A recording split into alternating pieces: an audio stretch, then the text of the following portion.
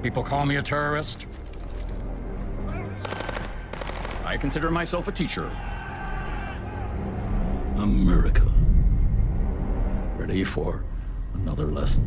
In 1864 in Sand Creek, Colorado, the U.S. military waited till the friendly Cheyenne Braves had all gone hunting, waited to attack and slaughter the families left behind, and claim their land. 39 hours ago, the Ali al-Salam Air Base in Kuwait was attacked. I did that. A quaint military church filled with wives and children, of course. The soldiers were out on maneuvers. The Braves were away. President Ellis, you continue to resist my attempts to educate you, sir. And now you've missed me again. You know who I am. You don't know where I am. And you'll never see me coming. Let's all go to the lobby. Let's all go to the lobby. Let's all go to the lobby to get ourselves a treat. Delicious things to eat. The popcorn can't be beat. The sparkling drinks are just dandy. The chocolate bars and the candy. So let's all go to the lobby to get ourselves a treat. Let's all go to the lobby to get ourselves a treat.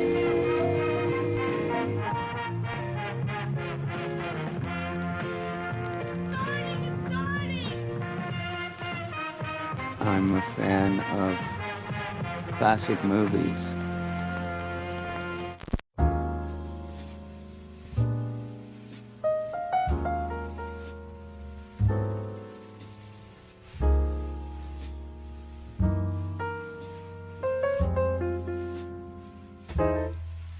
Hello and welcome to Overlapping Dialogue, a podcast of audio commentaries dedicated to discussing cinema that fascinates us in a way we hope fascinates you. We're your co-hosts, Kyle and Levi Huffman. I'm Kyle. And I'm Levi. And you'll never hear us coming. That, you know who we are. You don't know where we are. Little intro of sorts that we had was from Iron Man 3 from 2013, written and directed by Shane Black. You've not seen Iron Man 3, right, Levi? Mm-mm. Do you have any interest in seeing Iron Man 3? I never have seen it coming. No, I haven't seen the second one either. So, well, there you go. Yeah. But we just found I didn't really like the be, original Iron Man when it came out. I wasn't really a fan. So, yeah. But we just thought, we're going to be talking about like terrorism on film today, in a popular sense, and what the Mandarin's going for there. Which, by the way, the Mandarin is usually seen as Iron Man's kind of arch nemesis in the comics, historically going back to like the 70s, and I remember when like the lead up to Iron Man 3, like, oh wow, they're going to adapt him. It's going to be so politically incorrect, and then blah blah. And they really did like this whole bait and switch thing with that character. That it's not much of a spoiler to say he's not exactly who you think he is, to the point of not really being the villain of the movie. But this that Ben Kingsley, do we like Ben Kingsley genuinely? Yeah, why not? Yeah, I mean, I think of certain things like, of course, Sexy well, I mean, he's Beast in a lot like of garbage. He's really great in something like Sexy No, Beast. he's in a lot of really bad movies. Yeah. But I've always liked Gandhi? him, though. Yeah, I think it's been right. a long time since I've seen that. I remember thinking it was okay as a what's funny is but literally, okay, so a trip down memory lane. Here we go. I haven't done that in a while. Mm-hmm. This won't be about the Beta Club convention. It might turn into that somehow. Who knows? But so the when I first saw Gandhi, it was in 7th grade. Remember, I teach 7th grade. You don't know where I am. Yeah. But I saw it then. Funny enough, I had that same class I saw it in the same room I'm teaching now. Mm-hmm. And guess what DVD is still in that cabinet? Yeah. Is Gandhi. Yeah. Now, I'm not certain that's the same DVD, but because there was a teacher, some think I'm a teacher. Yeah. You're resisting my efforts to educate you, sir. That's me when kids aren't doing their remote work, Like, you keep resisting my attempts to educate you, sir. Like, or madam, or they. Anyway, there has been people in there since that teacher that I had then, but I mean, it's got to be the same DVD. Do you consider yourself a teacher? I guess so. I mean, I do myself. Because I think the state does. Yeah, legally. So yeah, I mean, so there you go. But we're going to anyway. teach you a little something today about Operation Swordfish, or as the film from 2001 calls it, Swordfish. Yeah, I didn't know there was such a big Operation Swordfish. I just thought it was just Swordfish, but well, see, whatever. Swordfish has many grand secrets to it that we're going to try to answer as many of them as we can today. So, Swordfish from 2001. I think it's really hilarious too. The two movies that are on either side of this. Casablanca last week, and then we'll reveal what, at the very end of this pod. Well, I what the almost next one spoiled is. what it was last week. Yeah, which will in of itself involve actually like kind of a little mini series of pods, 1, 2, and then like a bonus pod after that. So try to get your noodle cranking up, trying to figure out what that or is. just go back and hear me say the and then you know I get but again, it's I don't know sorry, why wait, Planet of the Apes. What? So there's this monkey planet, right? Well, that's what I've heard. Okay. I think they play Swordfish there. Oh, they do? Yeah. Okay. Well, on the big You can, screen, I mean, you or can, just like as a game? they can or practically taste the brain matter because okay. that's all they eat. But yeah. So the fact that this comes in between Casablanca and our film next week is kind of laughable, and I don't think we exactly scheduled it that way. That's just kind of the way we're like, well, we'll do this, and then this, and then this. Yeah. Like, very casually, matter-of-factly. It's a movie that, as we're going to talk about, is not good. But as I said last week, I have a certain nostalgia for it because I remember seeing it on TNT and the edited version. That's a TNT movie. Yeah, I mean the edited TV version of it. And I remember it's one of those movies, as I said last week, as a kid in like the early to mid 2000s. For loosely your generation too. Like there's just those certain movies you see and you're like, oh man, this is very sophisticated. This is very interesting. Like Valkyrie, I think we talked about was a version of that in previous weeks. Yeah. And then Swordfish really occupied that space for me, that when I saw it, I was like, oh man, this is cool, this is slick, this is sexy, this is, this, and then it's like meta, and it was like referencing and talking about movies that I hadn't even seen yet, and me were thinking, oh man, yeah, that's so smart, that's so witty, that's so edgy. And then you go back and watch it later, and you're like, this is so dumb and so juvenile. And of course, like, the movie feels like it's written by a fairly smart but arrogant 15-year-old. Yeah. And those values are then expressed on screen in many ways as well. Fairly unintelligently, I would say. Yeah. Again. But they're actually adults. Right. That made it. So it's like... Yeah. So, yeah, I mean, we'll get through the cast of that movie. I'm not sure what each of them were searching for with the project. But John Travolta, which I had a lot of fun reading some of the reviews, and his haircut being described as, quote, Euro trash at one point was particularly... Well, it looks awful, I mean... Yeah, I mean... For an incredibly... Can I be real insulting towards John Travolta? I was like, for an incredibly relatively ugly man to have, in his aging, Yeah, because, I mean, like, you look at him in Saturday Night Fever. He was, or like Blowout or whatever. Well, he blew out, Right, yeah. Or even Carrie, What about, like, say, Pulp Fiction? Or... No, it's starting there. It's like he's a very weird-looking person who doesn't look real. Like, he doesn't look like a real person. He probably had his work done. Right, and I think that is part of it. Yeah. Is that in that amount of time he did that. I've never really been a fan of John Travolta anyway. He can be situationally all right to good. Yeah. I think for this movie, he actually is good. No, I mean, he gets what he's in and is really hamming it up. But let's not put the cart before the horse. We'll get there eventually. You'll never see us coming. But before we get to Swordfish, we just gotta get into that Blue Plate special. Hi, Audrey. Norma, have a cup of coffee, please. Sure. I'll have what she's having. Hey, who ordered the large pepperoni? Coming up!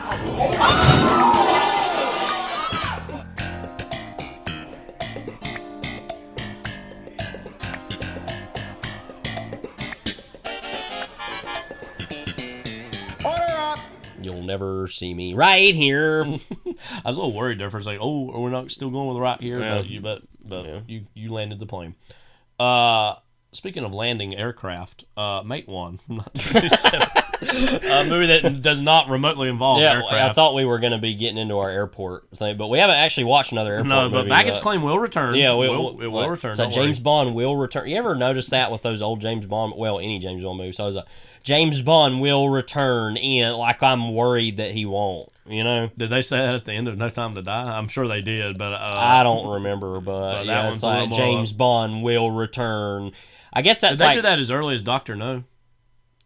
I don't know, but they were doing it back around that time. I definitely remember it in From Russia with Love. Yeah, the end of that. I don't know if they did it with Dr. No or not, but it's like they were worried. People were worried that he wouldn't. It's like, but now that's one of those things that I guess back then it made a little more sense of like James Bond will return in on Her Majesty's Secret Service, because I remember You Only Live Twice. They had already known they were going to do on Her Majesty's Secret Service, but of course Laserbrain came in and Connery dropped out, and then Connery came back after that for Diamonds Are Forever. But anyway, Matewan. Anyway, but what I was going to say is that now you can tell that's just like something that's part of the Bond lexicon, tradition, that it's like laughable now because it's like James Bond will return. Like, I know that it's a franchise, please, but there's only like a handful of franchises that you can see just lasting for decades and decades and decades, and that's one of the handful you imagine to have. Now, again, a movie that really needs a franchise, Matewan, from 1987. We're going to talk about a trio of movies today. This is by far the best of the bunch. Not even close to the other two. So now this I had bought this on a Criterion sale last year, and this movie had always occupied this very hallowed, legendary stature about itself. I've not seen a whole lot of John Sayles' work. I know he's written a lot of movies and then also directed some, and he even writes novels as well. I was actually even going back through his credits. I think he did a draft on E.T. even. I didn't know that. Early on, I think. Okay. So he's been involved with a lot of fairly big productions in ways that we know, and probably a lot we don't even know about as kind of a script doctor. But Lone Star was a movie we saw a few years ago, and I really deeply loved and admired and appreciated, and I'm really waiting for a great Blu-ray release of that to see that again. That's just a really terrific movie. Mm-hmm. And that one, Chris Cooper's the lead in that, but that also involves a little bit of flashbacks and kind of the passage of time. Chris Cooper also stars in Matewan with really good cast overall. I mean, it's got David Strathairn, who's I know appeared in other John Sayles work. A very young Will Oldham, who we probably more associate with the Kelly Reichardt movie. Yeah. And then also he pops up in Ghost Story, I think, for like a scene. And that scene in Ghost Story is interesting. It's like, oh my god. Yeah, he kind of has to take the sacrifice fly to be a certain guy who says some very big arch things. But it was almost shocking to see him as young in this as he was, because he is like a teenager. Well, and you said this, but I think it's probably one of the greatest young performances I've ever seen in anything. So I guess we should just sum up what Matewan is all about. It's basically about a coal town in West Virginia called Matewan. And I think this was based on true events as well, very specifically. And about, obviously, the very rough, poor conditions. I should also say, like 1920. As far as all the actors that are in it. He's not in it a whole lot, but I thought he was pretty great. Oh, James Earl Jones. There's some black characters in the movie, too. But Matewan is ostensibly a white town, and a lot of them are getting agitated at, obviously, the conditions that they're being forced to work under. And they're bringing in, basically, they're saying, let's try to bring in a union to maybe unionize ourselves. And so Chris Cooper comes in as a guy who's had some experience organizing unions and is trying to iron things out and trying to get them all on the same side and same page. Meanwhile, a lot of the owners have started to bring in scab workers that are black and recent Italian immigrants. Yeah. And there's certainly a lot of angst culturally, racially amongst that. In many ways, very, very reminiscent of Lone Star, had a lot of those same elements as well in a more Western setting, obviously. Yeah, that involved more whites, blacks, and Hispanics. Mexican immigrants. And so it's basically just about this big clash that's just inevitably waiting to happen. And And while the movie is set in the East, it has a lot of very Western-y vibes to it, specifically the climax of the movie. Yeah. What about Matewan for you works so well? Because it's unambiguously already, for both of us, I know, one of the best new films, when we say new to us, films we've seen this year in 2022. So what about it just really worked for you in a big way? Well, I think that part of it, there's so many movies I've seen, and you always look, at least for myself, and I think for you too, for great Southern movies, or movies about the South. Now, West Virginia is north of us, so, and there's different parts of the South, because clearly, the something like Where Art Thou is about the Mississippi, kind of deep South, more of that type of South. There's even Florida is the South, that's its own thing. Georgia is its own kind of South, and even the northern South is a little bit different too, more of the Appalachians, which is more of what we are, not more of, what we're more used to. So for me, I'm always just searching for, a great movie about the South, Right. And there aren't as many, obviously, as you would hope for. A lot of them, too, are these exploitation movies and stuff like that are good, but they're not really serious, particularly. I think this is probably, I don't know, it'd be like, I can't think of many other ones of this would maybe be the best movie about the South, other than maybe Gone with the Wind, but that movie's complicated enough with what it's about. And it should also be said, even you can't set the complication of Gone with the Wind to the side, right. But even put that very briefly off to the side for a very brief moment. That is very specifically about the Southern aristocracy, even. That it's not about kind of typical working class people. So this is very much about actual people who live in the South. Yeah.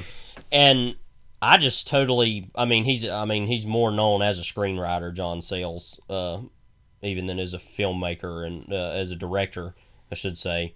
And this script is pretty much bulletproof. There are a couple things about it that I'll get to in a minute. I found that I was kind of like, that's a little bit whatever, but as far as just the dialogue and there's this real great scene between Chris Cooper and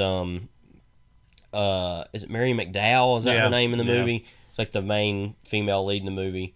Who runs a boarding house that she lives there with her son, who Will Oldham plays, and then Chris Cooper comes to stay there for a while, but also some basically Pinkertons. But I don't know if they're exactly Pinkertons. They were the bald ones. That actually is a real detective agency, another one. Yeah. But it's basically strike breakers. If you know much about strikes and stuff like that in that time period, it was mostly the Pinkertons that were talked about that were hired to go do all these strike breaking and harass people and stuff. Mm-hmm. But there's this one great scene of them sitting on the porch, and earlier on, before the movie had happened, a couple years before, there had been a big mining explosion where a couple men from the town died, and one of them was her husband and Will Oldham's father. Yeah.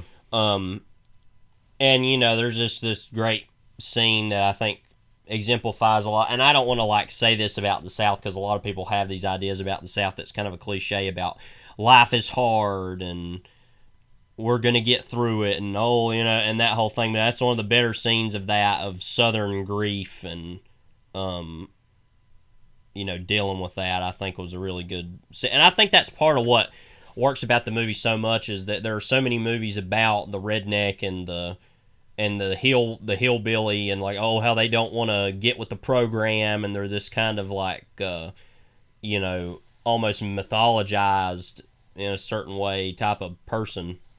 Mm-hmm.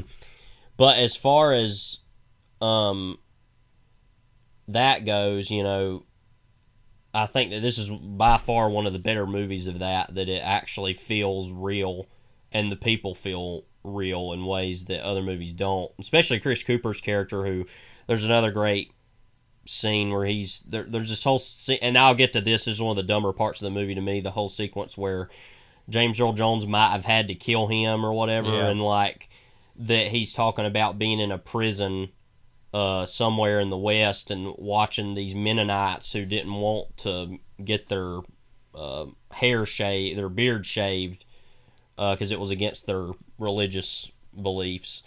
and how they basically tortured him more or less, and they still wouldn't give in. Yeah. And just scenes like that are just so real and realistic, and dialogue that's so, like I said, just so on point from Sayles that, like, another random thing in the movie that was funny to me was that part where they were talking about how Will Oldham's character is a preacher. He's like 15, and the two strikebreaker guys in the movie who were so evil, like almost comically so, And there's the scene where they're like talking about, I've never been very religious, and they're saying all I got to was in the beginning was the word, and it's like, well, that's in like the book of John, but the movie's clearly making fun of them, and like they don't even know that they're being even that stupid, you know. And speaking of religion, you know, there's a scene of John Sayles cameoing in the movie as a pastor, and he's got kind of this thick accent in the midst of it. And Will Oldham's character, who's again ostensibly, you know, a teenager, you know, or even a little younger than that, he is getting up and is, you know, I wouldn't say, you know, perverting the word of God. I would say very much preaching it, but to the eyes of a lot of these people, like, oh, this whole idea that he's actually genuinely reading the Word of God and is like seeing a pro-union idea behind it, which I would agree with. Yeah. And that is seen as almost a blaspheme by Sayles' character and by a great many of these other people.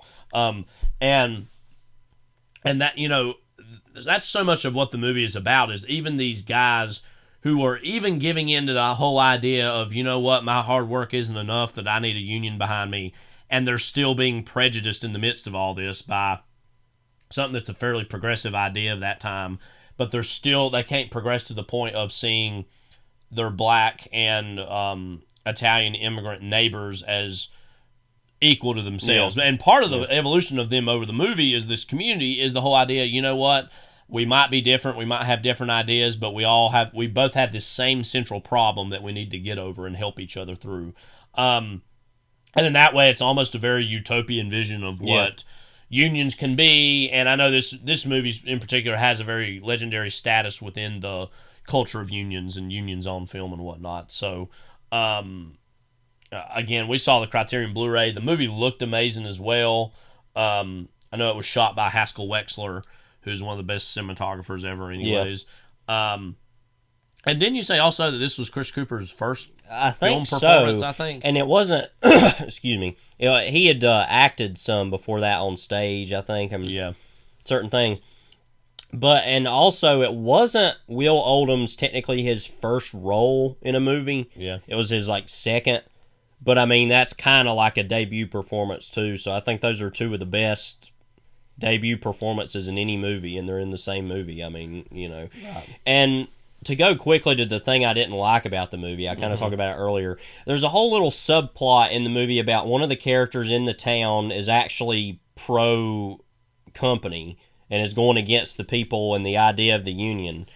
And that he comes up with this whole, like, scam of, like, making this one woman who's in love with Chris Cooper's character feel like he's making fun of her so that she will then tell a lie that he raped her. Right. So that then the other guys in the town will want to kill him and get rid of him. And it's this very convoluted, it feels like something another regular movie would do. You know what I mean? Right. It feels like it's like, oh, this is kind of falling prey to, like, so you think that whole little subplot could have been excised or cut out? I think so. I guess they needed some conflict to doubt Chris Cooper, and that was what it was trying to do, is the community to be like, maybe this guy doesn't have the best interest at heart. But the fact that, and I'm going to spoil the movie here a little bit, so those who don't want to know, just skip ahead somewhere, I don't know. That I feel like it's enough at the end of the movie that he gets killed. I feel like that's enough of a version of that you didn't need to have that other thing happen. Yeah. And the movie's not long. I mean, it's 2 hours, 15 minutes. But if you cut that out of the movie, it's like an even shorter and better movie, in my mind, if you just get that stuff out.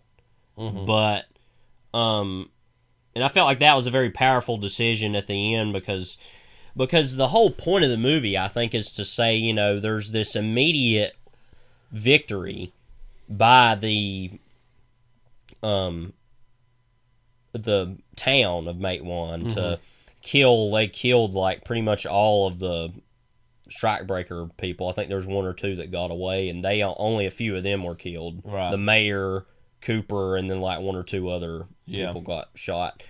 But overall, it was a massive success for them, you know. But part of the whole point is when that's about to happen, because Strathairn is kind of the one who starts the whole thing. When that's about to happen, Cooper's running up to tell him to stop, you know, to plead with him to stop doing it, and he gets caught in the crossfire and dies. And then, of course, as you know, if you know much about all that stuff later, it's that these continued conflicts happen and the unions didn't come for a while, and it actually made unions look bad in the American perception for a little while that had happened. So it was actually a long-term kind of failure. Yeah.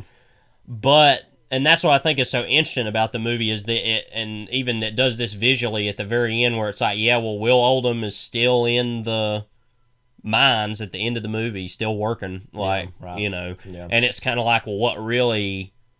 Well, in general, too, historically, unions over the course of the 20s started to lose a lot of power because they were really heavily validated in the 1900s and 19-teens, but specifically after World War I ended, the Great War ended, there was all this fear that, and this fear had existed even before this, but it got even louder, the whole idea that unions were an agent of Bolshevism or an agent of communism, which at that point was sweeping Russia up. As John Sayles had screamed, Bolshevism, socialism, communism. I mean, it's literally like the most like Southern preacher man. Southern man. I mean, and so the 20s really started to see a decline in unions, and they had various times they went up and down. I mean, they were once again validated a little bit more in the 30s, in the midst of the Depression. But the 20s was a very conformist time, and is one of those things, if you stuck out a little bit or were weird, quote, in quotes, then you were kind of shunned for the most part in the 20s, which was interesting because the 80s was a very conformist time too when the movie was made. And it's frankly a miracle the movie like that got made then, because of course that was the age of Reagan, the age of a lot of anti-union sentiment of that whole era. And so in its own way, I mean, it's a very specific story tied to the 20s, but in a lot of other ways, it's a very universal idea about the struggles of unionism and all the forces that unionism have to go up against, even in these very small, clustered rural environments like Matewan. But I would agree that maybe that section could have been retooled a little bit, but I do like the impulse that we need at that point in the movie, not as an audience, but the characters themselves, to be a little bit more doubtful about Cooper's intentions. Yeah. And that scene you were talking about earlier about him and James Earl Jones, I thought that was such a great scene.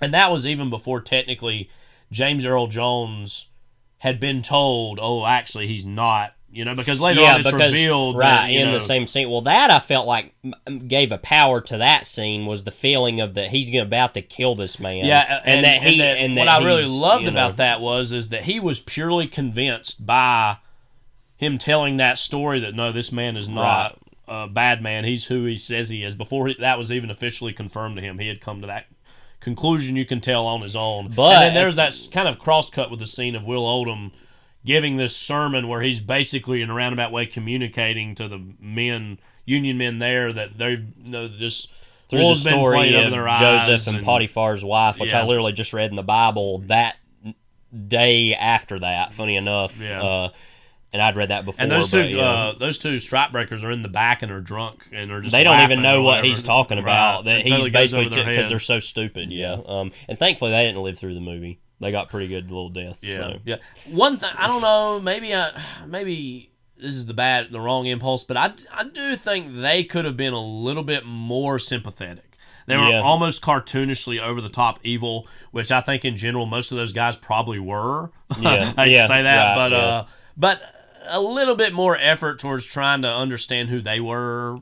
A little bit, because every other person part of that agency that was in the movie, seemed, they weren't good people, but they were like, well, this is what we're going to do. Yeah, you get more of them at the end, and there's a few of them kind of just questioning what are we doing and blah blah. Not like in a way of what are we doing, but like so what are we here to do, blah blah. Like, and even that added a little bit more humanity to some of them than the two main guys did. Yeah. But the movie overall, I thought was just so fantastic and well done, and a great work of historical filmmaking that. Most of those problems for me were fairly minor. No, and like I felt like I guess it was sort of justified with the Kevin Teague performance. I think that's that actor's name. He's in Roadhouse and he was deliciously. He is so randomly one of the best support character actors around everything I've ever seen him in. He's like really good. But anyway, he's telling Will Oldham when they find him in the closet listening in on some information. He tells this whole story about, how I got this medal from World War I was I stabbed a bunch of Germans with a bayonet, and they just kept coming and coming and coming. And I feel like that story kind of puts into perspective why he is so insane and so evil is because of World War I, and also the fact I've been reading James Dickey's To the White Sea, and that is just, that's one of my favorite books I've ever read. I'm not all the way done with it, but that just the insanity that war makes out of somebody, I feel like that kind of justifies him a little bit more to be that crazy. The other guy I don't really know, but that was enough. Yeah, I can see that where they were a little bit too far, but like we said, I think those are overall minor quibbles for as an otherwise pretty great movie. Speaking of great movies, not the next two we're going to talk about. Phantom of the Megaplex Strikes Again. Actually, it's Phantom of the Megaplex from 2000. Now, see, what if they would have made a sequel and it would have been the Phantom of the Megaplex Strikes Again! ! Well, I felt like at the very end they're like, sequel? Werewolf of the Megaplex. Yeah. It's a different story. Well, one we're never going to get. It's different in the fact that it doesn't exist, sure. But other than that, go with it. So this was actually a Disney Channel original movie. We watched quite a bit back in the day. I had a recording of it on VHS, recorded from TV. We watched it off Disney Plus.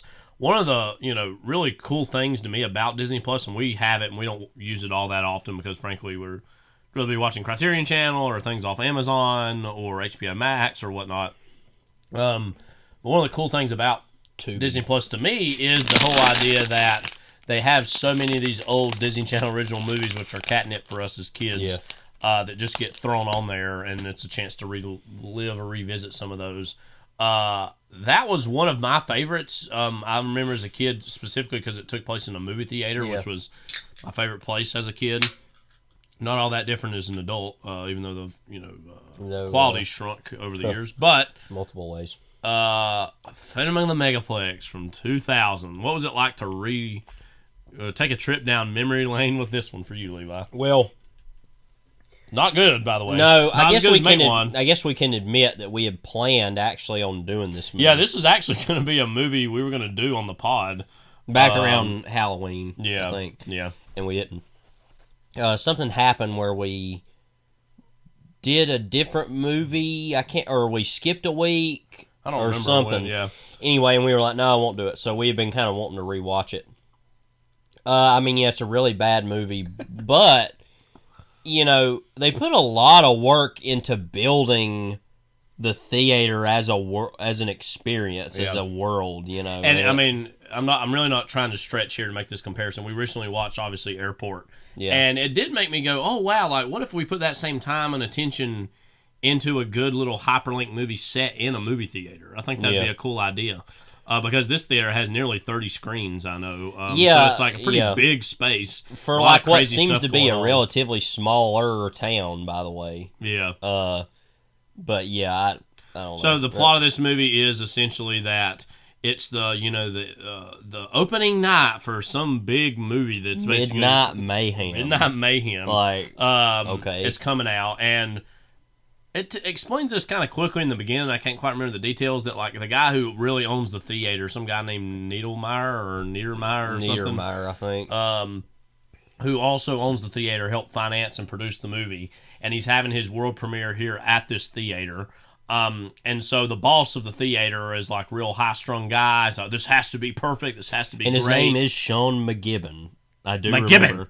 McGibbon. As he's not McGillicuddy or whatever they call him. I don't know. But the main characters of the movie are essentially he's like supposed to be 17 years old. I think it says it several times. Yeah. Basically, assistant manager at the movie theater. And then his two younger siblings who are kind of they're younger, they're lame, they're a thorn in his side. But over the course of the movie, he comes to realize their value and that they work well together.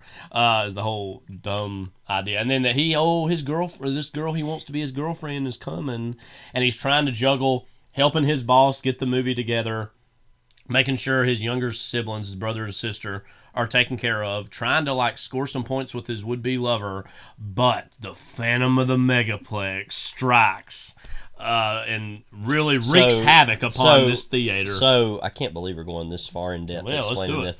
But so what had happened was there used to be an older movie theater that sat on that spot, and it was like a movie palace of old, bright lights, big cities, pretty ladies. As Ric Flair once said. Yeah, but like the whole old Hollywood. I want to talk about that here in a few minutes. Actually, about there's a very big icon of old Hollywood. That Mickey Rooney is the lone family member of that family who originally put that theater there is alive, and he hangs her, and they like tore it down and put up this new theater. They paved Paradise and put up a parking lot, you know. And so presumably that theater would have been like a 1 or 2 screen. Yeah, and he wants to work there. Yeah, he's literally giving them free labor. He's like saying, "Oh no, I won't even get paid just so you keep working here." And McGibbon is like, McGibbon. Yeah, he's like, now scram, and like, or I'll call the police. Save it for somebody who cares. Go, like just so elder over the abuse. top. An ageist if there ever was one. Yeah, but that there's this whole myth about there was a guy who got killed in the demolition of the old theater, and anytime something bad happens, he the Phantom of the Megaplex strikes once more. Anyway, that's an impression of somebody we know. Yeah, I won't say who it is, but and so like it's the whole question is who's the Phantom, and for a while it makes us think Mickey Rooney's the Phantom, but then if you think about that more for 2 seconds. This guy has trouble, you can tell, putting on his clothes on any given day. You think he's going to get in and out of like some big Phantom suit.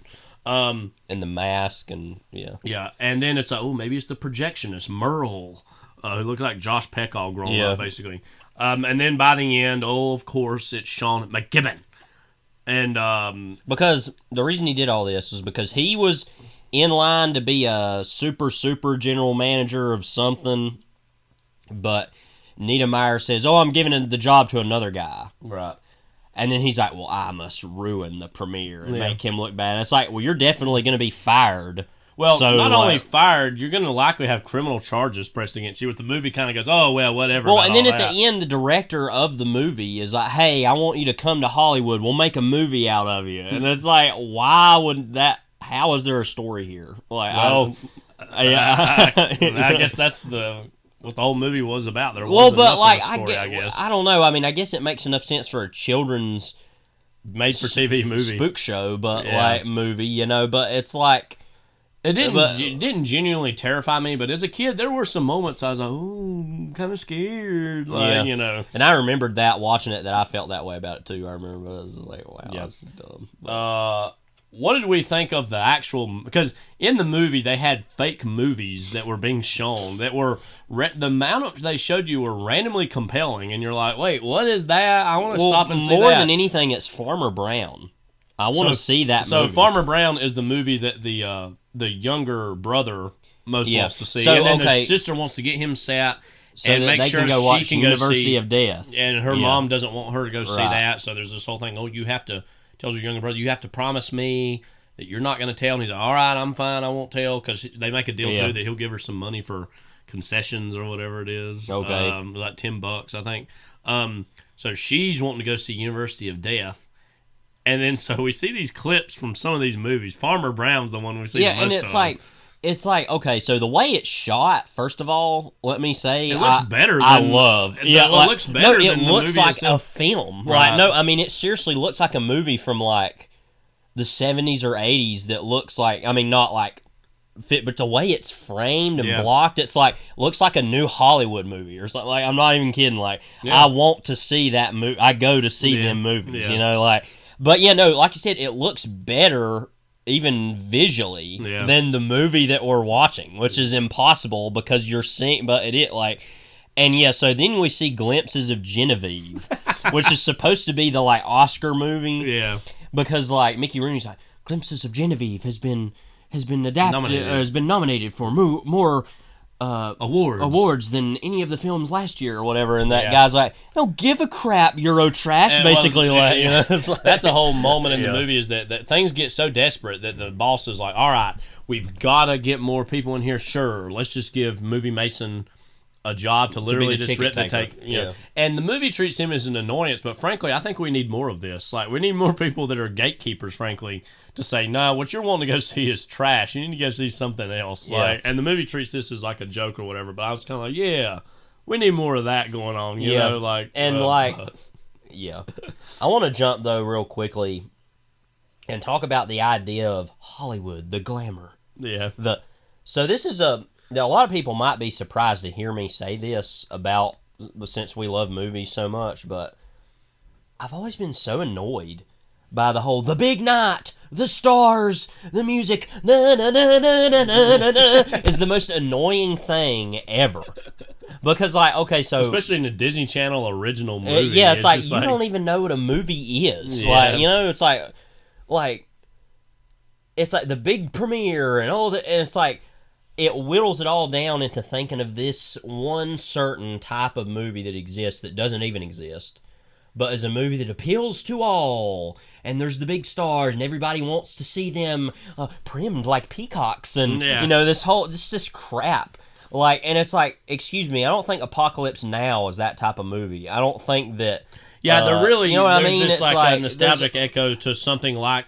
I think in an ideal world, the type of movie they're thinking or talking about is like, say, The Wizard of Oz. Yeah, right. And that movie wasn't even super successful when it came out. But like this, like, and he even like, or like Gone with the Wind. He even makes some vague references. I don't know if he says that her name out loud, Judy Garland's, but there is a moment where he's talking about. I don't remember what he says, but he was like ruby red slippers or like something along the lines clearly of like since they work together so much. But it was making me think of that. That was a direct collaborator of his. In general, what do we think of just the presence of Mickey Rooney in this movie as this role? I mean, I'm sure it was it was for me the very first time I ever saw or knew who Mickey Rooney was. Yeah. And I remember like, this old guy. And then I remember being told. I don't remember if it was on TV or somewhere, or mom or dad told me. It's like, that's like Mickey Rooney. He's this star from yesteryear. Pulp. And you know that movie Pulp he was in? I was thinking about that a little bit. So is this better or worse than Pulp? Pulp's worse. And frankly, he was the best thing about that movie, and we needed more of him in that. It's like, why are you here? There is a certain sadness to me of like... You know, these are the later parts of a guy who... There was a time where he was one of the biggest stars in the 30s and 40s. But the movie does treat him with this really outsized reverence, I think, too. It's like very reverential towards this man and all that he's been in that. And it's just one of those things like... I can't think of offhand any other Disney Channel original movie that maybe has an appearance or a role for someone that was ever, quote, this big. Now, he hadn't been big in a long, long, long time, but I can't think of another one that's like, you know what I mean? It'd be like if, like, about 10, 15 years from now, like, George Clooney popped up in a Disney Channel original movie in terms of, like, that kind of stardom at that time. But, you know, it was just fascinating to see him pop up again in this, and I've seen, obviously, ever since the last time I saw this, I don't even know when it would have been. Yeah. But I've certainly know who Mickey Rooney is and seen way more Mickey Rooney movies. And so seeing him here as this old man, I was like, that's where I was first introduced to this guy from. And again, the movie treats him with a certain reverence. And I just want to go back to what we were talking about a minute ago, though. He has that whole monologue where he's asked, are you the Phantom? And he's like, when Thomas Edison created the motion picture camera. That's what it feels like, where it's like this long-winded, like, the movies, the good guys, the bad guys, the romance, I don't know. I want to explore this a little more though, like, because I said, as people who love movies, some people be surprised to hear me say this, but I'm just like, the whole way that I don't even think of movies in such even juvenile terms, frankly. Like, if someone asked me why I love movies, that would not be a question I would be ready to answer particularly. I would just be like, what do you mean? Why do you not feel that way? Like, you know what I mean? And it's like, movies are so much more complex than the way that even the golden era that he's in many ways making nostalgic, and he knows better than anybody in this, or we even do, how complex it really was. And talking about Judy Garland, I mean, female stars of that time, how mistreated they were, how drug abuse was obviously something that was encouraged. All the violent things that happened behind the scenes of films. Yeah, and like specifically with some of the imagery in his little like boudoir or whatever, like that it's like the Phantom of the Opera poster, and like the way. Which another thing is too. Let me just say briefly that the very beginning of this movie has some scenes from Phantom of the Opera in it. That would have also been the very first time I was aware or have seen that. But and some of that imagery and the way he described movies, just the way the posters look, literally. The first movie I thought of about a lot of things he was saying was The Birth of a Nation. Like, you know what I mean? I didn't think of that, but yeah. And it's like, I can't explain why that is other than just the fact that I haven't even seen that whole movie. Well, the whole medium of film is still trying to, I feel like, recover from something like and that. And it's like, just to me, when I see those things, I see something differently. And and so, but also that doesn't mean that I don't love movies. You know what I mean? Like, I love movies far more than any of these other people would, but just to see him be like, oh, Tyrone Power, talk about Tyrone Power in a song like, I'm sorry, I don't think teenagers in 2000 are gonna know who Tyrone Power is, okay? Right. Like, and I don't know. It's only in more recent years I really even it's like, and even their parents won't know who that is. Well, let's talk about parents, because there's a whole subplot of this movie that the mom is like this single working class mom, and she just wants what's best for her kids. And there's like more than enough scenes dedicated to her and her boyfriend, who seems like a really an English teacher, really actually nice enough, caring, supportive guy. I mean, he's an English teacher. Well, there's like a whole little subplot of the cars broke down. They were going to go eat, and the place is actually closed, and then their car breaks down, and then they're like trying to figure out how they're going to get to pick up the kids and whatever. Meanwhile in the boudoir, and that she calls like the theater, and a random guy who earlier had been like, "What do you want, a medal?" For the main guy first coming in and saying, "I'm the assistant theater manager here." I think that was in Cut to Black, Kyle. Oh, that was the Cut to Black was the movie that was literally like messing up. He's like, "What do you want, a medal?" And everybody laughs. And then so he randomly comes up what to do you a phone want? that had what been... do you want, a Xbox Live achievement? Like, He randomly comes up, picks up the phone that had been briefly put down while one of the other one of the people who works there is going to go try to find the main guy, and he just picks up the phone and goes, or no, the phone rings. No, the phone rings. No, somebody hangs it up, and then she calls girl again. Hung it up. She calls again, and he randomly walks up and picks it up and says, "City Morgue," and there's a sound cue that goes. Like it's trying to be like Friday the 13th or something. And she's like, makes shocked, this big face. And it's like, oh my god, the City Morgue. Like it's just so like, calm down. Like, what do we think of the whole stuff with the mom and the boyfriend who becomes her fiance when he proposes there? I thought that was a little bit much. I mean, the whole movie's so too anyway, but it's like I've always though thought about that scene where he says. You were quoting. I'm an English teacher, but a guy's got to open up the hood and act like he knows what's going on. Well, have I been macho long enough to call the auto club? Yes. I mean, I've always randomly thought about that line. I mean, it sounds obvious to say, but there's some of the better scenes in it, just because it's two adults. I mean, but we're putting way too much effort into talking about this movie. And let me say, like. It sounds like I'm really wanting to talk about, but like, let's reckon with what Hollywood really means, But like, we're gonna do that more. Like, I think maybe the next one. Yeah, and like, and the movie of the day actually too. But like, you ever think about though? Did you ever heard David Lynch talk about? Is in a video somewhere where he was talking about the magic of Hollywood, like him living in Hollywood itself. You ever heard that? And he's like, which, it's a magical place. Which, and like Mulholland Drive is right, a big yeah. reflection And it's of. just like, but we know how that movie ends, too. Right, and that's what I'm saying is like, and I think even he knows this, but even the way that people talk about the area of Hollywood itself, there's this whole mystique around that I find so strange. I guess we'll leave it at this. Like, Juan Carlos Case, one of our professors. Didn't think we were going here. But you know the story I'm going to tell offhand about Shirley Temple. Oh, well, he he was in. Okay, so one of the great things about being at UNCW is that he and Dr. Todd Berliner, who you had, I didn't have him. I had both of them. They would get into these like debates, and people would come and watch them. Like, this went on after I was there, but while you were there, and I think they did some video recordings of them. Yeah, and I went to one, and then I watched the other one. But the one I went to, they were talking about cult films and Hollywood films. Yeah. And Berliner was arguing more but there have been movies made like Mulholland Drive and Nashville, and he named all these movies that are like, they're studio movies, but they're great or whatever. Great art. But that Case was going in the other, and they would both be more in the middle on this somewhere, but they had to argue their points. Yeah. Case was like, no, the only good movies that ever been made are independent movies, blah, blah, blah. And his closing gambit was talking about like how awful Hollywood is. He told a story about how when Shirley Temple was younger, that she had been basically flashed by this male producer, you know. Yeah. And so I guess that's where I can leave it there, is that Hollywood is an incredibly evil, conniving, disgusting place. That's why we love it. And that's why we love it. No.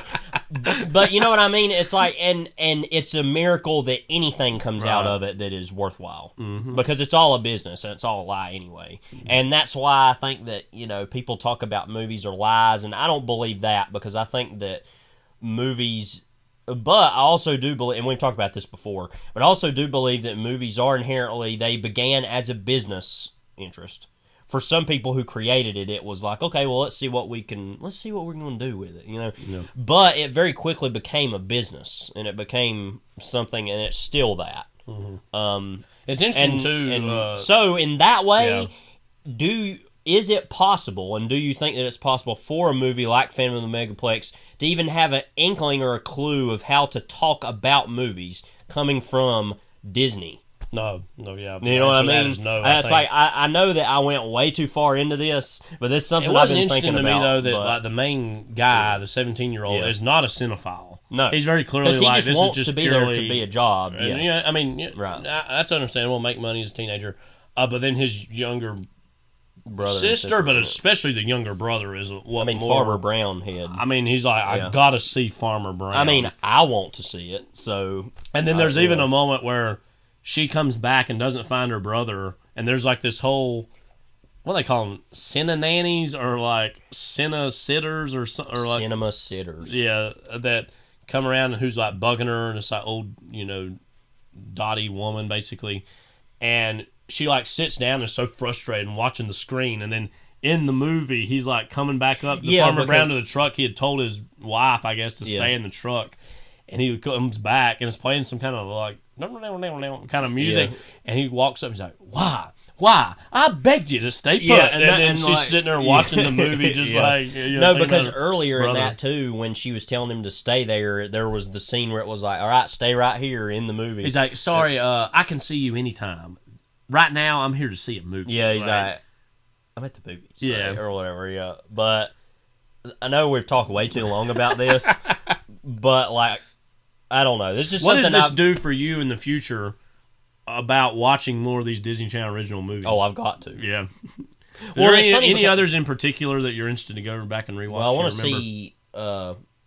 Mom Had a Date with a Vampire. Well, I think the ones I really remember, the ones they showed around Halloween, and they were a little more, quote... And I say this in big quotes, horror-ish. Right. Yeah. You know, and that's a movie that kind of sort of scared me a little bit, but obviously now means nothing. What's that movie that had that kid in it? It was that kid that was in Jerry Maguire's. That that was like My Little Vampire. That was a totally other. That was like a Hollywood movie. Though, yeah, it was released by That's what I thought. I thought it came out. Yeah. And then there was Little Monsters with Ralph Macchio and.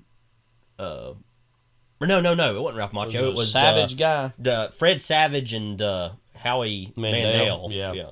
So I get all these mixed up. That is still one of the most disturbing posters. Yeah, or just like monster creation images. So like weird. I remember as a kid that freaked me out. That's weird. That poster. That one, Don't Look Under the Bed, I know is on Disney Plus. That freaked me out. I remember. Yeah, but anyway, yeah. So what are we talking about? Phantom of the Megaplex strikes again. But so we will be watching, and you'll probably talk about here and there. Oh, we watched another one, blah blah blah. Yeah. Like, but another movie that we had never seen and had been widely anticipating for a long, long time. Levi's really trying to get in the mental space right now. You should see him. He's like rubbing his head, just really going through it. The Crew, also from 2000. This is like a mob quote comedy, starring Goodfellas meets Grumpy Old Men. Yeah, that's what's on the poster, and you can tell that's the pitch for the movie in many ways.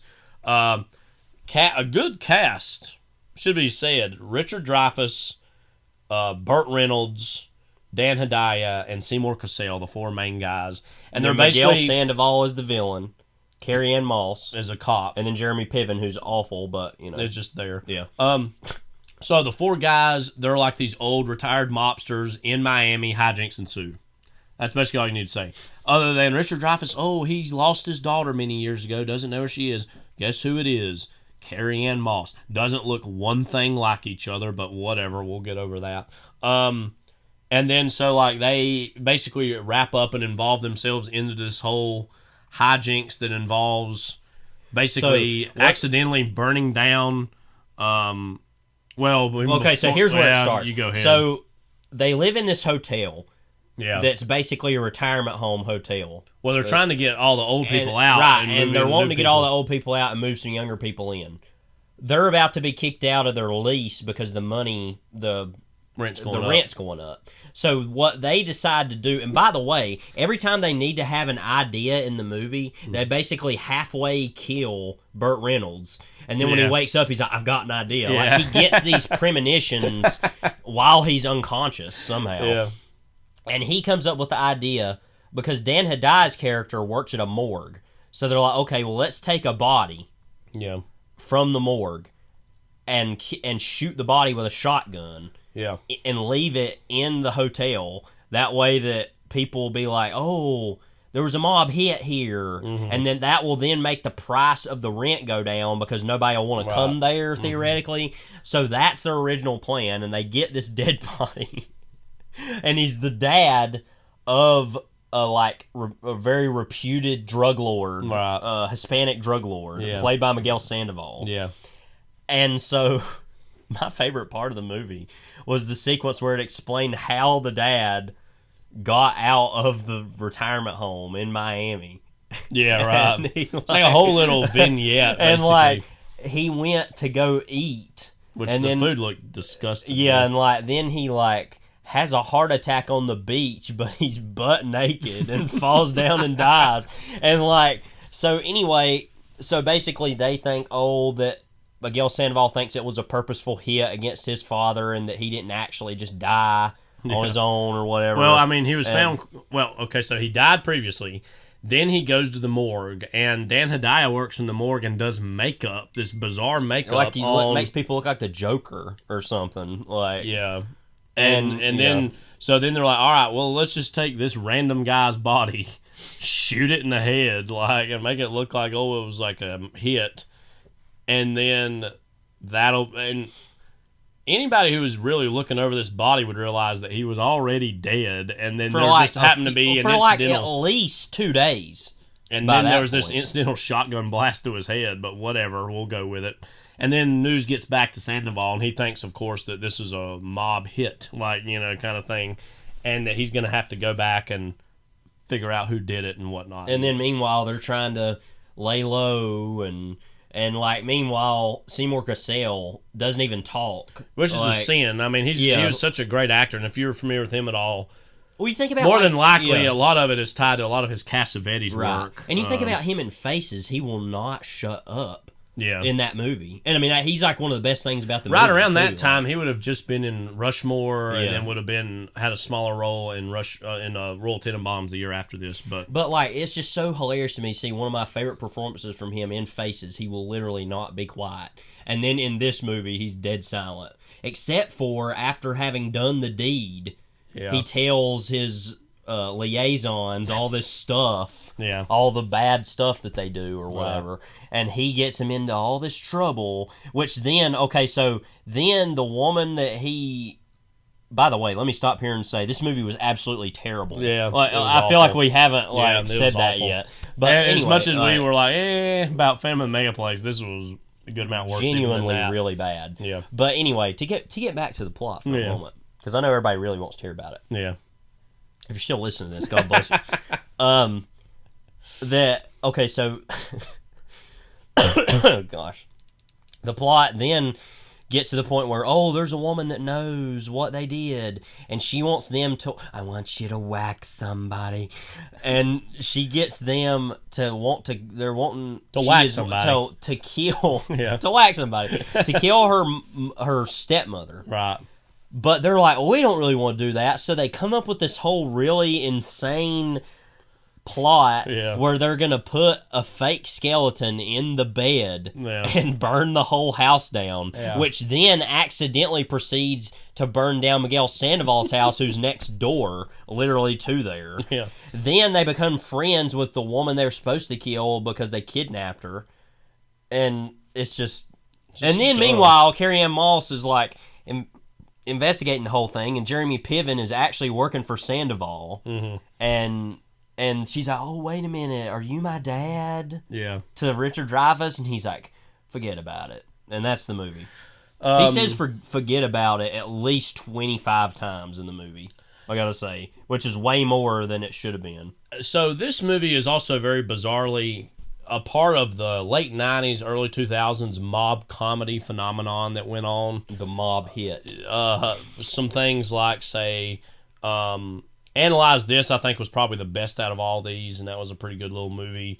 But then also Eight Heads in a Duffel Bag. Eight Heads in a Duffel Bag, kind of before this. Yeah. But then also Whole Nine Yards, Get Shorty. That might be it that I was thinking of initially. But so there was a whole rash of mob comedies around this time. And this is really, out of all those, about at the very bottom of the list. Yeah. Even I even think Eight Heads in Duffel Bags. And that's a really bad movie too. Yeah. So yeah, I mean, I got that years and years and years ago on Netflix DVD. I remember.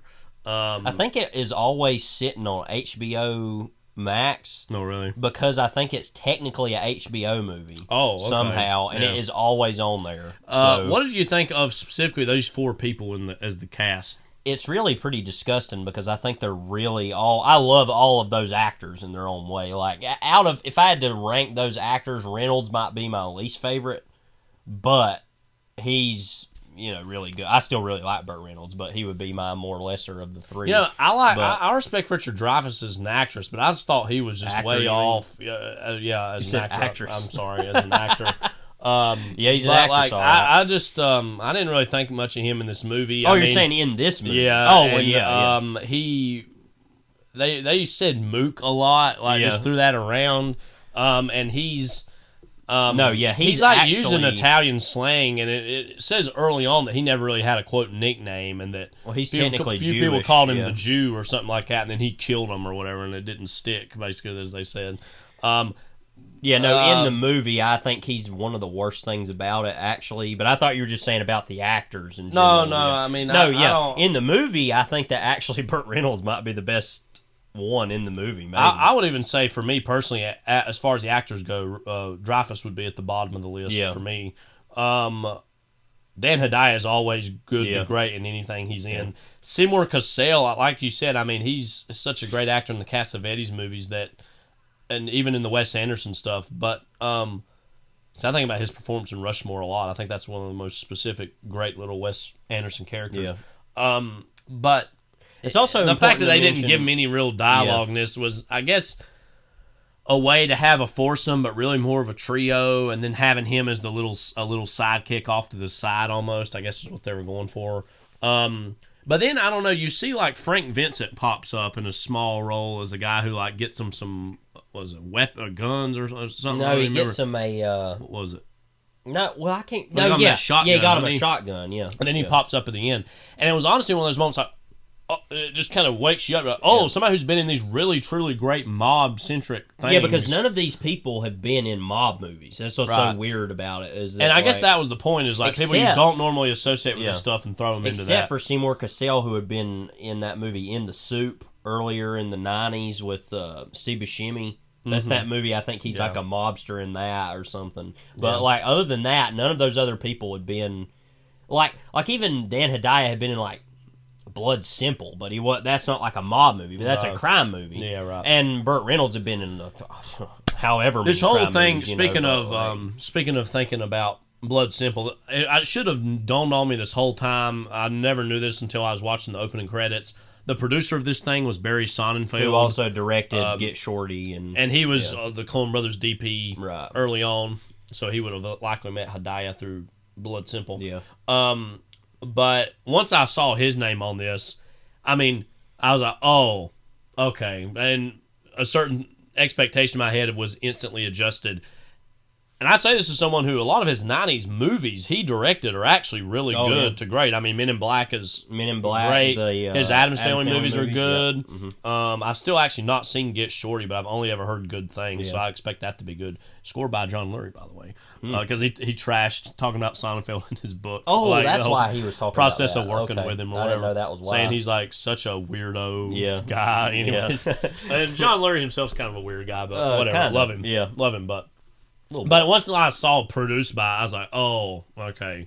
Because that finally settles you in for just kind of how milquetoast and lame brain this is going to be as a product when you see that. Yeah, and this is something that we had really built up in our heads. I think we knew deep down. We knew it was going to be bad.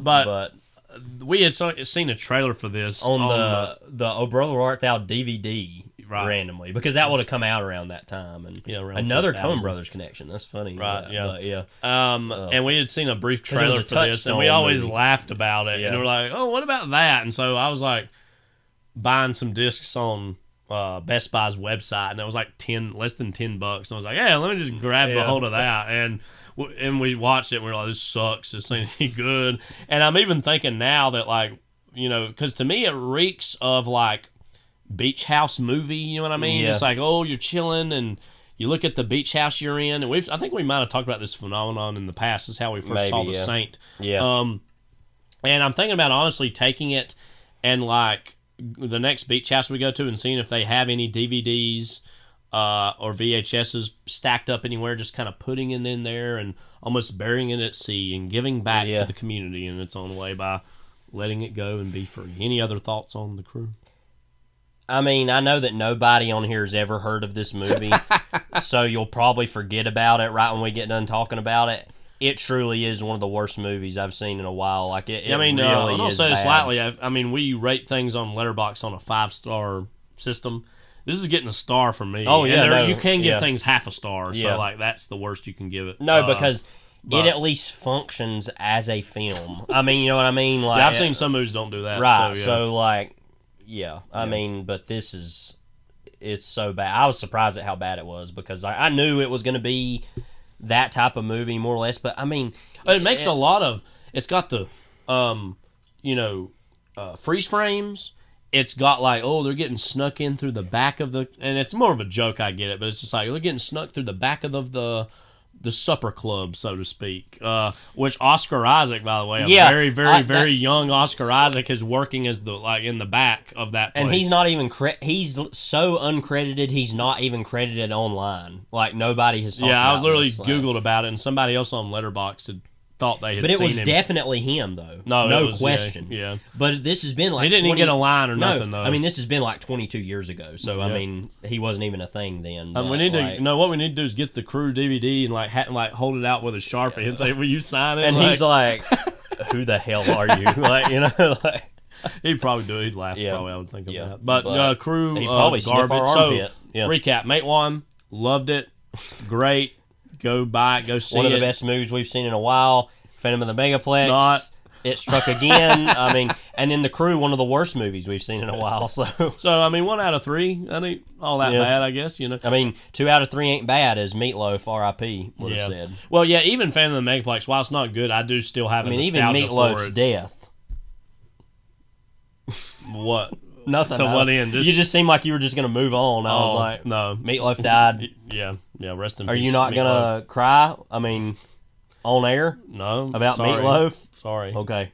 Maybe next time. He's been featured on our pod. I mean, he has. Don't you feel like you owe him more than that? Not really. Oh, okay. All right. So our movie for the day, Swordfish from 2001. So we're really stuck in a very early 2000s. We can vibe practically today. taste the brain matter. Yeah. So Levi, give us the deets on Swordfish. Okay. Swordfish is a 2001. What are we even doing? You know, like, what are we doing today? Are we following up Casablanca with Swordfish? Don't worry, though. We're going to really redeem ourselves the next 2-3 Swordfish weeks. is a 2001 American action thriller film directed by Dominic Sena. What a name. Yeah. Written by Skip Woods. His name was Dominic Sena. Skip Woods. Look at his picture. Looks like a total idiot. Who is this guy? Produced by Joel Silver. Yeah. We'll talk about who all's in it in a moment, but the film centers on Stanley Jobson. I won't talk about that name later. Stanley Jobson. Yeah. An ex-con and computer hacker who is targeted for recruitment into a bank robbery conspiracy because of his formidable hacking skills. So, you would remember more about this than me, but isn't it basically that John Travolta is this, vaguely intelligence community ghost? Yeah, he's basically like this, you're not really sure early on what he is, if he's just an information broker. Is he a terrorist? Is he a part of the CIA, the FBI? What is he? He's a mystery man of many colors. And he basically recruits Stanley Jobson, played by Hugh Jackman, to come. He just got released from jail from hacking, or basically hacking and exposing. He hacked a FBI program with a computer virus. That was and I think it tells in the movie that it's collecting people's emails or something, or email addresses. Basically an early Patriot Act type and he was thing, saying, listen, what they're doing's wrong and illegal, and I'm just exposing it. So already saying, well, he's our, quote, anti-heroic figure that is our protagonist, but he's not that bad of a guy himself. Right. He does have a moral code and a compass, which is a lot of hackers claim to have anyways. Which is very much the opposite of the Travolta mob, is that they are, doing it for freedom, in quotes, but they're clearly insane and crazy. The motivations for Travolta's character and his crew are not exactly clear until later in the movie, but early on especially, the movie itself deals in a lot of moral relativism, which I want to talk about later, but this whole idea of, just do it. Whatever gets you high, whatever gets you off, you just got to engage in it. And Stanley, you've been in jail for doing something that you knew was the right thing to do for all these years. Now it's time to live it up. Now it's time to just have a big old, grand old, gay old time, basically. And Halle Berry is basically a henchwoman to Travolta's character. But then she's a DEA agent. But then maybe, she's a double agent, and then maybe she's a triple agent, and it just goes in all these directions. Yeah. That's just pretty absurd and pretty ridiculous in a variety of ways, as we're going to see. Yeah. So, cast Hugh Jackman, Stanley Jobson. I had written a job. I had written a little WordPress article some years ago, actually, about this movie, and there was something I want to hold on just a second. I had said about specifically his name and what his character represents in this. I wanted to find. Hold on just a moment. I'll just read what something says here. Hugh Jackman, hot off his turn as the grizzled, mysterious Wolverine in X-Men, is hilariously miscast as Stanley Jobson, a name that must have been calculated from the same algorithm that produced monikers like Jack Shepherd and Meredith Grey. Again, that name, come on. Yeah. Stanley Jobson, what are they doing there? Don't get me wrong, Jackman the Great isn't bad, but he's just a touch or three too tough for a character that is written a bit nebbish and aloof. someone like Giovanni Ribisi or pre-Walter White or Bryan Cranston would have fit the character a bit better. We need something of note to gravitate towards a character that has bare bone motivation of clearing his name so he can be reunited with his daughter. Jackman's abs may be chiseled, but am I really supposed to believe a hacker forced back into the game would even possess such a feature? So as I said, I love Hugh Jackman. I think we talked about him on the past. I think he's frankly one of the better new movie stars we've had over the past, say, 20 years. Usually, not always, but usually he picks pretty good projects, or at least projects that have something different about them or have some merit. I mean, one of the best movies of the last 20 years is The Prestige, which is a Christopher Nolan movie that he's in, and he's amazing in it, and the movie's amazing. How could he not know? And then, I mean, him as Wolverine, I mean, what does it say about the fact that he was in these X-Men movies that we have a lot of fondness for, but then in general in the culture was not widely embraced, but he is something that everybody agrees was like the perfect Wolverine. And so I really love Hugh Jackman. I think a lot of Hugh Jackman. I admire what he's trying to do in this movie, but yet again, it should have been somebody a little bit more nebbish, not as movie starish to play this role. Because like again, I said, Giovanni Ribisi, like pre-Alvin Karpus era in, or even like Public say Enemies. a Bryan Cranston type, like that would have been fascinating to see Bryan Cranston in Swordfish. Anyways, but the fact that you cast Hugh Jackman, again, a guy I think a lot of overall, into this tells you a lot what you need to know about the movie. The movie's going to be slick. It's going to be just purely this big commercial pop kind of action-y thing that's going to look cool and sound cool, but when you get below the surface, you realize it's very stupid. even like Paul Giamatti would be interesting. Paul Giamatti would have been interesting, and that alternate version, Paul Giamatti would have been a more fascinating Travolta part, but either way. And so, as much as I love Hugh Jackman, I mean, again, he's a guy who just got out of jail for hacking, and he's like got all these chiseled abs and looks great, and aren't you just thinking like, would a hacker who just got out of jail all this time look like that and sound like that? Maybe he would have got like that in jail. Maybe that's part of the implication. I guess so, but I just really roll my eyes at the whole thing of him in this. And he tries to have this whole moral code and has a shaky one at best early on, and that's put to the test of, and part of his whole motivation is that his daughter has been taken away from him by his wife, who's like either married to or dating this like pornographic producer. And so he doesn't like the fact that his daughter's, of course, around a lot of that. And so his whole motivation for this movie is trying to get her out from under that life, which is a good one, a reliable one. But again, one that I'm like, as much as I love Hugh Jackman, I just don't get him as this part. But whatever. But again, this would have been after the first X-Men movie. Well, and the whole point, too, is they're trying to make, everybody kept saying this in all the reviews, they're trying to make computer hacking look sexy. Yeah. And cool. like, ooh, and like him dancing around and doing. There's a scene in particular we're gonna laugh at hysterically when we see this, of like him just doing all this typing and it's like going through the wormholes and all this stuff, and then there's like this music going, dance to the music, and he's just like he's like standing up and dancing around by himself and just like get some funky or something. It's just so dumb. It's just like, what are we doing, bro? Like the whole time. But John Travolta is Gabriel Shear. On the other hand, I said, maybe like Giamatti would be better. No. John Travolta was meant for the gaudiness, the disgustingness of this part. And that makes it sound like he's not good. I think he gives, quote, the best performance of the movie because he knows exactly what he's in. He is hamming it up to the max. His hair, as was earlier described as Eurotrash, just looks like something to behold. Yeah. Not quite his Michael days of hair, which has been a few years before this. A Nora Ephron film. Yeah, not this. Yeah, I would love seeing Nora Ephron's script for Swordfish. Would have been instantly better than whatever garbage was produced here. He knows exactly what he's in, and I mean, he as his career went on, even in the 2000s, he leaned even more into giving these type of roles and these type of over the top action, types of performances and movies that he chose. Yeah. In general, what do you think of John Travolta, and what do you think of him in this movie that you remember? Well, I've never been a fan of John Travolta. And there's a whole generation, we just say, of people in the 70s who saw Welcome Back, Kotter, and then specifically him in Saturday Night Fever. He was just like a sex icon. Yeah. He was just seen as one of the sexiest men in the culture back in the 70s. You're saying he doesn't quite project that in Wild Hogs? No. Or as Robert Shapiro. Oh my god! in America versus OJ or People versus OJ. I've always whatever. found him to be one of the strangest presences in movies. He just is so weird, and I don't. I mean, but he's like a train wreck. Yeah. You cannot look away from him. Yeah. Any time he's in anything, you're like, oh wow, John Travolta's in this scene, and like.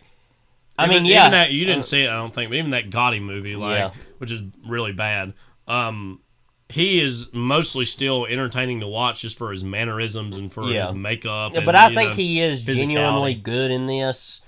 Like I said, I think that a movie like Pulp Fiction, which I totally love. Well, I was going to say that. I think that he, in that movie, though, I find annoying because, and he's right, but that's the right performance for that character at the same time. But you can feel that he feels that movie as a comeback movie, and that he's like projecting this air of coolness about himself that is totally ridiculous. Mm-hmm. Whereas in this, though, he's just so over the top, and he knows it that it's acceptable to me. You know what I mean? Yeah. Like, and it should be said that Pulp Fiction was a huge deal for a variety of reasons. That was obviously Tarantino's second movie and blew him up into superstardom. And over the course of the 90s, John Travolta in that movie saw this massive career comeback in large part because of the juice that Pulp Fiction gave him.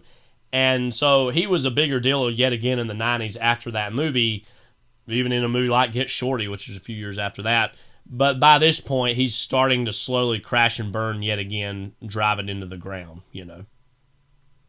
So. Halle Berry Yeah. as Ginger Knowles. So, yet again with Halle Berry, this was like with Hugh Jackman. She was Storm in the X-Men movie, so she was seeing a huge boost as a result of being in the X-Men movies. And let me just say about Halle Berry, I think she's good as Storm, and I like the X-Men movies a lot. I don't think they quite do the best with Storm in general in those movies, but I think she's good in them. Halle Berry in general, her whole screen persona is a complicated one, and one that a lot of black women in Hollywood see versions of. Was she in that movie Monsters Ball that she won? Yes, Have you seen that? No, but she's I've never seen in that in film school, and that is a wildly complicated but actually kind of a great movie. But it's also wildly complicated about race in a variety of ways. But she won an Academy Award for that. Yeah. And in that movie, and a lot of movies that position black women in this way, she is almost plays into the mulatto archetype, a tragic mulatto of, has a relationship with a white man and gets caught up in it and ends up dying this needlessly tragic death. This is a whole literary and theatrical and film archetype, unfortunately, that plays out over and over and over again. This movie doesn't quite engage in that, but does have a scene towards the end of the movie where she is quite literally being strung up in an execution-style event that looks very much like a lynching or a hanging. Yeah, right. That is frankly very disgusting and distasteful, saying a lot for this movie that already has a lot of disgusting and distasteful aspects about it. To the point where, like, why did we have to use this very clear-cut imagery that is evoking a lynching? Why couldn't it have been in another way? And then, spoiler alert, it turns out she didn't even really die anyways. But it is very clearly engaging in that visual imagery that lynching evokes. You don't see that happen to any of the white characters in this movie, but you see it happen to a black woman character, which is very distasteful. And it's something that I only really recently thought about the most recent time I saw it. And I was like, wow, like, why would they do that? But I don't know. It was also a big deal that she bared it all in this movie. As a and kid, that was really I remember when I saw this, controversial. I was like, and it was on TNT, so they didn't even show it. But I remember being on TV and talked about, like, ooh, like, there's a shot of her, like, bare-breasted or whatever, and like it was, I guess all the perverts showed up for that, I guess. But that was part of the marketing in a weird way. In general, what's your impressions of Halle Berry's movie stardom over the past 20-odd years? She's good, I guess. I mean, she's not honestly somebody I think an awful lot about. But I mean, every time I see her, she's usually quite good. I mean, it's important to note, though, it wasn't too long after this she had been in Die Another Day. which one of the worst Bond everything movies. in that movie is awful. Of course, she's quite good. I think is Storm. I forgot she was in John Wick 3. Yeah. I mean, yeah, she's fine. You know, like I said, I think she's really pretty great in that movie, Monsters Ball. And I actually Yeah. think that movie's kind of low key great too, but it is one that is wildly controversial Yeah. and something that we should watch soonish because I've only seen it once in film school, and I'm here like, that's fascinating, and then haven't thought a whole lot about since then. Billy Bob Thornton and Heath Yeah. Ledger are also in that, Right. but she's probably really well known for that in large part because of her very famously won the Academy Award that the year, and then when Adrian Brody took her in her arms, and yeah, he might have won the next year, and she was presenting for Best Actor. I can't quite remember. I think that's what would have happened. Yeah. But anyways, Don Cheadle, as what's his name here, Agent J.T. Roberts. I mean, Wow. Don Cheadle, friend of the pod, love Don Cheadle and everything. This would have been right after him in Traffic, which came out in 2000. Don Cheadle to me is always one of those just reliable, lovable faces you see pop up in anything, and you're, Don Cheadle's in this, and not say it must be good or great, but instantly for me gives off a whiff of quality nonetheless. I know a little bit earlier than this he would have been in Bulworth, a movie that I don't think he actually thinks all that much of. He kind of thinks is problematic. I think that's frankly a shame, but one that I totally will, allow him to have his own thoughts right of to have course. an opinion about that than we do. Yeah. But love him in that movie, and Yeah. then love that movie too, and then love Don Cheadle in general. It's interesting though that this was around the time he was in like this, Traffic, and Crash sometime later. So interestingly, Well, in both of those first two, he plays cops. I don't remember what he plays. He plays in a cop in Okay. Crash. I couldn't even remember. Yeah. And like that, he's this very like uptight, very serious police officer. Mm-hmm. And it's interesting that he became that in that time period. But then, even around that same time, had been in like had the whole performance as Basher in the Ocean's movies, which is kind of interesting. Yeah, that would have been this year when the first one of those came out. So it's interesting that he was kind of doing cops and robbers, Yeah. Of course, one of the first things I remember really seeing him in was Hotel Rwanda, a movie that is another one of the greatest middle school movies ever made. Yeah. He's a good perfectly fine movie. Yeah. Nick Nolte's in that, right? Yeah, randomly Joaquin Phoenix is in that in a really early role as like a reporter or whatever. That's a movie that's just interesting to go back and see all the random people that are in it, and you're like, one moment in that movie that me and our good friend, I won't even say his name on here just in case he doesn't want to be talked about. I don't know, but my best friend in my school days used to laugh about that movie. There was a scene we were in seventh grade, that classroom that I teach in. That was the first time we would have seen that movie, and we were watching it. And there's that part where throughout the movie he's like, Don Cheadle's character keeps giving all these like francs too, because that's the like Rwandan currency is the French franc, and he's like keeps giving these francs and all this money to like one of the military leaders there to like help them out, and he's kept doing it the whole movie, and he tries to give it to him one more time, and the guy says francs and throws him down. He's like, they're only good for wiping your eye or whatever, and that's like one of the funniest. We used to laugh about that all the time. I remember he's like, only good for wiping your eye or whatever. But anyway, well, in general, but Don Cheadle thoughts. Oh yeah, no, I love Don Cheadle. I mean, it's a movie that it's interesting. A couple years ago, he made Miles Ahead, which is a movie that I like more at the time than I do now. I think it's such a fascinating movie, though. They've been trying to make that for years. It's like, wow, that's a movie. I mean, it's really something different, but yet very much samey, too.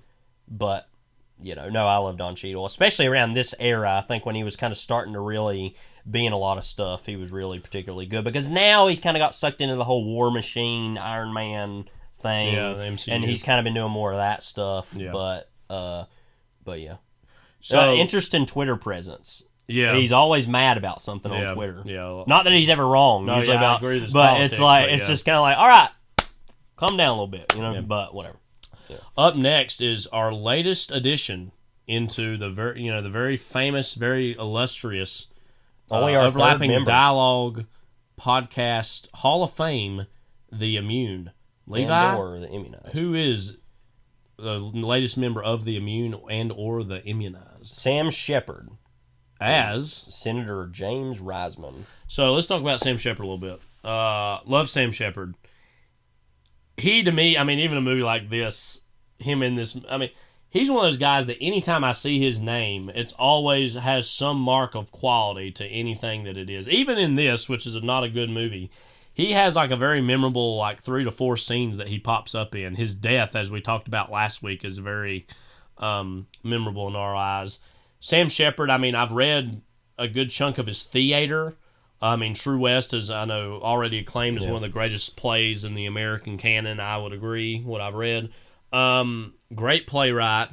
A really great particular stage or screen actor. He usually has pretty good taste on the whole about things he's in. He's also one of the co-writers of Paris, Texas, which is frankly one of the greatest movies ever made. Sam Shepard really just has it all. What about Sam Shepard to you is special?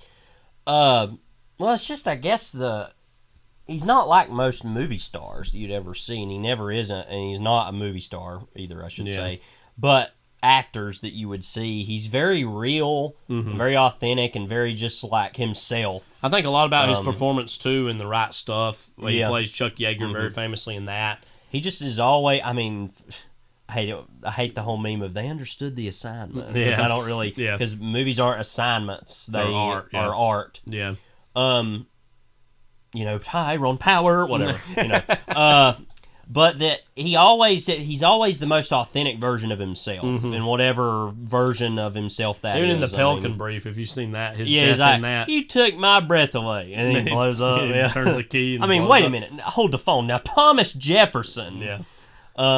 No, I mean, we'll be getting to a certain movie before very, very, very long where he plays a character named Dylan for one scene. Which is frankly, for us, taking on this legendary status. Well, the movie acts like he's legendary, too, and it's like he's Which dead. He is. And he's it's Dylan. It's Dylan. I mean, he's played by Sam Shepard. Dylan's dead. I mean, you know. But,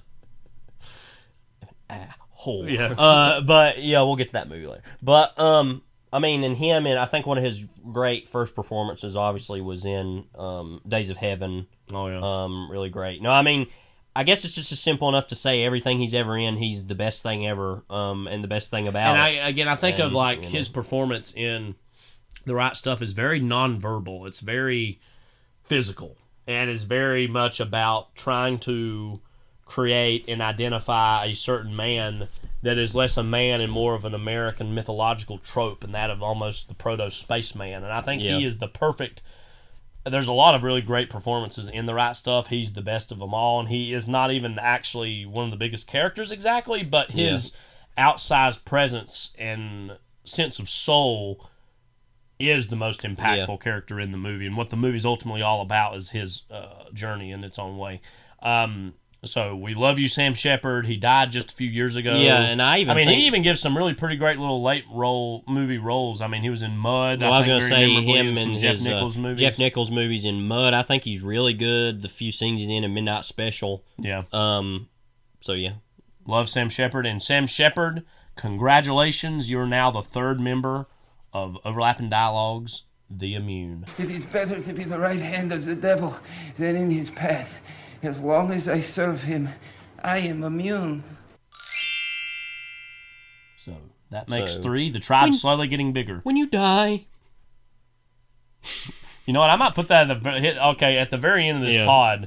I'm going to put a great little poem that he wrote. It was basically he performed as a monologue before. If only he would have said that when he died in the movie. He's like, what if he's deep down thinking about it? When you die, and then he's blown away. Turn into S.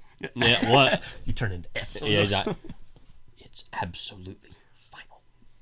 Yeah. When you die. Anyways, we'll end the pod with that. We'll run through these other people really quickly. Vinnie Jones is Marco. Vinnie Jones, he's just kind of been in. I think he's been in some Guy Ritchie movies. He plays football, as in the European football. European title. Yeah. He was in Lock, Stock, and Two Smoking Barrels. The famous Snatch. Crazy Gang The 1988 FA World Cup, or FA Cup, I should say. Yeah, Snatch, X-Men, Last Stand. Oh, he's the Juggernaut. Yeah. I forgot about that. Gone in 60 Seconds. So that would have been the year before this that Dominic Sena made also. He's also on that show Elementary. And then he played the supervillain Brick in the Arrow show. Okay. So he's been in a lot of random stuff. More known as a footballer, it seems, by certain people. And then also a actor, I guess. Drea De Matteo as Melissa. She was on Sons of Anarchy, and also was Adriana in The Sopranos. So yeah, I didn't remember her being in this. Literally, the next episode I'm supposed to be watching, season 5, is Long Term Parking, which is goodbye to her at that point. When you die. Yeah. I've always thought randomly that she's one of the things on The Sopranos that doesn't get enough credit. I think she plays a really difficult role, that in a very sad role that I think is one of the randomly overlooked things on the show that people don't talk enough about. How do you feel about that? Yeah, I would agree. I mean, I'm recently been rewatching it ever since The Many Saints of Newark came out. And that show just impossibly gets better every time you watch it, because this is like my third or fourth time I'm watching it all the way through. And you think it's the best show ever the first time you see it. And you see it again, and you see it again, and the layers of it just get more and more intense and you're like, wow, what a remarkable achievement in every conceivable way. And yeah, I mean, my personally favorite relationship on the whole show might be Christopher and Tony. Mm-hmm. And her relationship with Christopher is in of itself very fascinating, because they're very clearly in love with each other, but he clearly also has this other life, and she gets caught with some bad things with her, and so she's then pressured by the FBI that, hey, you're going to rat, you're going to inform and help bring your almost husband into that, and the horror and the pain that comes with that for her, and then ultimately for Christopher too. Very, her exit from the show was very, very memorable, but necessary ultimately to the plot. But yeah, she's really good in that, and I've not seen Sons of Anarchy, so I can't speak to her. I think that she's the character that has the OD moment that we discussed. I'm pretty sure. Mm-hmm. So yeah, Rudolph Martin, a German actor, Oxy Torvalds. I don't remember him in this. I don't even know if I know who that is. Let's see. Says he's in. This is the only movie I'm aware of that Ford versus Ferrari he was in, I guess. Okay. But yeah, I'm not really aware of who he is. Zach Grainer, though, is assistant director Bill Joy. He's just one of those guys that's in Club, everything. Tommy Boy and Twister. The thing I actually remember him a lot from is Deadwood, because he's on so much of that. And then he was on Ray Donovan, it says. He was in a movie called Liebenstrom. Okay. I'm guessing that's about... No, it's not. It's about... I don't know what. Cliffhanger, Man Without a Face, Tommy Boy, I said. The Stars Fell on Henrietta. Yeah. Okay. Donnie Brasco. Twister, Donnie Brasco, Ride with the Devil, Shaft, Zodiac, I forgot, he's in that. Fantastic Four, Rise of the Silver Surfer, we saw that. Yeah. J. Edgar, Free the Nipple. What? Okay. The RoboCop remake, Crown Heights is the newest movie he'd been in. But yeah, he's just one of those guys. Curb Your Enthusiasm, X-Files. He's in a lot of stuff. He's always really good. Like I said, Deadwood, I think, is kind of his best work. Probably is on there. He does memorably play. Isn't he in Fight Club? Like Edward Norton's like stiff boss. Yeah, he's the boss guy. That's probably the first time I ever saw him in anything. I really noticed him and thought, "Oh, this guy's really good." But Cameron Grimes is Holly Jobson. I think that's his daughter. Yeah, his daughter. At the time. I don't know if she's gone on to be in very much, but Magic Mike says she was in. She was originally on Young and the Restless a lot. Jag, ER, The Mentalist, Animal Kingdom.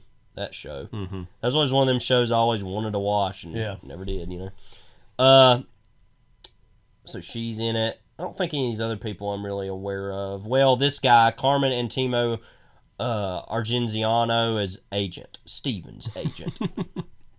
Let's see, he was in The Godfather Part 2, Angels and Demons, The Accused, Young and the Restless, also a Young and the Restless guy.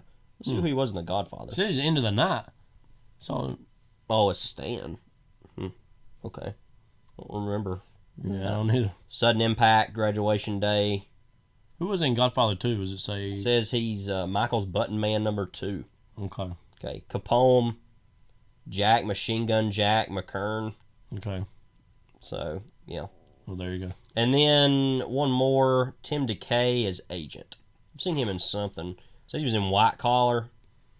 Okay. There's a white guy in a suit, basically. There's a movie called Buddy Boy. Okay. Look at the poster for that. Okay. Wow.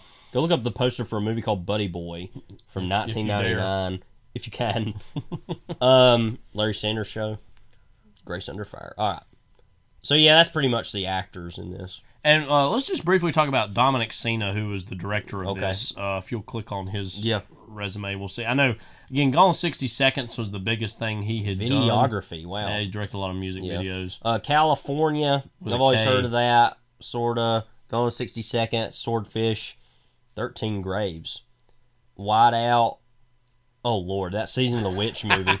I forgot about that. Yeah. So he's not made like a whole lot of movies. No. Which I think is very strange because, I mean, if you're kind of thinking of all the kind of dumb, nothing action movies that get made, why couldn't he have made more of them? Yes, the fact that... Because even, a movie like this, it's not all that great, but it does have a sense of personality and style to it. Yeah, yeah, because even somebody like Uwe Boll is able to make movies. Or is that how you say it? Uwe Boll, okay.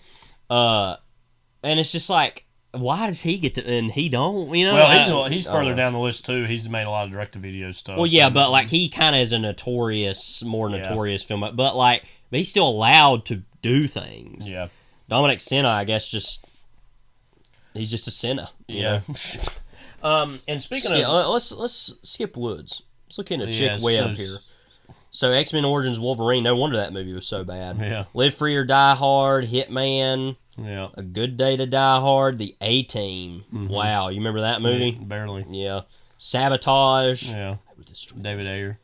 Hitman, Agent 47. Man, look at him. I mean, of course he makes movies like that. You know? Yeah. Sorry. Skip Woods, if you're listening to this, screw you. But this whole slickness and style is very post-Tarantino. Yeah. And, I mean, the very opening of the movie is... this looking at the camera, is like John Travolta going over the plot of Dog Day Afternoon, and this would have been the first time I would have even heard or known what Dog Day Afternoon was, and him basically shrugging at it and going, "I'll tell you all these ways Dog Day Afternoon isn't realistic," and then deciding to just trash that for whatever reason. Yeah. But it's a very memorable opening and immediately kind of grabs your attention. And even literally vacillates visually between something shot on video versus something shot on film. And I'm not going to go overboard hyping this up, but it does speak to this sense of reality and unreality that this movie is playing with. I mean, one of the most memorable lines that is repeated over and over again is less a line than more of a single word is on Travolta's part, misdirection, that we're being misdirected this whole time. And is also, not on a narrative plot level, but I think on a visual level, very much inspired by the recent, Matrix phenomenon, which had come out 2 years before this. Yeah. And we've talked about the Matrix movies over the last several pods, I know. But this whole movie has just this slickness and a style to it that is very late 90s, early 2000s, both in its dialogue, that's very Tarantino-esque inspired. And there were a lot of bad Tarantino ripoffs in the 90s that were trying to do Tarantino. And sometimes Tarantino can't even quite do Tarantino. So you can imagine the ways in which that can fall apart pretty quickly. I think one of the few good Tarantino ripoffs is something like, say, Shoot 'Em Up, which I think is I deeply, deeply love a movie like that. Yeah, because revels in its like moviness. Kiss Kiss Bang Bang, which I never saw, doesn't really look like much of anything. Which Shane Black's kind of a hack anyway. Yeah, that movie's all right, I'll say that, but is really wildly overrated and overpraised, I think, for whatever reason. but also like The Matrix and like Tarantino, and this was very in vogue in the 90s and 2000s. This movie, as we said earlier, deals with a sense of moral relativism. Like, well, whatever you got to do to make it, make your success your own, do it. Now, something like Tarantino is clearly in this pastiche kind of form, oftentimes in which you're dealing with criminals or characters that already have a compromised moral compass.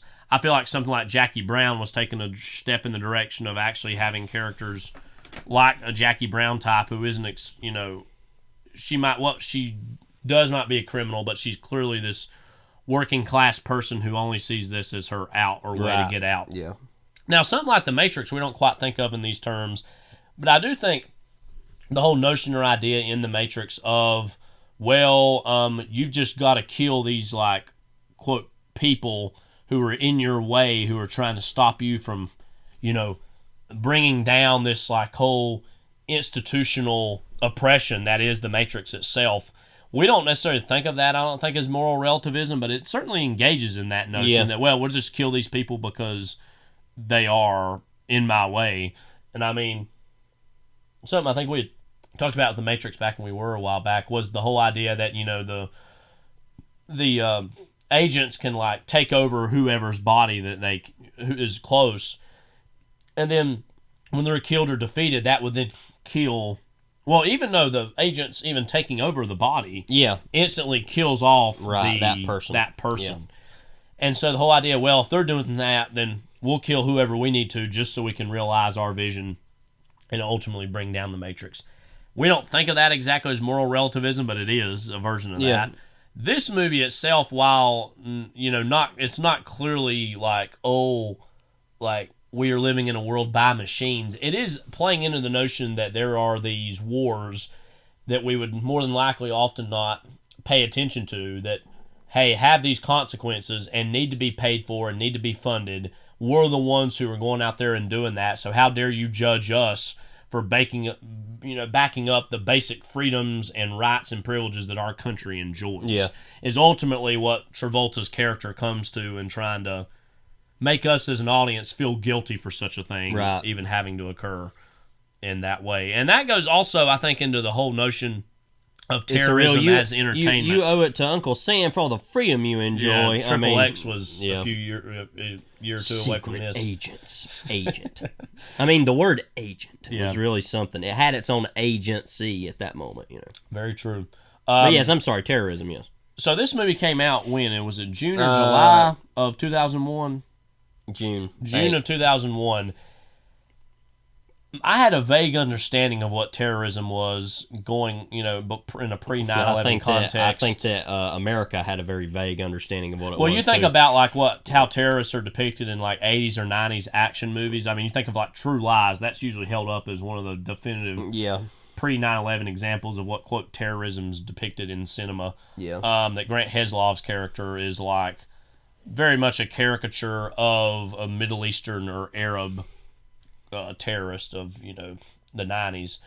The whole idea of terrorism is this vague idea, this abstract thing, would literally be irrevocably changed just a few months from when this movie was released, of course, with the events of September 11th. And we've talked all about September 11th on a previous podcast, so we encourage you to go listen to that if you'd like more of our interpretations or trying to grapple with or understandings with that. But this movie, again, is very strange, and a very strange pre-9/11 depiction of terrorism, and the whole idea of, there's a scene in particular that I want to point out when we get into it, where Travolta's talking about the whole idea of we need to fund terrorism that we're going to then go and perpetuate against these other places in the world.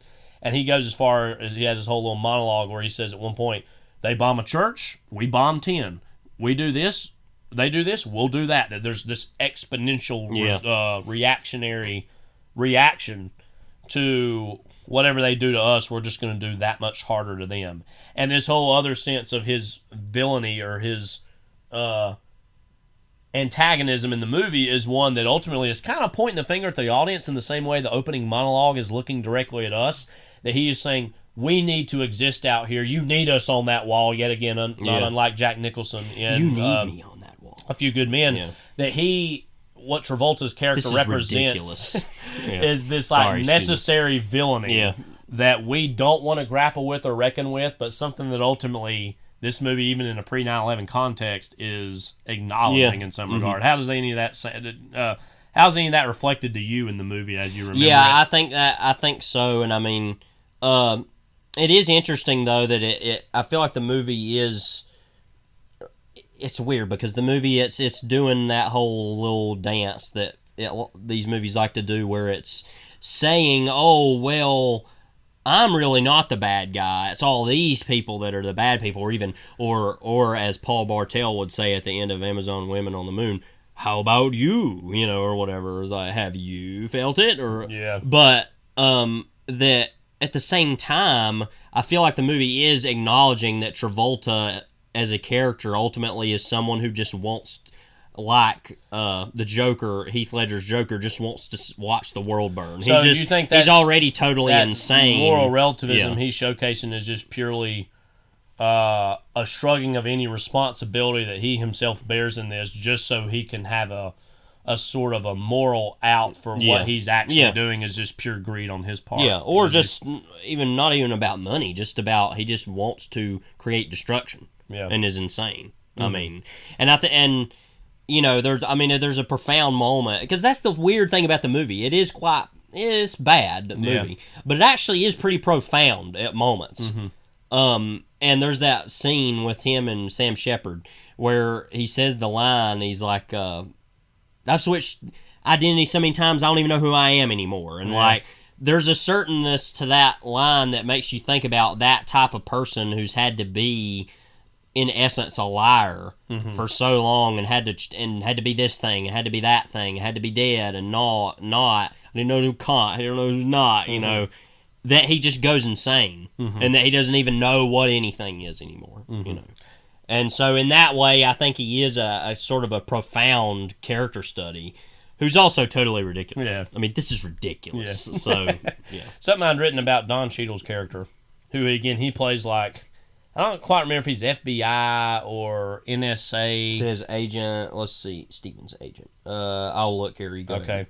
How cool would it have been if Roberts, which is Cheadle's character, sets in FBI agent. Okay, so he's FBI. This is something I had written again in my little notes about the movie. How cool would it have been if Roberts sets in motion a plan just as reckless and volatile as Shears that would have doubled as an allegory for warring factions within our own government? Nah, maybe not. The whole idea of, hey, like, what if he himself also was kind of this crazed madman who was like, well, if he's doing this, I'm just going to do this, and is like almost a metaphor for the absurd war games or theater that America plays, so much so that you even have groups like the FBI and the CIA literally kind of fighting a war, or of this factionalism taking place. That could have actually been an interesting wrinkle in the movie, and would have frankly gave Don Cheadle's character more of something to do than just purely being the guy who's running and playing catch up the whole time. Yeah. But final question: why this? Why? Tell me why. Well, I'll go to and we'll hear our friend John Travolta say, I think, why we're doing this movie in certain ways.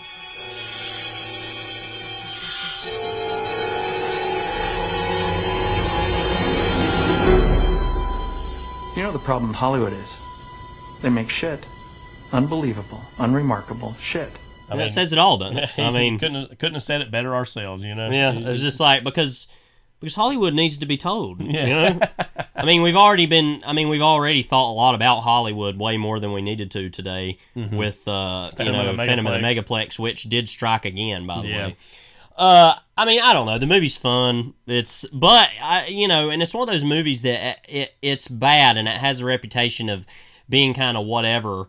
I don't think it's particularly really all that bad, though. It's just kind of, it's ridiculous. But it's a soft 2, maybe a 2.5 star but movie. It's a movie that has so many ideas that aren't even necessarily interesting so much as they are like, oh, okay. But like you said, especially that it came out just before 9/11. It instantly makes it an important little historical cultural object in terms of our own understandings with terrorism in a pre 9/11 world. And I think it just exists as one of those movies that at a certain age, if you see it, you're like, oh, this is just so profound. And then you're like, no, it's not. I mean, what's the... it was in the trailer we're getting ready to play here in a little bit. But on the poster, the tagline for this movie is laughably arch. What does it say again? Log on, hack in, go anywhere, steal everything.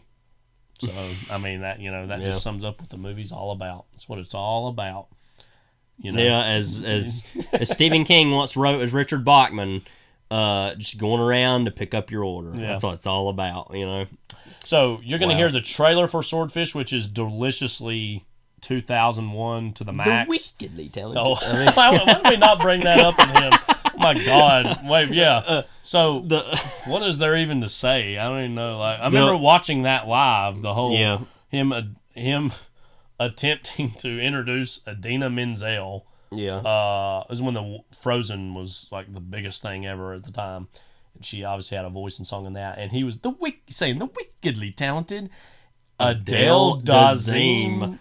And then you can tell he's kind of like... you can tell he's like, oh. Yeah, God. And then the next year, they had that whole, oh my God. Oh, my lovely Idina. And he's like holding her face. Whole thing was and she's weird like, AF. This is the creepiest thing ever. I mean, the wickedly talented Adele Dazeem. That was like after the whole fiasco with Beatty and Dunaway announcing the Best Picture winners.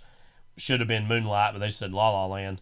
That they brought them back for the very next year to do it yet again. The whole point of them doing it in early 2017 was because it was like the 50th anniversary of Bonnie and Clyde, which nobody will ever remember that. And then it was like, oh, let's just bring them back so they can quote be redeemed or whatever. Yeah.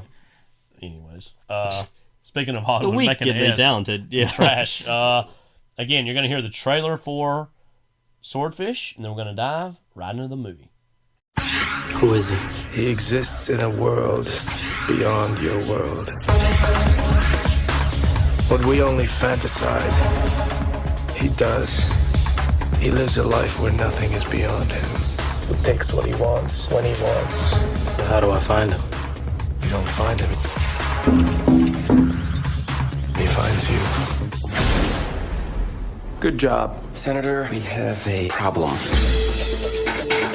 Did you know that I can buy nuclear warheads for $40 million each? Hell, I'd buy half a dozen and even get a discount. What do you think is going to happen if he starts tying up loose ends? My employer wants to meet you. He'll pay you just to meet you, Stan. You ever heard of Operation Swordfish? Nope. This is a sweet deal. $9.5 billion. Do you have any idea of how much money that is? We go in over the phone lines, pop the firewall, sit back, wait for the money. So what we need from you, Stanley, is a worm. Marco, let's give him some incentive. Hey, what are you doing? I have been told that the best crackers in the world can do this in 60 minutes. Unfortunately, I need someone who can do it in 60 seconds. You're kidding. Go! 45 seconds. You're gonna get these people killed! 20. Who are you? I'm not what you think I am. More time. Come on, Stan. 15. I think that you think I'm a bank robber. The truth is that I'm worse. Control, be advised that this is now an aerial pursuit. Hold on. 3, 2, 1. Too bad. You gotta die. No, wait. Not everything ends the way you think it should. John Travolta, Hugh Jackman, Halle Berry, and Don Cheadle. Swordfish. And here we are. We're back. Lou, I just read that tagline just one more time for us here. Log on, hack in, go anywhere, steal everything. So Swordfish is rated R. Why? Violence, language, and some sexuality / nudity. There you go. So we're watching this off the Blu-ray, which has a random amount of special features. Yeah, I was just frankly looking at surprised that. That it has. It says 2 alternate endings. That tells me they had really no idea how to end this. Yeah. Commentary by the director, HBO First Look, Effects in Focus, The Flying Bus, Planet Rock Club, real music video. We're gonna have to watch that on our own at some point. Swordfish in conversation, cast and crew interviews, and of course the theatrical. Maybe we'll even do that at the end. What do you think? Yeah, the music video. Maybe we'll do that. Just a little blurb here from Mike Sargent from WBAI FM New York says, "The French Connection meets The Matrix. If it were any hotter, you'd burst into flames." So wow, there you go. So again, we're watching this off the Blu-ray. Hitting play in 5, 4, 3, 2, 1. Uh-oh. You got a glitchy Warner Brothers logo. Things are not as they seem. Or if deep down somebody watching this in the theater is like, wait, they're going to video already? Digital projection? But again, as I said, the Village Roadshow logo in of itself is going to make people be reminded of the Matrix. But this whole opening is, things are not as they seem. And very Matrix-y kind of opening here. Even the music and like typing out the title.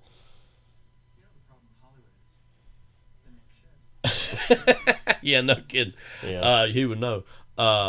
We went from video to film. Well, this is the best part. It's like they're like talking to us, like, you know, it's like, wait a minute, commentaries, like. Yeah, realism. This is like, it's kind of easy to make fun of, but I think a legit good opening scene because it really throws you off too, like the way. By the way, he's like, short of Scarface in Godfather Part 1, it's like, well, first of all, I think he actually is better in Godfather 1 than 2. Well, most people would traditionally say 2. So, okay, you're actually right on that, but Scarface, like, no. That's like one of the randomly like worst performances Arthur, ever. you know, respect. They didn't push the envelope. But I really like this opening, how it shifts the focus. Really wanted that. And it's really like, you're like, wait, who's he talking to? Where is he? Yeah. And I love, too, that in the, like, 11th hour of these hostage negotiations, he's talking about like, all you know what, this. let's just talk about some Dog Day Afternoon, you know? Yeah, and also the fact that, by the way, I just want to say, we were talking about this yesterday, that, like, he's saying, like, oh, why didn't he just do this? It's like, well, it's also based on reality, realism. Yeah. I mean, so, meanwhile, that guy's like, I don't care. But, you know, it's like, why didn't he do this? It's like, well, it's because it was actually based on a true event. Yeah. And the guy wasn't very smart. Maybe Swordfish is based on a true story. Who knows? Her story. Yeah. Relentless. Bam. Bim. Bam. Like... Because you're lying. I love, like, you know, this is 2001. This would have been coming out. It's like whole high def, computer enhanced. Like, remember back when, like, what the HD TVs of that day were? There were these big fat plasma screens. Yeah. Like, I say those TVs are still pretty nice, but yeah, they last a long time too. I think supposedly. Yeah.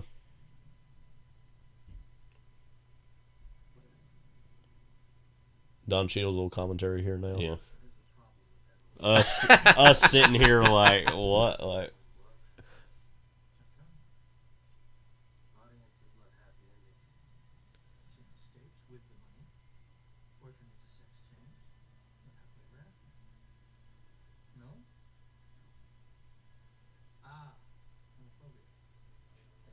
like, no, actually, this is why. Like, I was like, you're kind of homophobic, sir.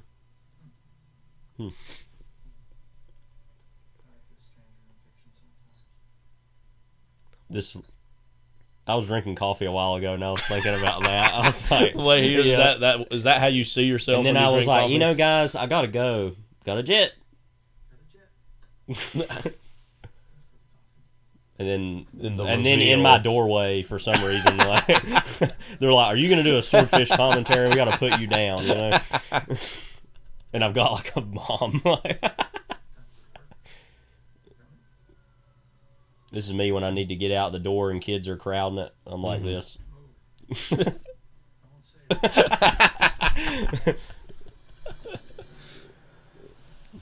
I just love how cool this movie treats Travolta. Like, he's just the coolest so guy lame. ever. Yeah. It's so laughable.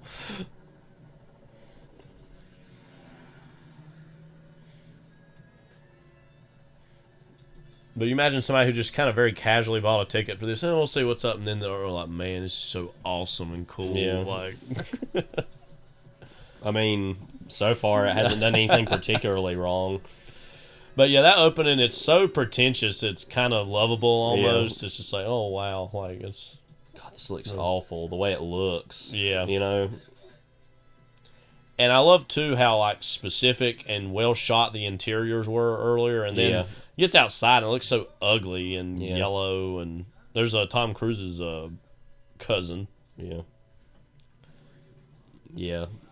Ethan Cruz, is that his name? I think, no, Ethan. Is it Ethan Cruz? Okay. I think I know is. it's, well, it would technically be Mapother, but yeah.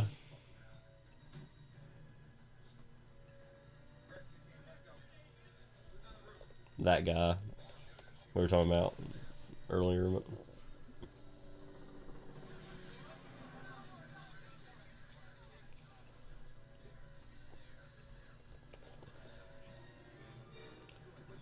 That's actually, his name's William Mapother. Yeah. Okay.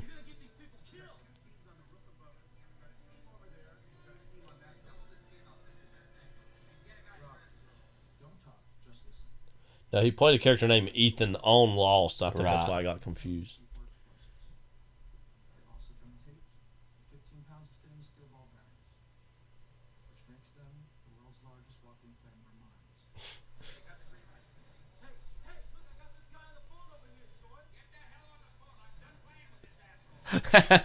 I would be too at this point. Electronic dog collars.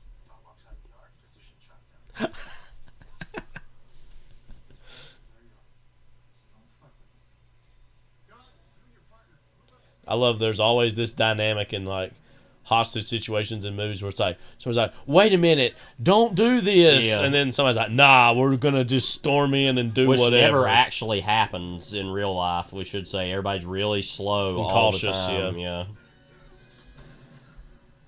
Well, he's dead.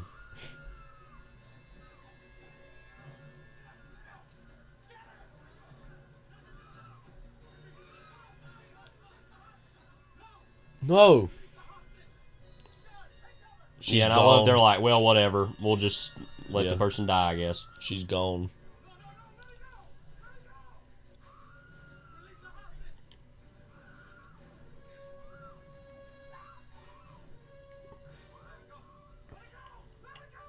Let her go! Jobson. You knew he was in, he was really looking to save the day. Trying to be a whole Matrix thing. Yeah. It's like I'm saying, like the narrative itself isn't exactly heavily Matrix inspired, but so much of the visual language and imagery is trying to really coast off of that. I guess there wouldn't be another Matrix movie until the 03, the second and third one came out. Because they made those other ones, so there's a little bit of a wait there. It was like 4 years between the originals and the. That didn't turn out good at all. No, that was kind of a disaster, but oh well. And again, I think it's actually an interesting choice on the movie's part to begin in media res and then go back. Look at that. Yeah. Oh my God. So bad. That's a good Twitter pic there. Yeah. 4 days earlier. Only 4 days. Yeah, it seems awful. Awful quick for all the things that happen. So this is another one of the cool hackers that's being, recruited, basically.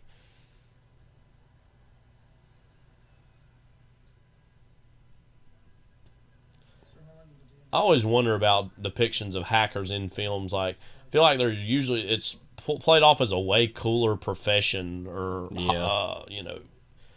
group of guys and gals than it really would be. But maybe I'm underestimating. I don't know.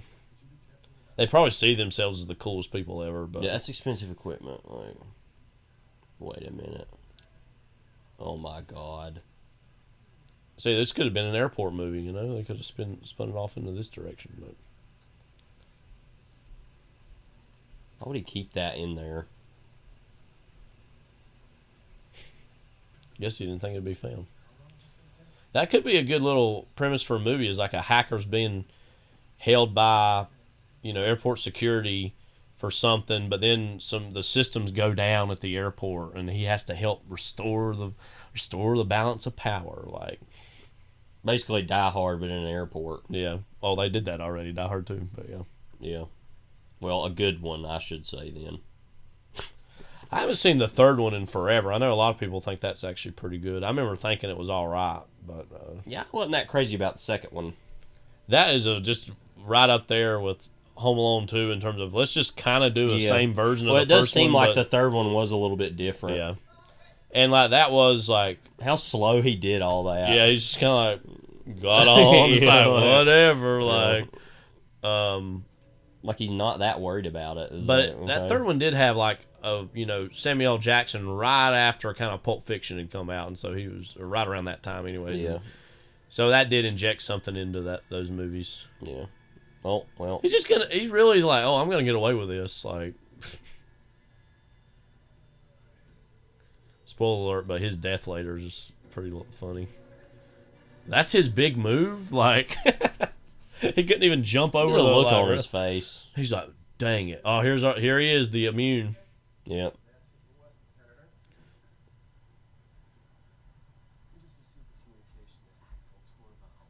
Axel Torvalds? Wow. I mean, that's a Skip Woods name if there ever was one. Like Chick Webb. Like. He wishes.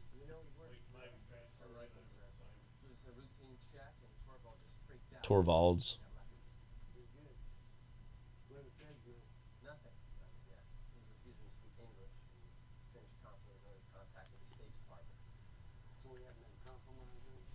So she's better get yours, son.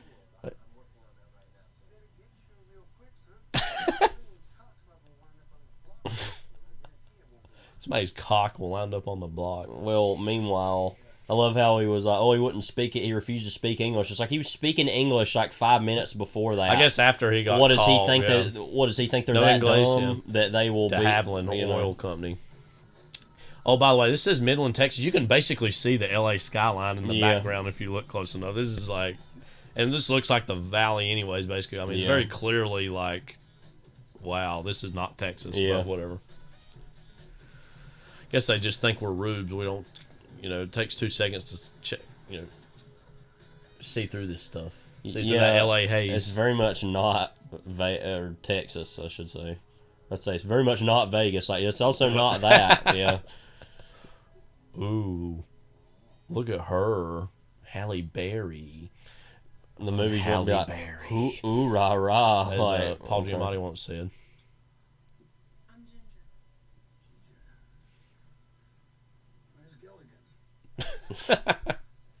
Again, this movie thinks this is so clever. Like, it's really basking in that post-Tarantino, like, snappy dialogue. Like, I'm gonna make this reference and that reference.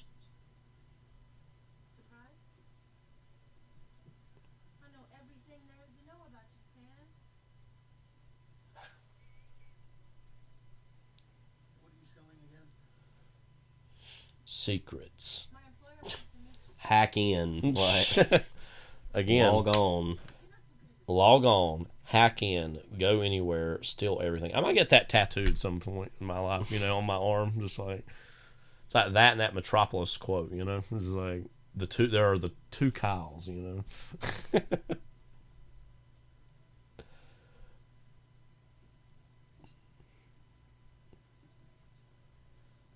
Okay.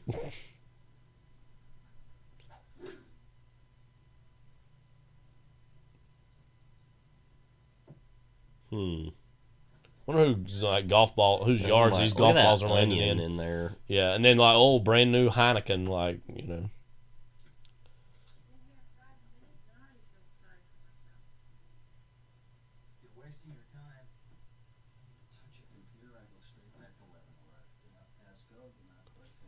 My God. All the Monopoly heads out there. All the movies that use that. Yeah.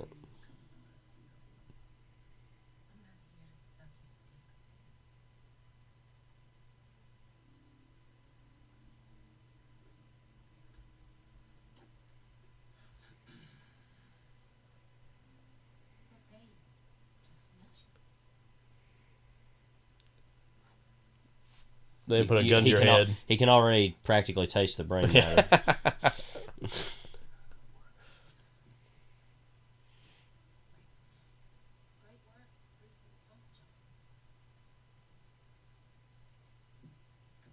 Well, it's better than being a friggin' felon, so... Yeah.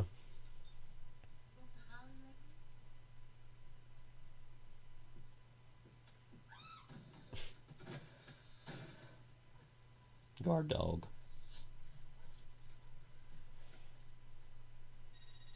Meanwhile... Oh, in Los Angeles, I presume. Yeah. It's old Adriana.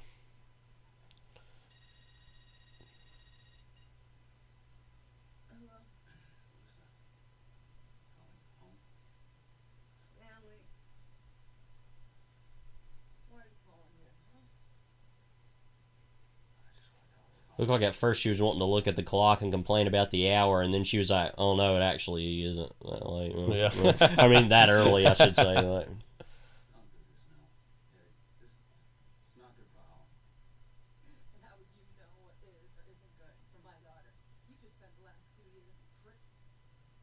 It is interesting to hear her accent is less like New Jersey right, than I'm so used to hearing it.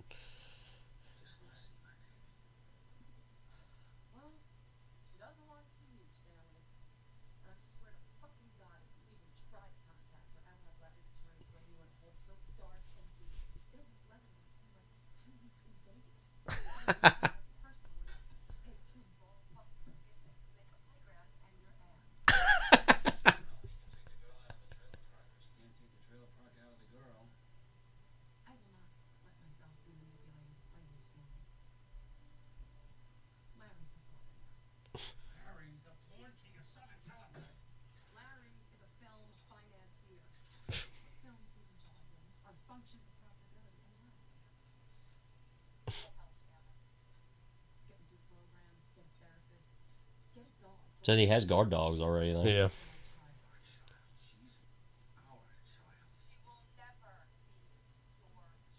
Well, actually, she always has been. Yeah. Always has been. Always has been. You know, whatever, I guess. Sure. Again, neither option, unfortunately, for this girl is good. I mean, I think obviously she shouldn't be in the house that she's in, but then also it's like her dad was a hacker. I don't know. You know, that's, you know, I don't know.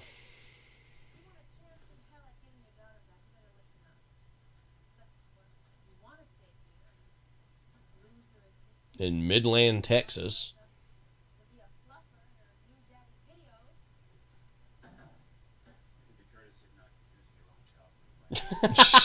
Wow. Wow.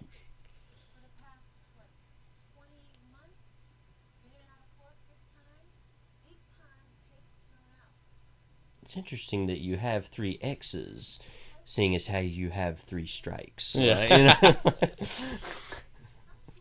Triple X. Yeah.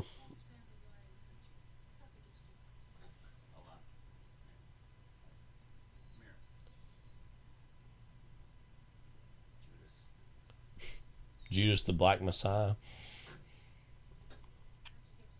And Judas.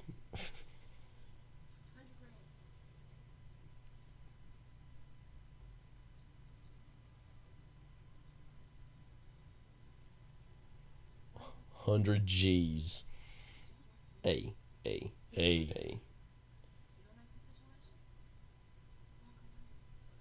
Until he puts a gun to your head and forces you into the whole Right, thing, but yeah, right. cool.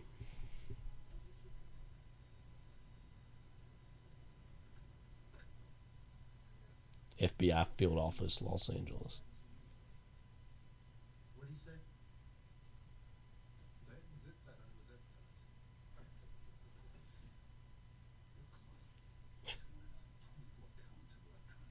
Well, you know.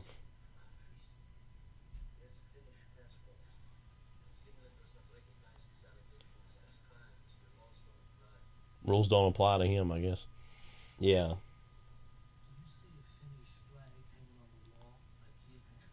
IKEA boy. Had to bring that up. No, there's not a lot of IKEAs right around us. I know. I guess there's some more around Charlotte. Maybe in Asheville. I don't know. But That guy there. I'd bring up Hamlet, you know.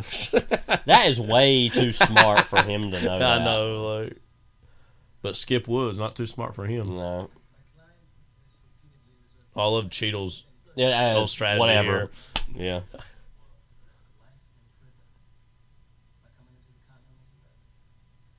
Yeah. Hawaii, Alaska, sure, but like.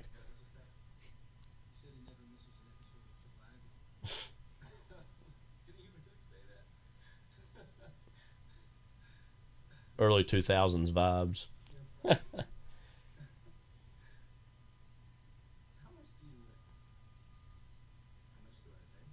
They?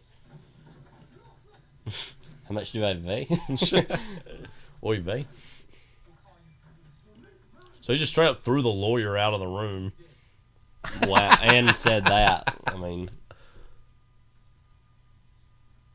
so it's likely violating this guy's rights, but whatever. I mean, you're talking about a squad right there. Wow. Vinnie Jones and a Mapoda I didn't in see the wings. his name in the credits or in the earlier when we were looking. Right, yeah. Yeah, spoiler, we're doing this the next day. From you said something about that earlier. Yeah, I did. Yeah. Okay. Yesterday we were talking about blah, blah, blah. But due to movie/editing magic, it's all here. I mean, computer enhanced. I mean, Mickey Rooney told us, like, the magic of the movies, like, you know.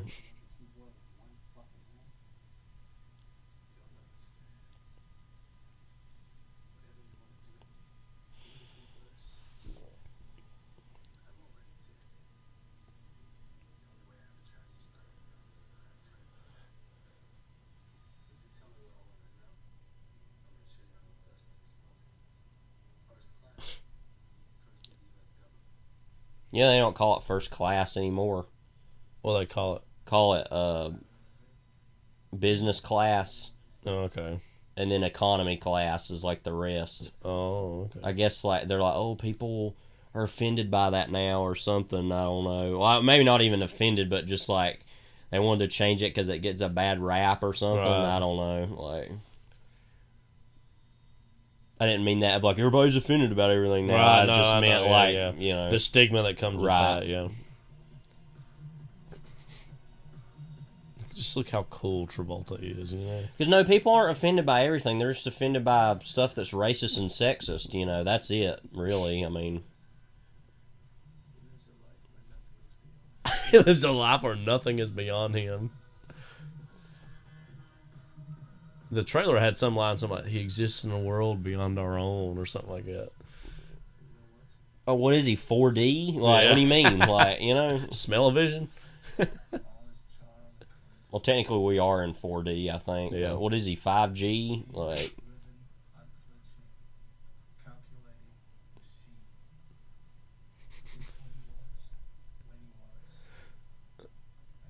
he takes what he wants, when he wants, and he has that hair. Like, I don't... Yeah. It's the best he could do.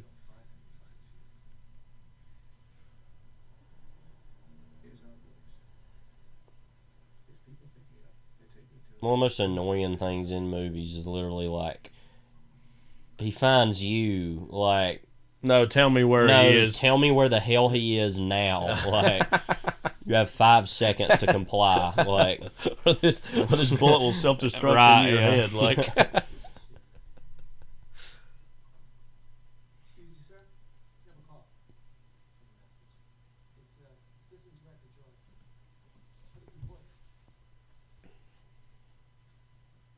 Assistant director of the FBI.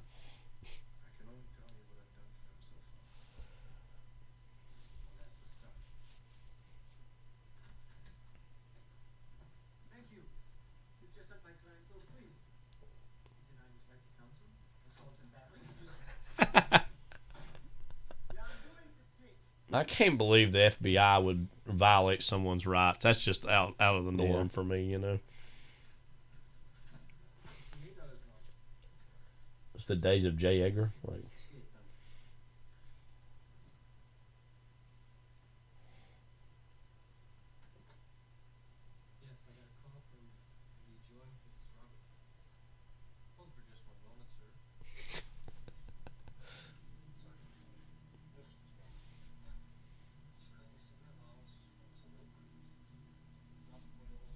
So they're basically like, we need him here. Yeah. So they're like, we'll get him out, hack in. Yeah. Like, I mean, steal everything. They've logged on and they've hacked in. Yeah. What comes next? Go anywhere. Go anywhere. I mean, yeah, that's his next. Steal everything. I mean, that's the next thing. Like,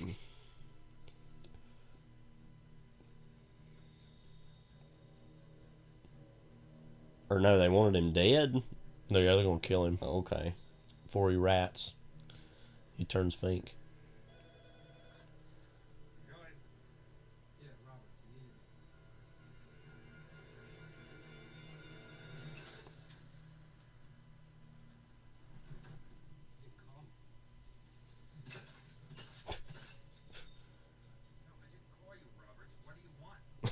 He's gotta be so ill, like.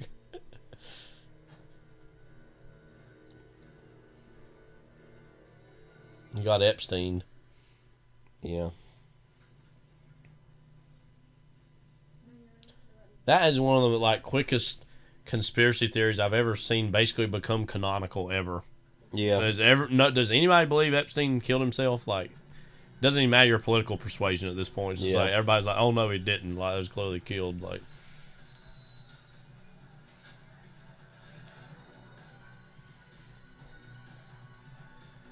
Is this the world far beyond our own? Like, I guess more than likely, but I don't know. I mean, but that's just something that's just so widely assumed now by most people. Well, it's just like, you know, I'm just saying, as quickly as that has developed, like usually it takes years before. A conspiracy. Well, I don't know. The implications about what all that means are so clear anyway. I don't think it really matters whether he was killed or not. You know what I mean? Because it's like he was anyway.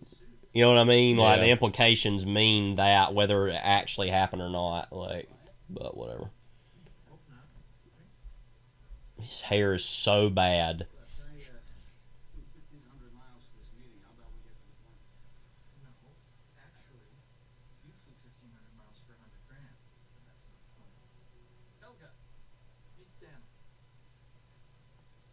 Okay.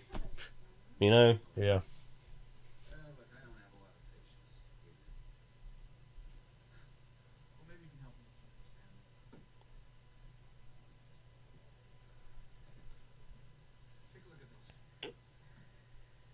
That Dale. Yeah. State-of-the-art Dale in 2001.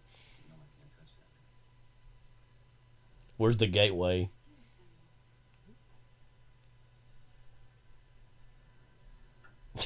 He looks so fake. Like, he doesn't even look like a real This human line being. from Jackman right after this kiss here.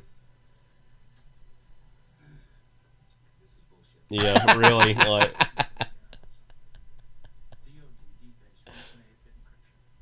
oh, by the way, just hack what do into you the think? Pentagon Like, for me. I don't know.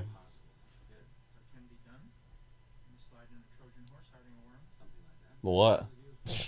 I've heard that a lot of hackers or people who know about computers have said there's a lot of crap in this movie. It just straight up makes up. And it doesn't make any sense.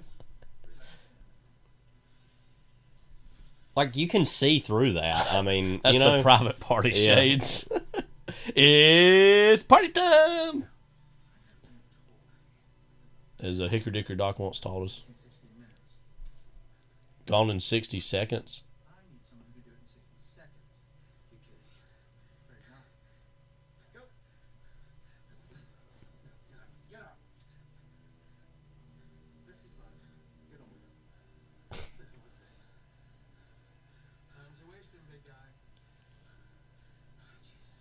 So dumb. Yeah. He just literally like S posting intensifies. He would have been a great meme lord, you know.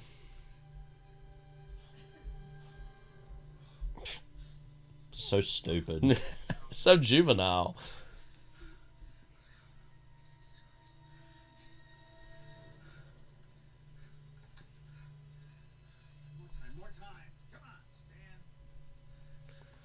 It's all you think this is a game, you know. DMX taught us.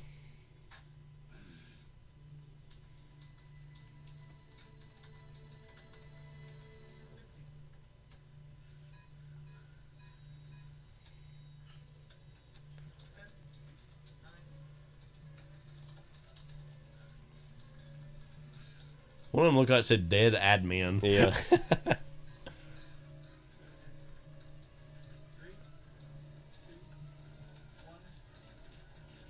Too bad. You gotta die. Like, why would he have to die? Oh, I love this game.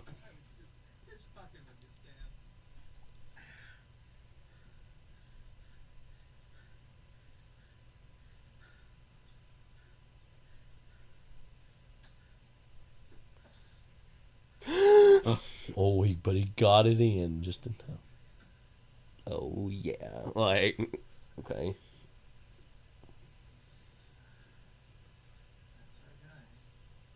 I mean, not if he doesn't want to be. Yeah. We'll kill you. Like, okay. All right, then you won't get what you want. Yeah, it's like, you can practically taste the brain matter. Like, yeah. That's his go-to, you know. That's his sales pitch, yeah.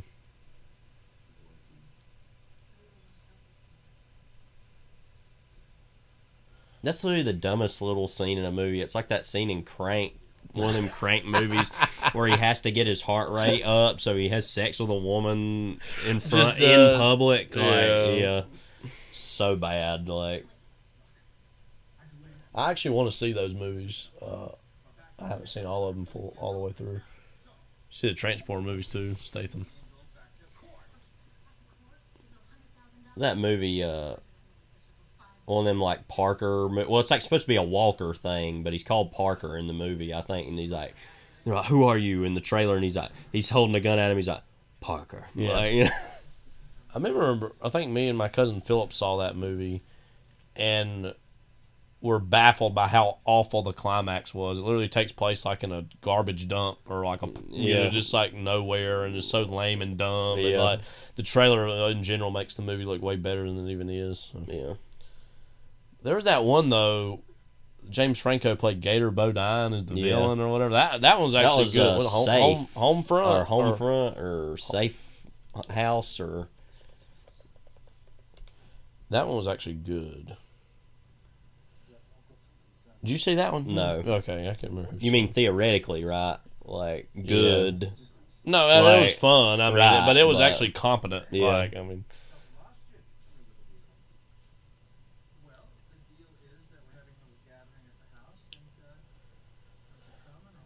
Homefront. What's the name of that one? Screenplay by Sylvester Stallone. Thankfully, he wasn't in it. Them guys, like, look at them.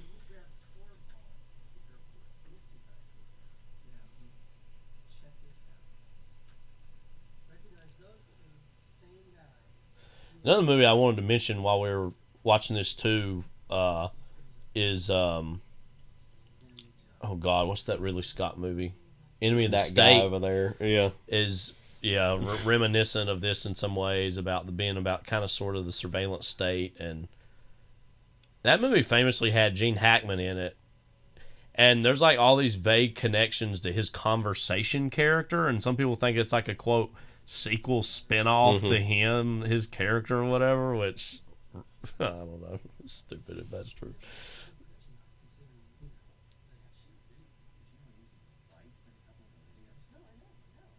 That guy. Yeah. Are you done?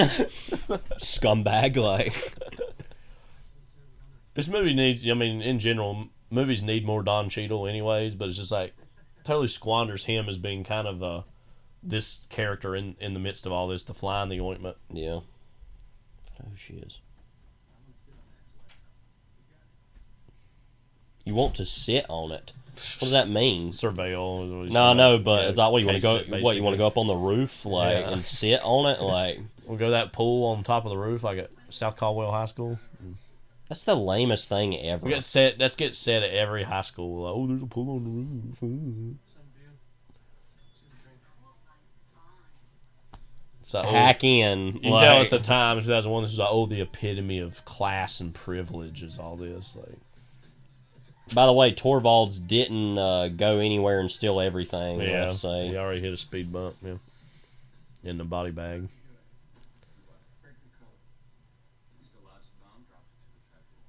A logic bomb. Dropped it through the trap That's me door. when I teach kids every day. I'm like, I took a logic bomb and I dropped it through the trap door, you know? What?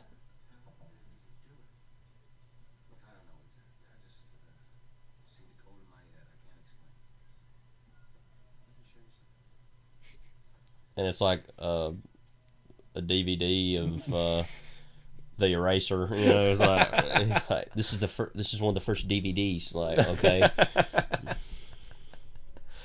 yeah. Why do I care? You can practically taste James Caan's death. You can practically taste the high octane thrill ride. Need a hydro, like. Can you imagine an alternate version of this movie where, like, made in the 70s or 80s, where James Caan played the Travolta part and, like, Elliot Gould played the Hackman part? Yeah.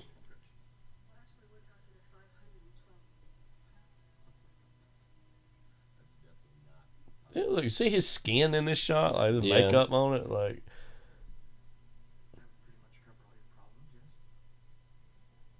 I'm at Travolta, by the way. Yeah. By the way, have I talked about how there's a certain person that we know in our life that reminds me a lot of John Travolta? I don't think I'll tell you who it is later. Okay. If you want to know, email us at HuffmanBrothersProductions@gmail.com. If you got the cojones. They both kind of look like him and they're full of crap, so. I think I might know who you're talking about, but yeah. Well, I don't know.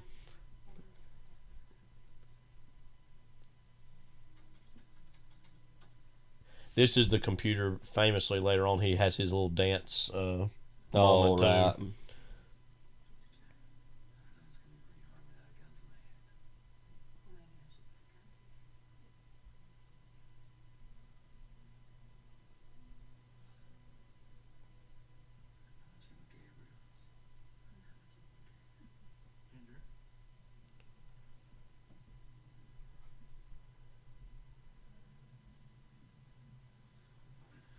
Let him play, like. Yeah.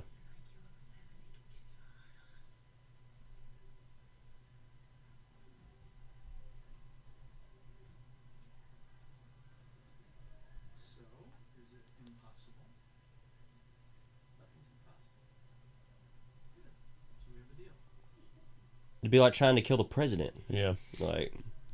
Interesting. Let me drop a logic bomb on that one, you know? It's like, and see what shakes loose. Like.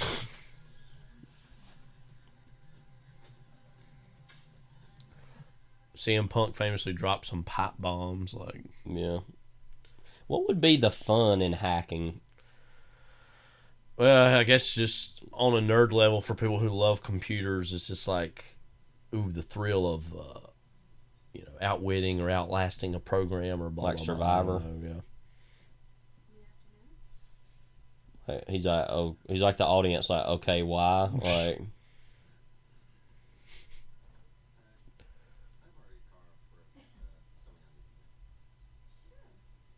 can I borrow your car for something I need to do? Sure.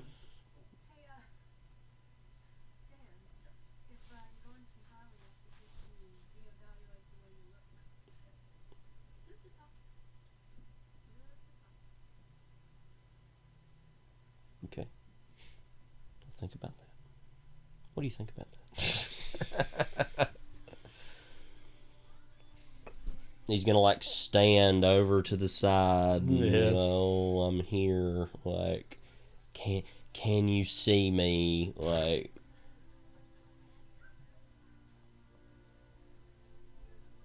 he's doing it all for the right reasons, you know.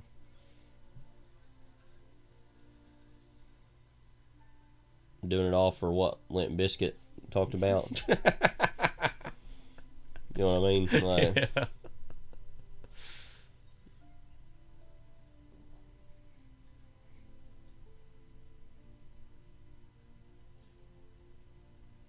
So her mom's a total screw up and won't pick her up.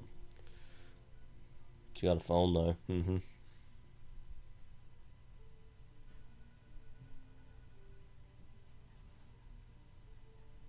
And she's just kind of vibing, you know. What's wrong with that, you know? Just chilling.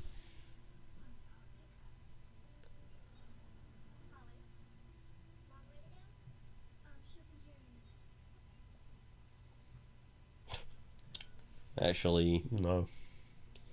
Well, if Travolta picks up, I'm on my way. Yes, I'm on my way.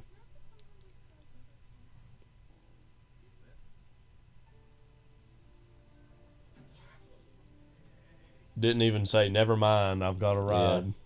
And they're like, hello? Hello? Answer the phone. Somebody pick up. Pick up! Pick up! Oh, hi, ma'am. It's you again. Yeah, hi, look.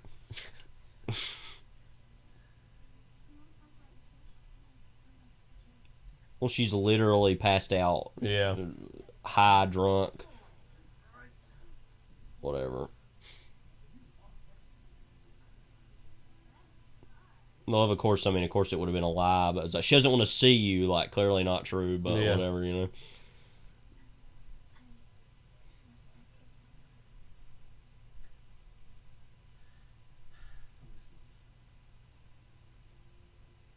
Got the earring.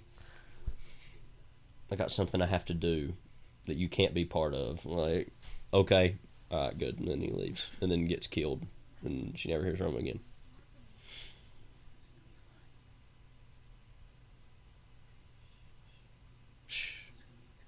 She's not even crying yet. Yeah, I mean, she's not even making any sound. Like, hey,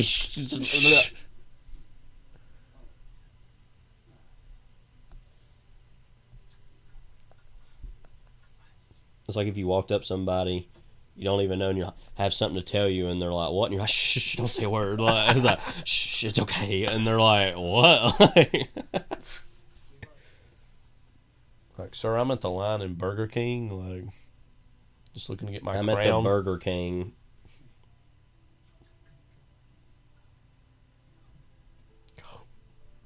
Go! Just go! And then Don Cheadle's like leaning up against the fence, like they're gonna they're gonna have a little rendezvous here in a second. Yeah, like, but he's gonna be following him right here. Yeah, he's like, "What a life you lead, Stanley." Like Jobson, like because he said something about I want to tell them. Yeah, I want to sit on that house. Yeah, but yeah, he literally was there. Like, that's gonna be this other guy right now, but yeah.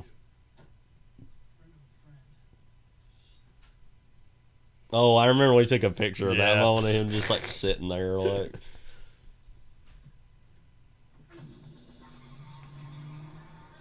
So he hit the guy, but then still is having the guy be in the car. Yeah. This chase scene's hilarious. Like they're running, they're going places they're going through. Meanwhile, he crashed Halle Berry's car. Yeah. I mean, she probably wouldn't care that much about that, but yeah, still irresponsible, bad friend. The camera.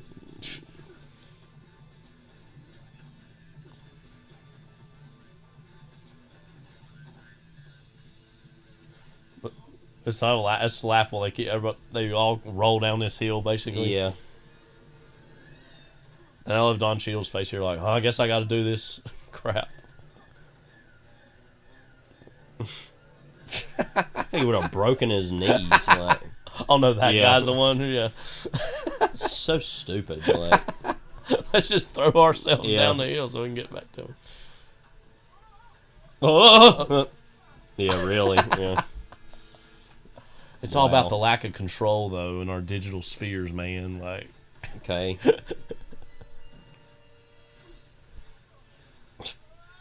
It's like they literally just took the camera and threw it down, and it was just like sliding or something. Yeah.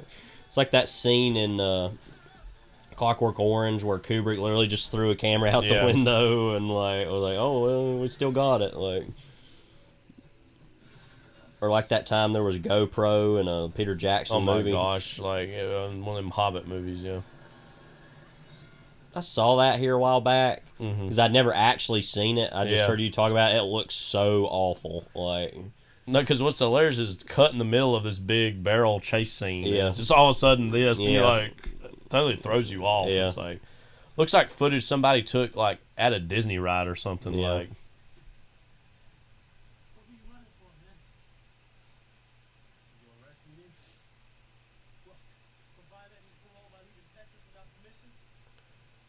We're still acting like that was in Texas, I guess. So.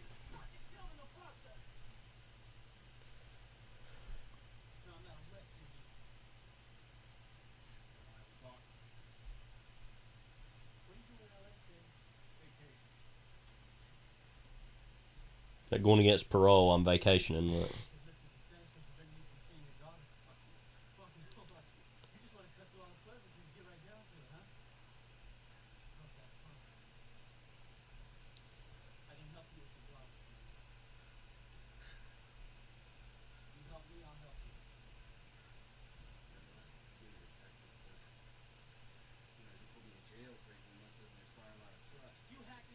Well, the fact that he did something that was lawful, I don't trust that. You know? Yeah.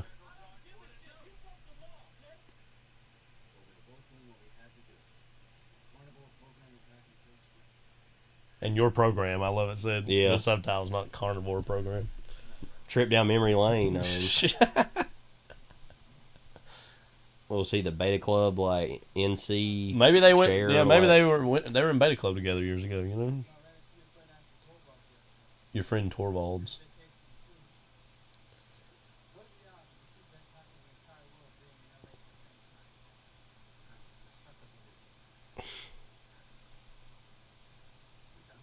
What, you want to be an Imagineer?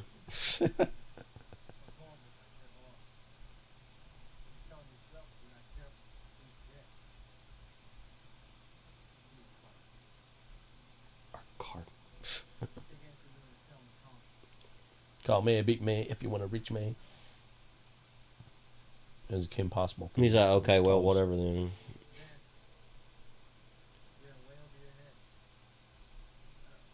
I know that. Yeah, set it up. Set it up. Go ahead and log on, and then we'll hack in after that. Then we'll go in what is it? Go anywhere, steal everything. Meanwhile,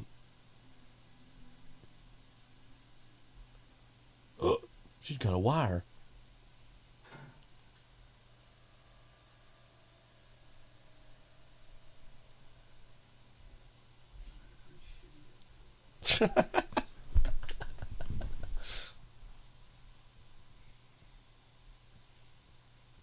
Sweaty. Schvetty Jack. Man. Jack in.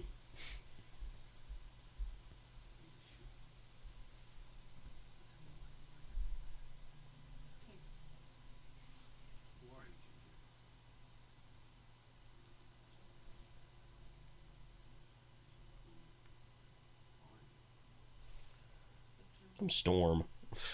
What? Same thing that happens to everything else.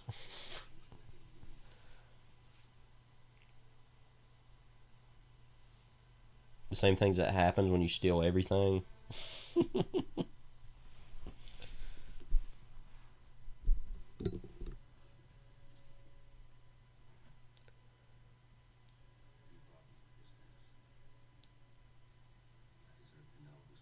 Oh, by the way, your car is messed up. Oh, by the way, I crashed your car.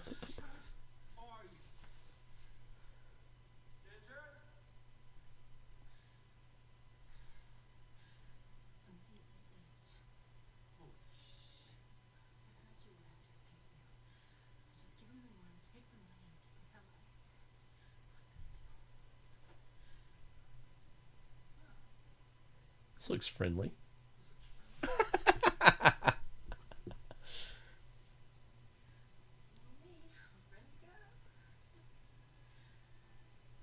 Like, let's get coffee.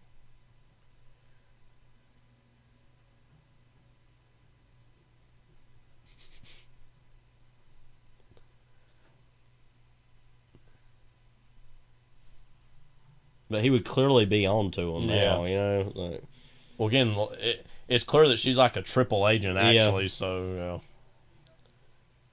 But theoretically, like, yeah.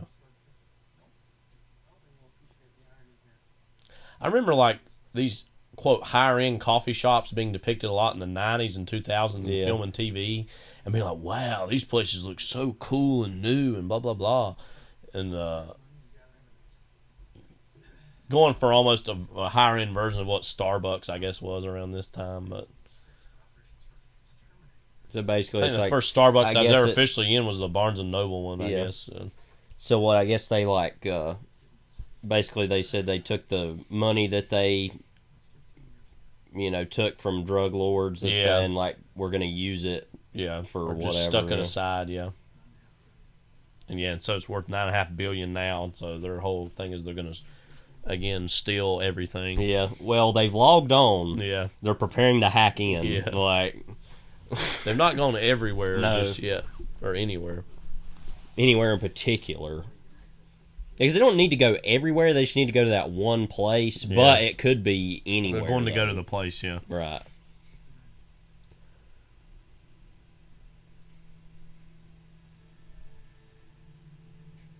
World Bank. World Bank. The World Bank. Wer are you? Wer are you? There you are.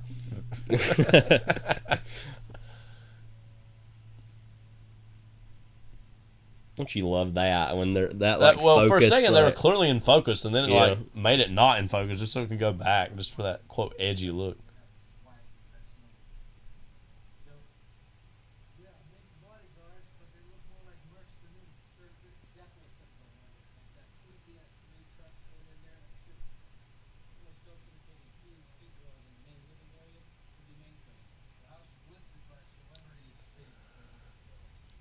This is movies like Enemy of the State, or like later on the Bourne movies, where it's like computer enhanced. Yeah. And it's like way better looking than it actually would be. Like,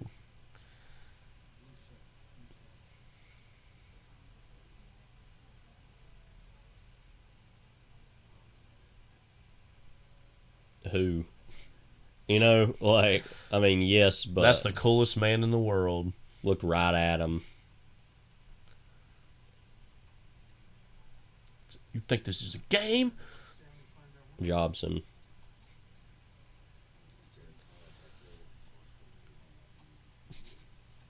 Source code. Just enter your social security number.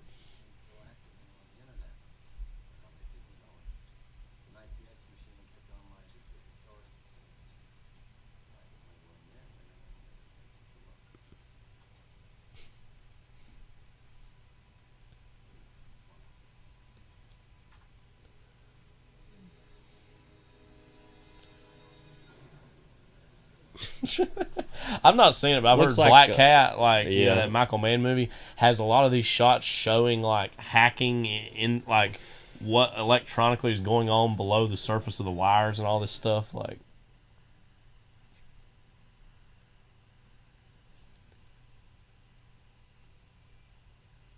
that is one of those challenges of depicting hacking on film, is to make it visually look like interesting. Anything. Yeah. Which almost makes it seem like it's not all that interesting, really. Yeah. It's the modern heist. That's the thing you're going to say, the wiring. It's like, all that wiring can do is its job. Send electricity from here to here. Yeah, it's like, okay. Here's a homie. In his abode in Alexandria, Virginia. This easily looks like one of those houses in Modern Warfare 2. Yeah. That you're going through those, basically, DC suburbs. Yeah. Like,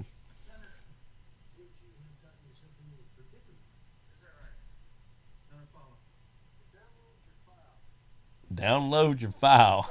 Sam Shepard saying that over the phone. Uh-oh. They got pics. Gonna get posted. Gonna get tagged. You know, I got these deep pictures.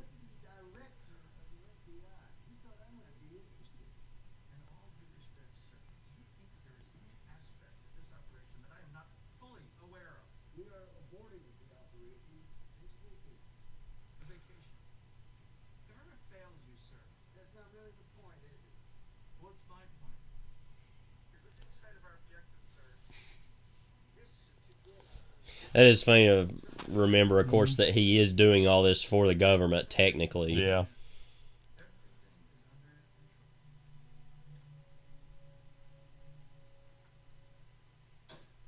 Frank T.J. Mackey look like him, you think? Yeah, a little bit. The hair, especially. Well, I meant to say T.J. Mackey from Libra. Oh, Libra? Yeah. Yeah, well, I mean, I imagine him looking kind of like Tom Cruise does in Magnolia anyway, so. But the 60s era of that. Okay, yeah. Like, a little bit of a longer hair, like a beatnik type, you know, like... Oh, let's have another overwrought metaphor for no reason.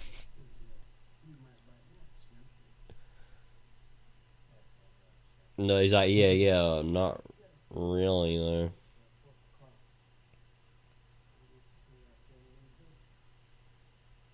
Yeah, we got a team, just have him killed. All right, here's the scene.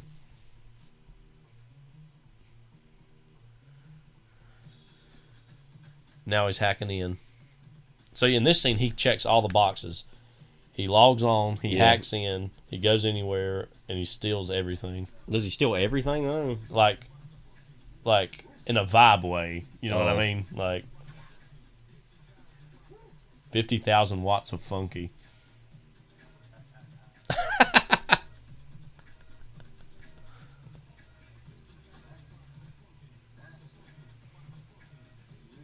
$50,000 watts of funky.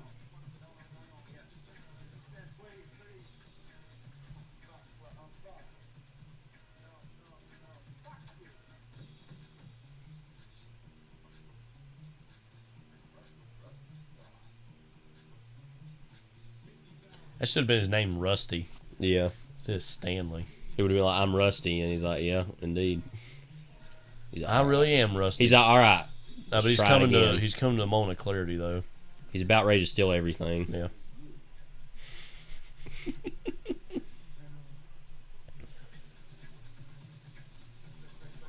I wish we could do this on 1.5 right now. I know.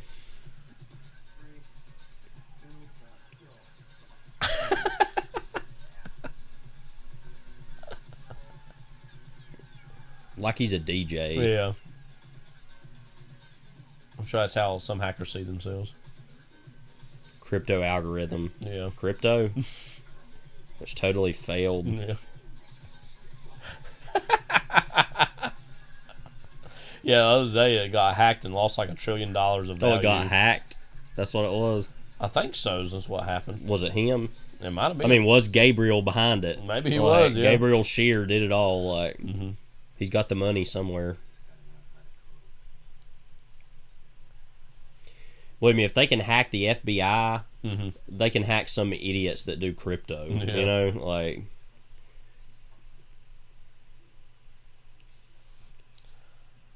Even still a little bit from Notorious going to the wine cellar and finding out some secrets. Oh, that's where he finds that body, right? Yeah, weird. On the other side of the... Daggum, how much wine does he got?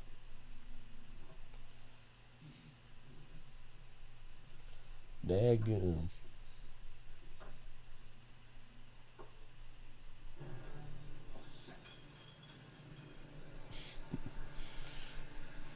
So is that really Travolta? A corpse?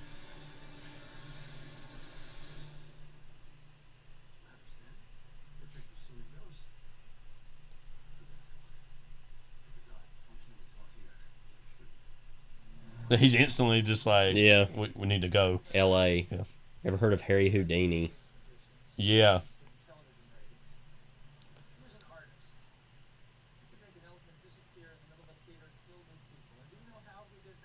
Misdirection. You've said this constantly for the past week. Misdirection. Like, meanwhile, this is where they have that car crash. Yeah. Hold on.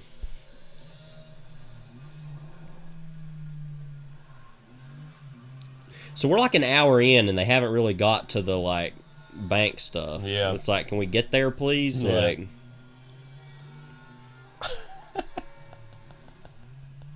Basically got lucky in instances like that. I mean, if we make it all the way across.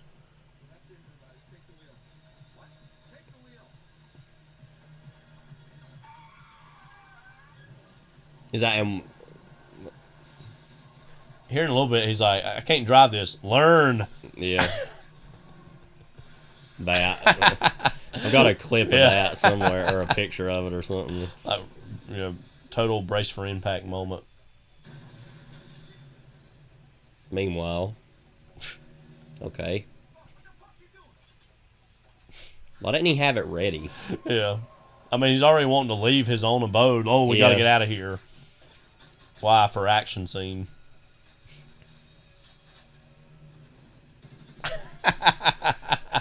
Yeah, with this scene, it's almost like they were like, well, we haven't got to the bank stuff yet, so I guess we need to have an action scene. And it was like impromptu car chase, you know? Mm-hmm. I'm not even complaining when I say this. I think this is actually smart. Most kind of action thrillers like this don't have as much action as you think they do. Yeah. They fool you into kind of making you think there's more than there is. So I don't even necessarily think that's a bad thing. But then you watch something like Freebie and the Bean, it's like every other scene is like a set piece or action scene almost, is what it feels like anyways. We really thought a lot of that. Well, that is why, I know everybody talks about it, but that is why Fury Road is as good as it is. Because, no, the whole thing is a action scene, basically, you know. Or, like, even a movie like Where Eagles Dare, which, like, for the first whole bit of it doesn't have much action really at all. Yeah. But the last whole half of it is just non-stop like action the whole rest of the time. Like, so.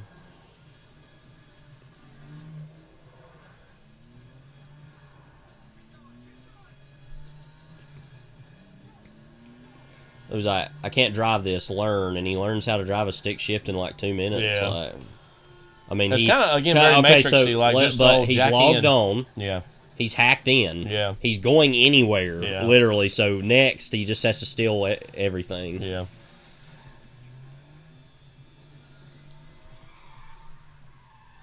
But again, it's very Matrixy. Like, he just jacked in and just learned. By the way, all this is like literally just happening in the middle of L.A. Yeah. Like, this would be a really bad idea for Gabriel to do because then it's like. But I guess from his perspective, it's quote pure self-defense, but it's also all this destruction, and drawing attention to whatever madness they're in, you know, encased in. And then he just puts the gun down. French fries on the ground. Yeah, French fries hanging out.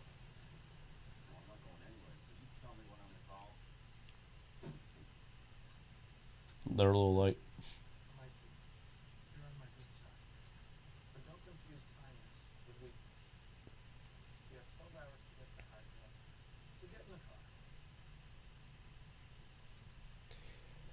So literally, what was any of that that just happened? It's like that set piece in Batman Forever. It's just like towards the beginning where it eventually ends when he drives up the side of the building. Yeah. It's just like, you go back and think about any of that. It's like, why did any of that happen? Like, but that at least is between like a superhero and some villains who are clearly already wanted by the police. This is like blowing their cover wide open in the middle of one of the biggest cities in the world. Like, it's just like, what? Like, but again, technically for Gabriel, it was self-defense in terms of this team being sent against him. Here we go. Yeah. Oregon. Our scene. Yeah, well, because I guess that makes sense because those were the people that he had sent, so it wasn't technically legal that it was happening anyway, but, like, I don't know. It just seemed pretty foolish. But all whatever. around. Like, it honestly would have been better for him to stay at his home and, like, do it there. Yeah, because like, he's like, oh, I don't feel safe here. Oh, you feel safe out in the open? Right. In the it's like, of the street? It would have been better for you. That would have played even more into the self-defense. I mean, he loves playing in the urban jungle, though, I guess, right? Why did he go all the way to Oregon to do this? Yeah. Unless he's from there. I don't know. Maybe he was Oregon. Like deep down wanting to get out of Dodge in Virginia, thinking, oh, well. But then here he is. Maybe he's from Oregon. Yeah. Senator from Oregon. That's what I was saying. Yeah. That's not, right.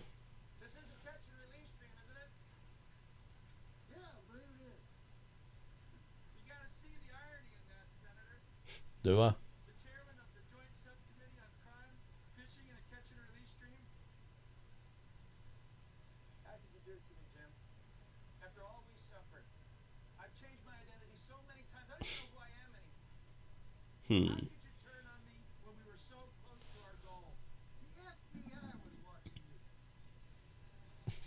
Tying up loose ends vibe.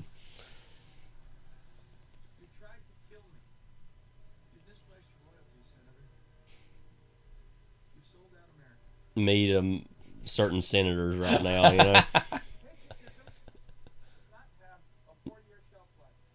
Actually, a little over 50% of them. Yeah.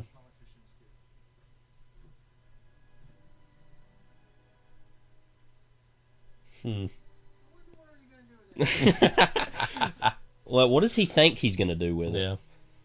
Misdirection, like what?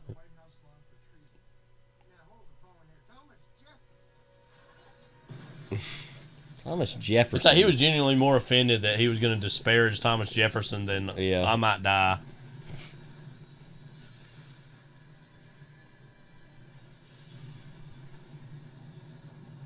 R.I.P. to a real one. Well.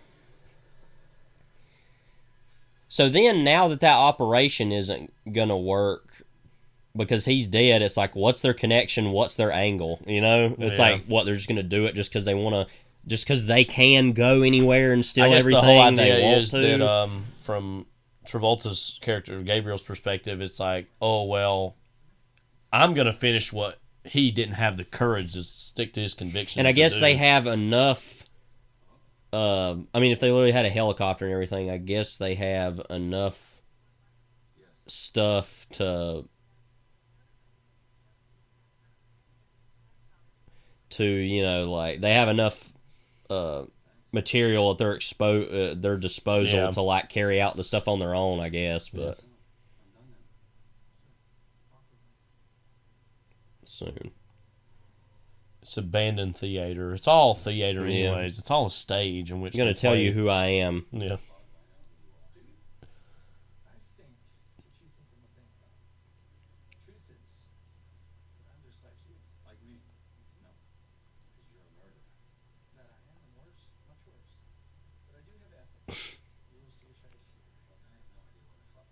Yeah.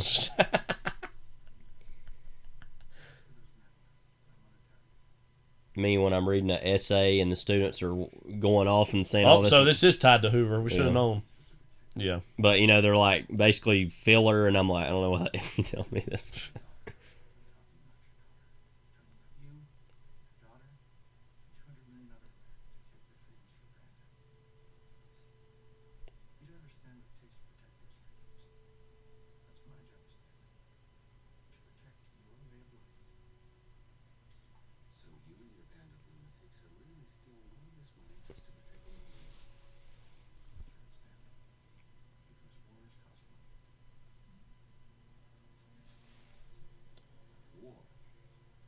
The invasion? Question mark. The whole world. Yeah, that's basically what he's going to say here. Anyone who impinges on America's freedom, terrorist states, then someone must bring their war to them.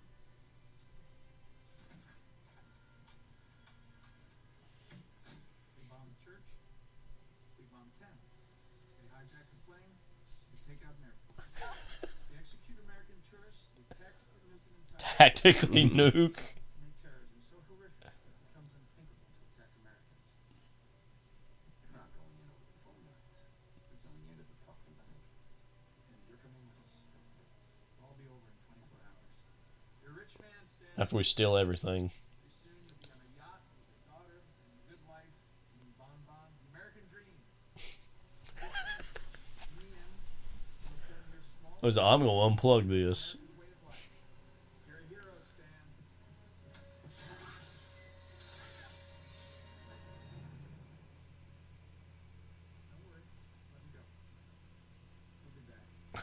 He's so sure about that. Meanwhile, yeah. Why? Like,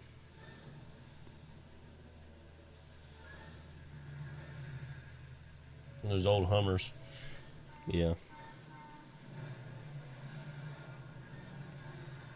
Remember in the 2000s, those were starting to really blow up, too. Yeah. Old Jeep Grand Cherokee just went by. Remember those? Mm-hmm. Just like no regard for whoever's even in the way. Just, all right, we're going to turn now. It's all for freedom, I mean. Yeah. Freedom fries. Did you see his face? Yeah. I mean, they're proud to be an American, where at least they know they're free. Yeah. Freedom ain't free.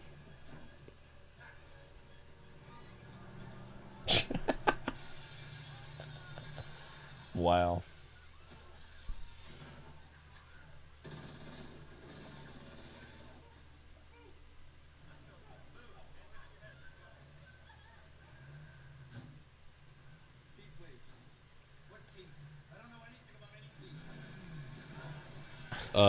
Key.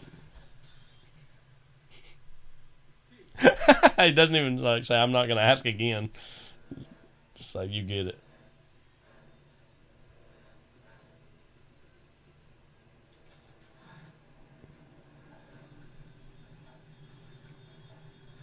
Dale. A lot of Dale must have had product placement in this because you got another Dale logo.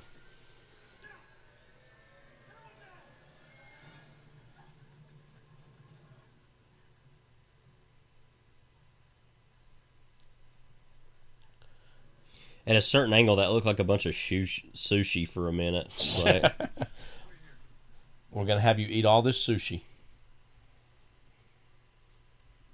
There's that Inside Edition story we saw the other night about that nut job woman who ate like 32 pieces of it. Like, she's like, I'm dying. It's like, well, why'd you do it?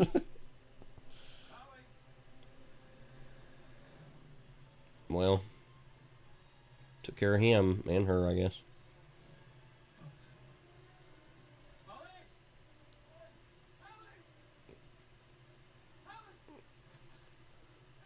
It's funny that he's rightfully not really worried about this. It's like, well, whatever. Yeah.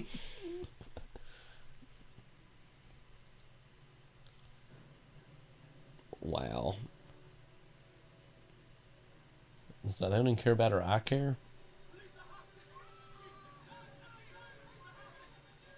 Here we go again.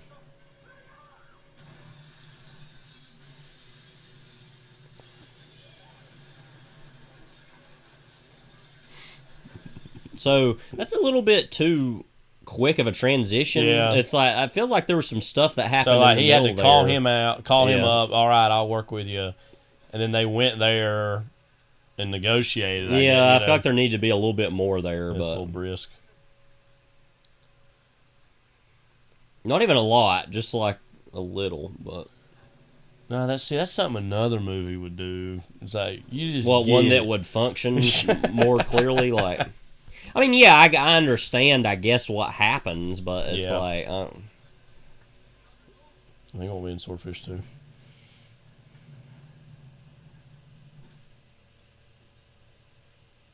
Should have been a sequel spin-off with this and Gone Fishing called Gone Sword Fishing, where it's like Joe Pesci and Danny Glover in that match wits with Gabriel next. Yeah.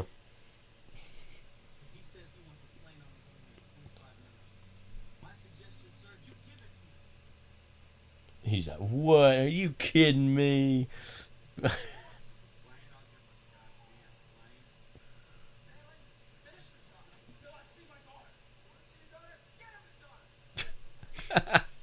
What, she's there? Yeah. Like, why?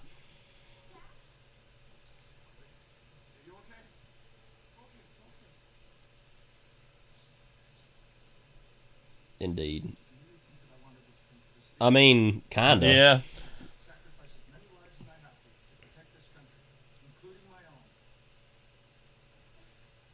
All right, we'll do it then. Sacrifice your own life. Yeah, that would be nice, you know. I'd appreciate that.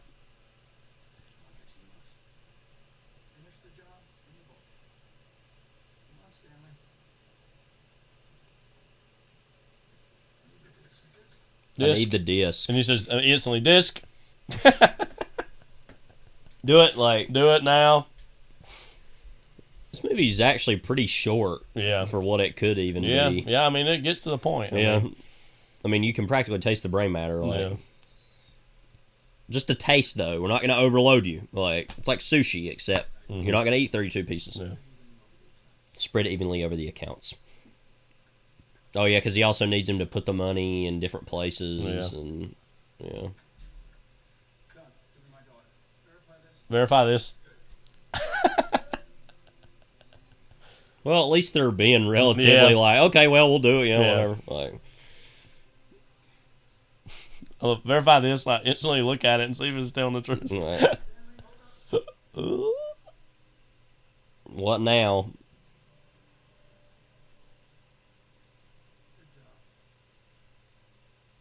He actually didn't do it right.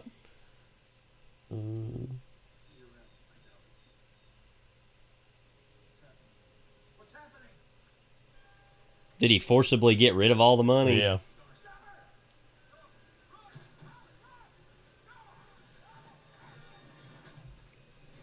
Now she at least gets away. Yeah. But he's gonna be stuck around for a while. So all the money's gone. Yeah. He did that on purpose. Yeah.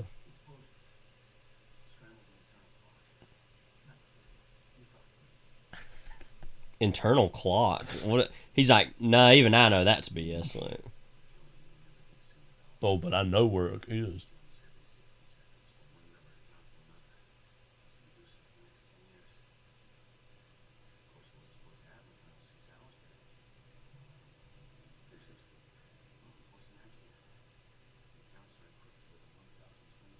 what?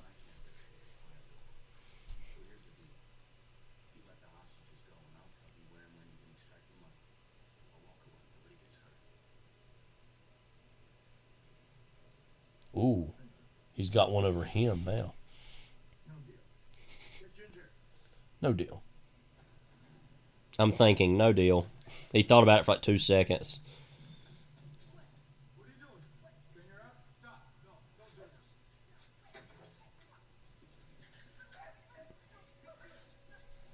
As I said, the decision to essentially lynch a He black literally character just said in it'll this feel is real very good. bizarre. I don't think so. Yeah, not remotely.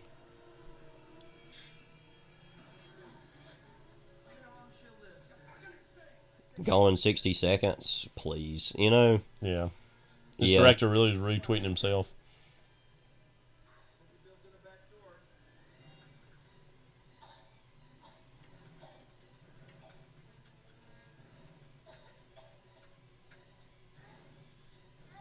I mean, go everywhere. Mm-hmm.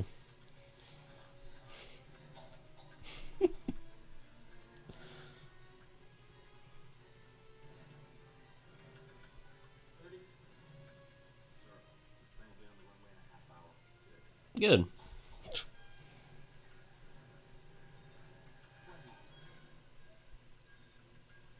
He's gonna shoot her anyways. I think about that specifically all the time, that moment.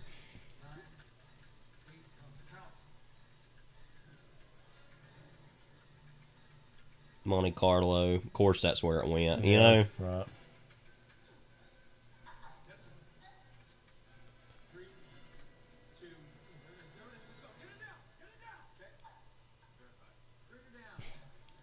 Why would he want this guy to verify anything again? He just pulled one over on him earlier. He'll verify, yeah.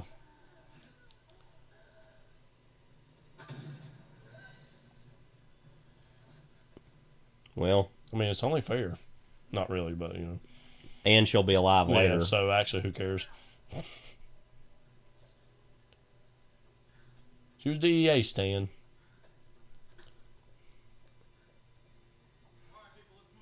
So it doesn't make sense, though. It's like, she was DEA. It's like, then why didn't the DEA come in earlier and stop it before they ever got to the bank? You know? Yeah. Like,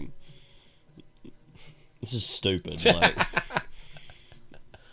and the reason is that she wasn't really exactly. Yeah. But it's like, when you think about it from his point of view, it's Right. like, why wouldn't they have stopped it already? Yeah. Like, but I don't know. Well, I could have told you that. Going into the bus, you know? Like, by the way, did you notice on the poster there's like a rocket launcher sitting over in the corner? Those rocket launchers, I guess. I did notice it's like, that, yeah. what? Like, what? Love, too, on the poster, if you look at it, like, Don Cheadle, the way he's standing against the wall. If you look under Swordfish 2, it says password accepted. Yeah.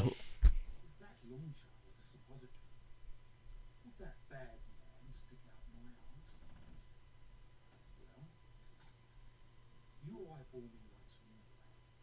And I'll stick it so far up your ass. You'll be begging me for this bullet. For this bullet. We needed more of Vinnie Jones, frankly. Yeah. In this too. Like,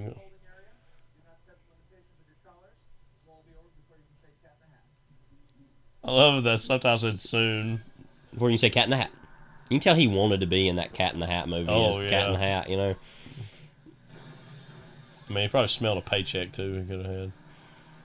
I mean, he loves money. Yeah. You know how he loves money. Yeah. Yeah, really.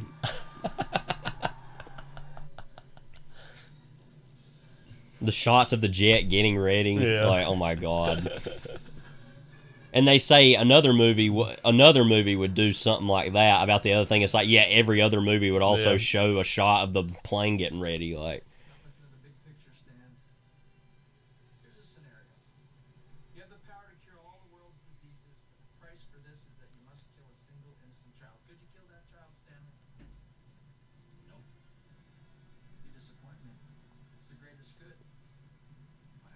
I don't like these hypotheticals. It's like, why would a killing one child have anything to do with it? Right. It makes no sense. I understand the, like, it's about trying to put human life on a scale, hypothetically, but it also just literally makes no sense in a real way. Why would that be the thing? I don't know.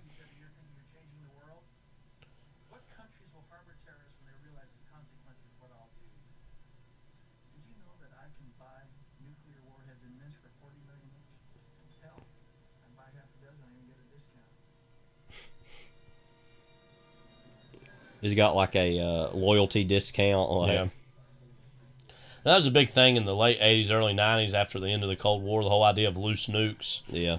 And it's something that thankfully has never been realized, in large part because I think we and Russia have actually cooperated on making sure that those have been tried to be accounted for as possible. Yeah. But the fear, of course, is all it takes is one to get in the hands of terrorists and it's game over.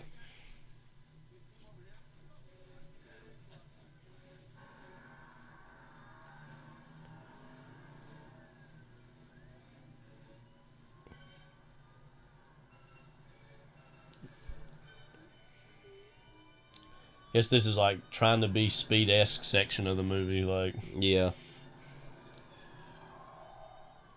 a truly great LA action movie. Oh, faked him out. Mission this Road? Movie should have ended. Was that Mission Road? Yeah, yeah. With like, turns out Dennis Hopper is like even behind like Travolta's character, you know, like, misdirection. No, it's like him and then Sam Shepard comes back and they're in cahoots and they kill Travolta off. Like,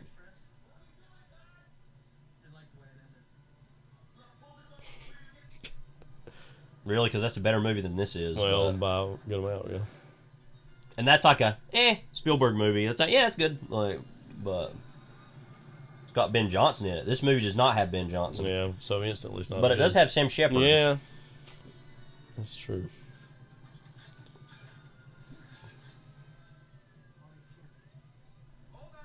Hold on. He's not really that worried about it. He's just like, well, hold on or not. Meanwhile, how did that helicopter even get into the airspace? Like, who knows?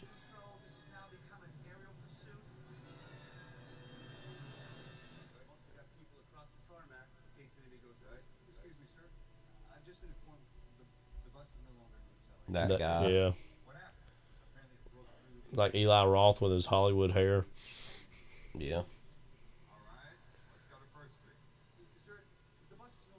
Why don't you just get to it?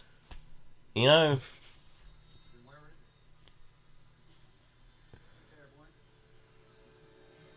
This guy's so good, though, at playing, like, yeah, bossy, crusty, exasperated bureaucrat. Don't forget him in Deadwood. I apologize. And then Robin Weigert, shut the F up. Oh, that was him. Yeah. I apologize. Well, that other guy was on Deadwood, too, wasn't he? The guy was just talking to him. Oh, yeah, he was. He was the guy that was in the first season. Yeah, because I was wondering where I'd seen him from. That's right. So 2 Deadwood actors, even before Deadwood, you know? But yeah, he died in like the second or third episode. You know? He was old. What's her name's? Yeah, husband. that woman's husband who like had bought that. He had bought that. Some bad CGI thrown in here.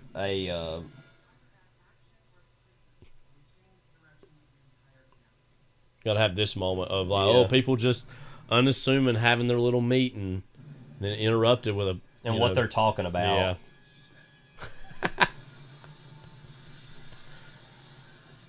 But yeah, he was that guy running. Yeah, I'm not dying today. But yeah, that one guy was the guy that was like he bought the bad gold claim or whatever that they screwed him on and they killed him. Yeah.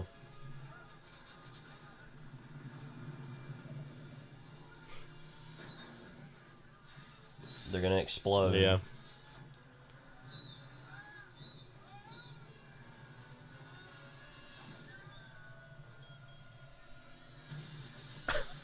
That was really bad. Somehow Travolta's hair just looked even worse there. Yeah. Like, I didn't know that was possible, but imagine you're seeing this in LA. You're just like, and you're like, yeah, hello, LA. You know, like Bank of America. America. That's our intro, Thomas. Yeah. Is that what that's from? That you because we walk around saying America all the time. That's what that is from. I'm guessing, right? Yeah. America. You continue to resist my efforts to educate you, sir. Like, on the Braves route hunting.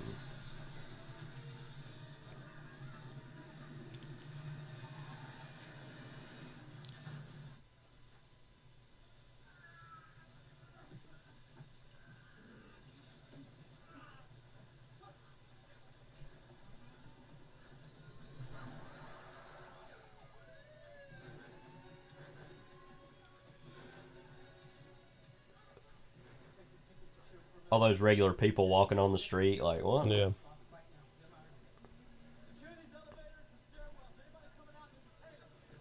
Detain. They're probably just like, I just want to leave.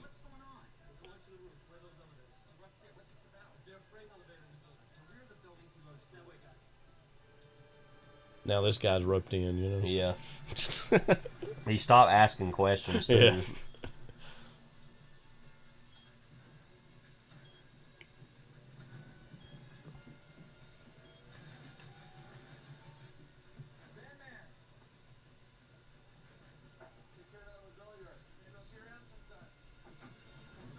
I gotta say, like, you know, from Travolta's character's perspective, he's been pretty blasé about, I'm gonna kind of let you go, like, you know. When he let the people live, too, which he didn't have to do, I mean, you know. He's gonna do one last gamut, get this RPG, shoot the helicopter. Which he has no idea really how to use it or whatever. Well, he's a hacker, he can figure it out. I mean, you put it in, you aim it, and you shoot it. I mean, you know, how funny this looks though. This shot here, just running after it. Look at that CGI looks awful. Yeah, and then first time ever shooting it, was able to land it. Man, that's so bad. Yeah. Now, hitting it and that would be different, but being able to shoot it, that wouldn't be that difficult to do. But. Like, we have to check it. There's not any more explosive in it. You know, like. Oh, I love the we brought you the body, like kind of moment. Brought the body. Like, by the way, how would he have literally been able to get out of this? Yeah. No way at all. Like, wow.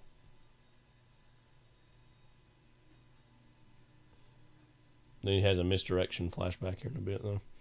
But you know, it's like, how would he have made it out of that?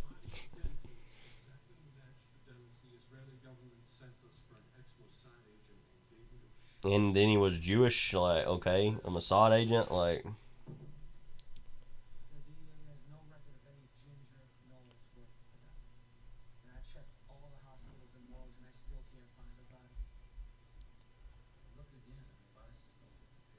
Misdirection.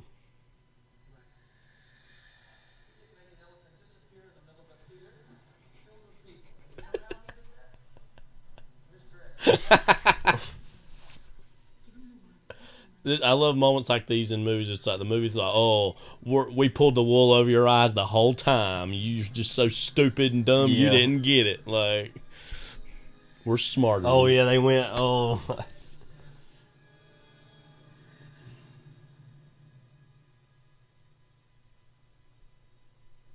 That's like what happened in The Crew, though. It's like they could tell that's a fake body.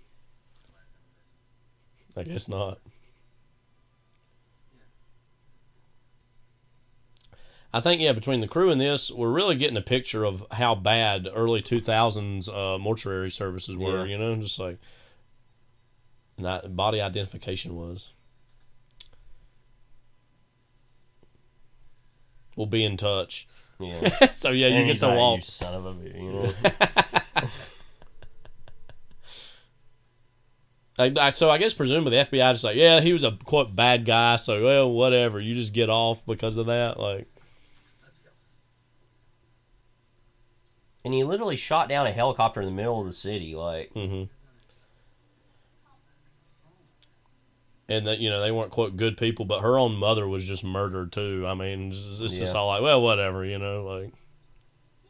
Are they back in quote Midland, I-40. Texas? Take the I-40. Yeah. Oh, is he gonna go up, become Wolverine now or something?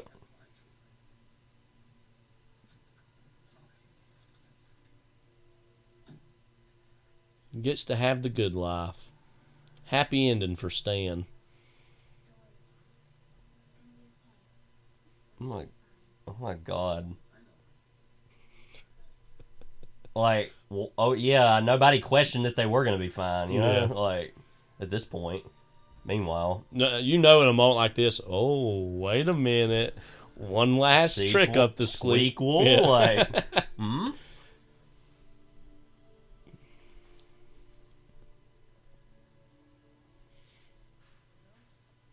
It's like this misdirection of Halle Berry in these Caesars ads now. Yeah. It's like Cleopatra, basically. Is that her in those? Yeah. Well, JB Smoove. Notice. Yeah. Oh. Password Swordfish. Things were not as they seemed, obviously. All right, they've stolen everything. Yeah. So we checked off the last box. But then the ending here in a minute is just so. He's got his Bill Clinton look here, by the way. Yeah.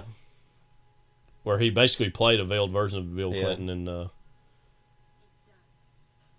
like Cool Bill. Yeah.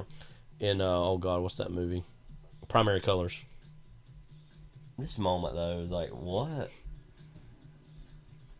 In international news, suspected terrorist Alal bin Hazard was believed to be among the victims killed today in an unexplained explosion aboard a yacht in the Mediterranean. Oh, we went back to video.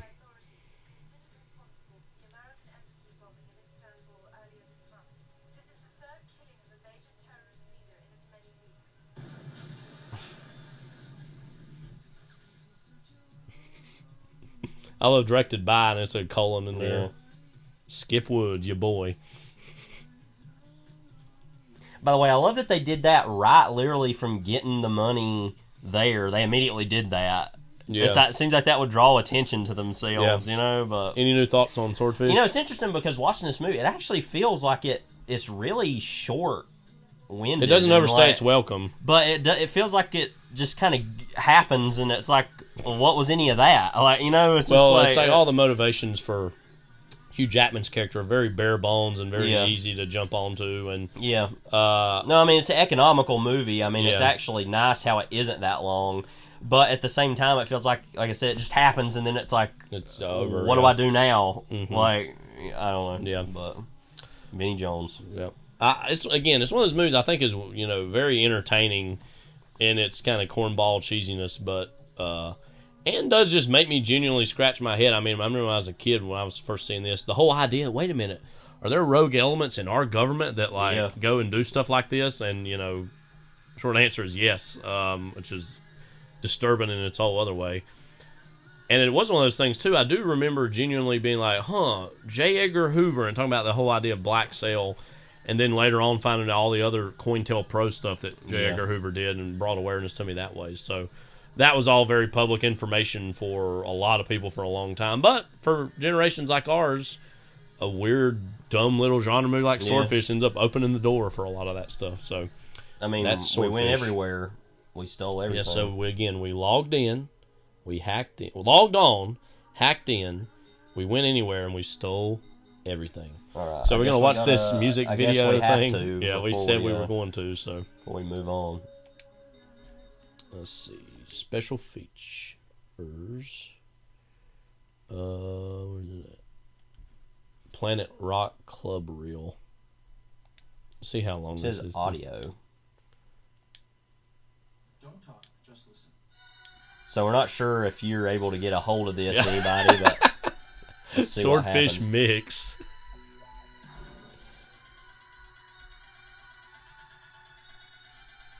It's like, don't talk, just listen, and then all this happens. What? What is this? Access denied. I'm sure somebody's like, for them, this is the movie. It's just like, no, I don't even need to watch the whole movie. This tells the whole story. I mean, I'm not saying that it doesn't. It's basically the Swordfish vibe reel. Yeah.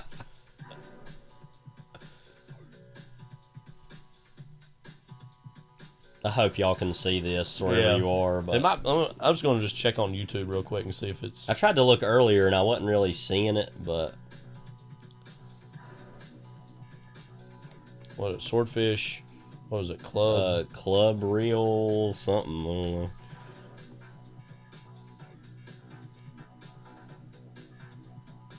See, there is this thing called Swordfish Sweet Scene. Yeah, I'm not seeing it anywhere on here. No, I don't either. It's on the Blu-ray. Yeah. Might have been on the DVD back in the day. I don't know. What?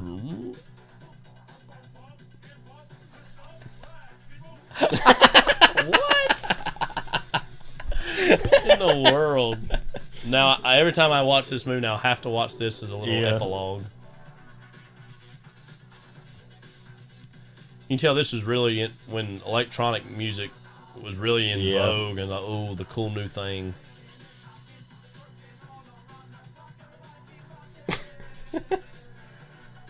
This better be on Spotify, this track. Like,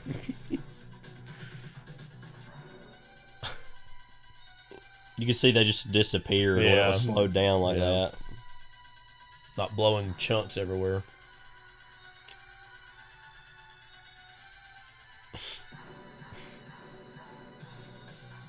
I thought I'd seen it all, you know? You know, there's always something new waiting right around the corner. I wonder if this would have ever aired on TV, like on MTV or on HBO or something. I think it was probably just made for this Blu-ray. Yeah, I don't know. DVD. Would have been back in the day. You see that? Yeah. It's totally nonsensical, all this. Like,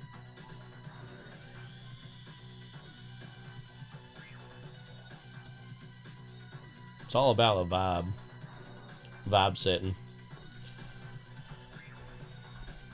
this is like the most childish thing I've ever seen.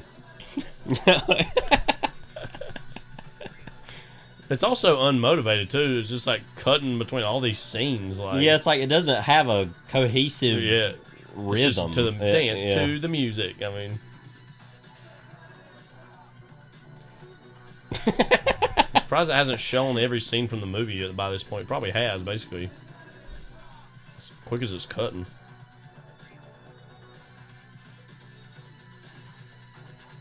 Show aides just laying in the bed and talking on the phone. Yeah.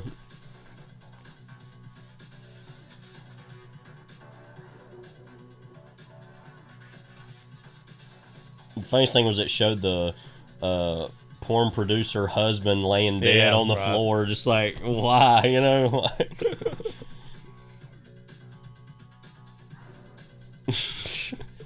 This is, wow. I have no words for any of this. Yeah. Like, they've showed a couple things more than once now. Yeah. Like,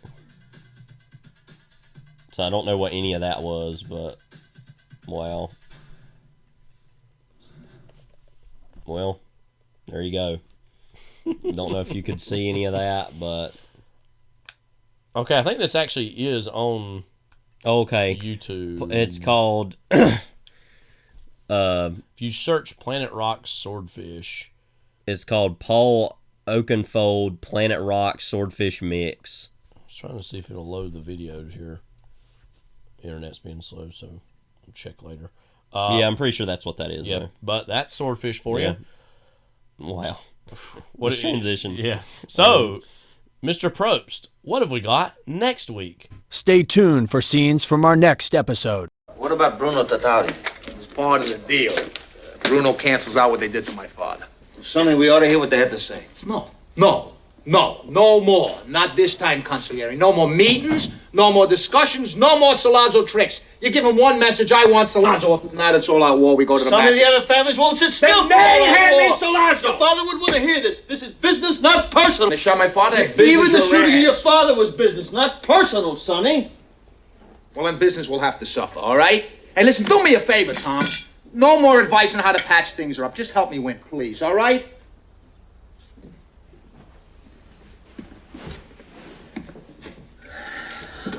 I found out about this Captain McCluskey who broke Mike's jaw. What about him? Now, he's definitely on Salazzo's payroll and for big money. See? Now, McCluskey has agreed to be the Turk's bodyguard. What you have to understand, Sonny, is that while Salazzo is being guarded like this, he is invulnerable. Now, nobody has ever gunned down a New York police captain, never. It would be disastrous. All the 5 families would come after you, Sonny. The Corleone family would be outcast. Even the old man's political protection would run for cover. So do me a favor. Take this into consideration. All right, wait.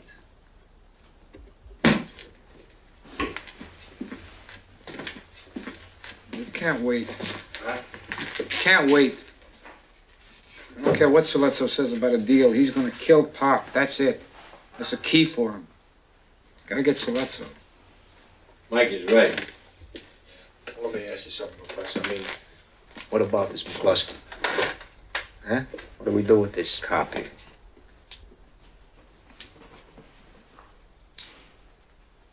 They want to have a meeting with me, right?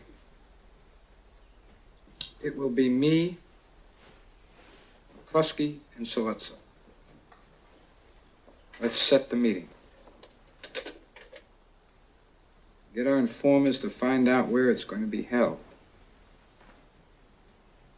Now, we insist it's a public place, a bar, a restaurant, some place where there's people so I feel safe. They're going to search me when I first meet them, right?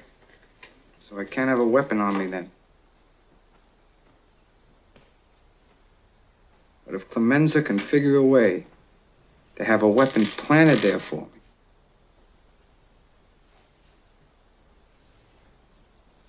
then I'll kill them both.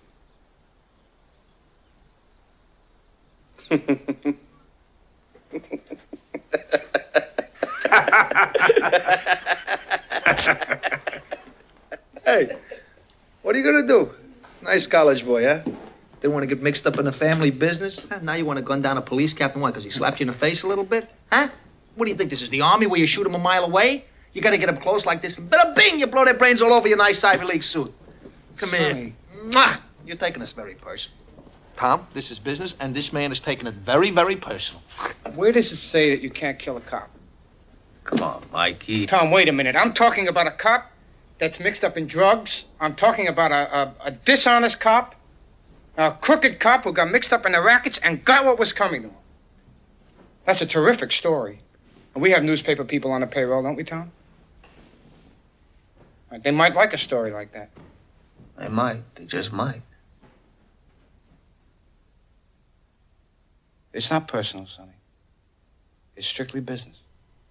Again, I told you we were going to make it up to you. Next week, we're going to be doing The Godfather. This is a big, big podcast moment for us.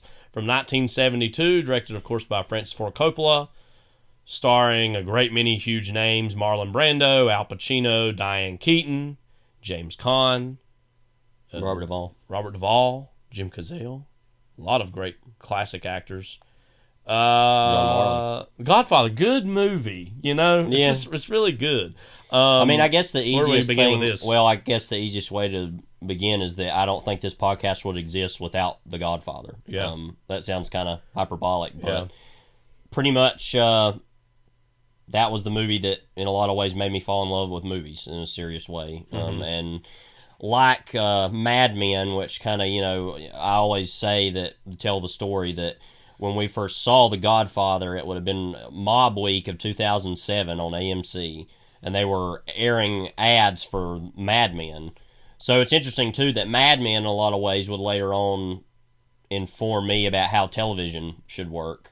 And The Godfather informed me about how movies should work. So, pretty much at their highest level.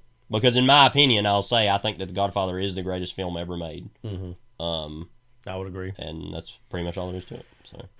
So what would even be the point of us doing a podcast on it? Well, again, when we first conceived of this podcast, I mean, we were coming up with, I say this with about several movies we've done, come up with like the list of movies we're going to talk about. I mean, undoubtedly, we love The Godfather individually, but also collectively, it is just a lexicon. It is a language. It is in its own way, and I don't say this easily, a religion of sorts for what it means to cinema and what it means for us. So, I mean, we hold it in the highest reverence conceivable. So we're not only doing the first Godfather movie, we're also going to be doing the second Godfather movie immediately after that, Godfather 2, which we, of course, also love and also conceive of as a classic. It's the second best movie ever made. Yeah, and then also we're even going to do a bonus track episode about all things Godfather outside of those two movies, including even a discussion of The Godfather 3, as well as even the Coda, the recent director's cut that Francis Ford Coppola made. As well as discussion of the book, which I'd already read and I'm currently rereading, as well as, most importantly, though, that podcast, The Godfather, the Game. Which anyone who knows us knows how much we've played that game. And video games. It's a religion in itself. That'll be really the first time we're talking about video games in any real way, and that'll take us down probably other rabbit holes talking about video games in general. As well as The Godfather 2 video game, which I've played a little more than you have, but maybe even some thoughts and reflections on the Godfather Monopoly. We're going all in. I mean, so the next 3 weeks are going to be all things Godfather. We've logged on. We've hacked in. We're going to go anywhere, and we're going to steal everything. Yeah, we're going to go through everything. So I mean, I feel like in a lot of ways we've been preparing our whole lives for these podcasts. So not to put pressure on us, because I think we're going to do a fine enough job, but these movies mean literally everything to us. And, I mean, trying to go into the next week to even put into words how and why these movies are great, I mean, what even sticks out at first? I mean, we're going to try to walk through that, I guess, next week. Yeah. But I think for me, and this is a very big, abstract way to put it, The Godfather obviously represents kind of a moment in the new Hollywood system where you're starting to get, we've talked about at length, certain directors like George Lucas, Robert Altman, guys of a lot of various stripes, Scorsese. Coppola represented someone who had had his foot in the door slightly longer than some of those and had made a movie like The Rain People, had, really wanted to make movies more like The Conversation, but literally took The Godfather as a, quote, paycheck type of movie. And then ended up creating the greatest, not only American film of all time, but arguably the greatest film of all time. It literally, it's also been said by, I've heard some Italian Americans say it's like the Italian American Gone with the Wind in terms of, for them, what it represents in the culture. The most quotable movie of all time. I mean, top to bottom, the cast is amazing. I mean, Coppola really knew what he was doing, casting all of those actors at that moment. Yeah. And the faith that it took for him to go out on a limb and cast Al Pacino as Michael. And, I mean, he ended up having one of the most, obviously rewarding acting careers over the past 50 years. You get somebody like John Cazale, who actually doesn't have a huge part in the first movie, but really blossomed even by the second movie into being one of the most exciting actors of that period. You have like Diane Keaton, who ended up herself having one of the biggest careers an actress could have over the last 50 years. Somebody like James Caan delivers one of the great, performances as Sonny in that movie. And then above all of that, of course, you have Marlon Brando's presence and what he meant to the culture, and that being a huge comeback movie for him. Yeah. And it's one of those things that naturally he's not in the movie as much as you even remember him to be, but his presence is so large and outsized for that. The period detail is exquisite from the 40s into the 50s.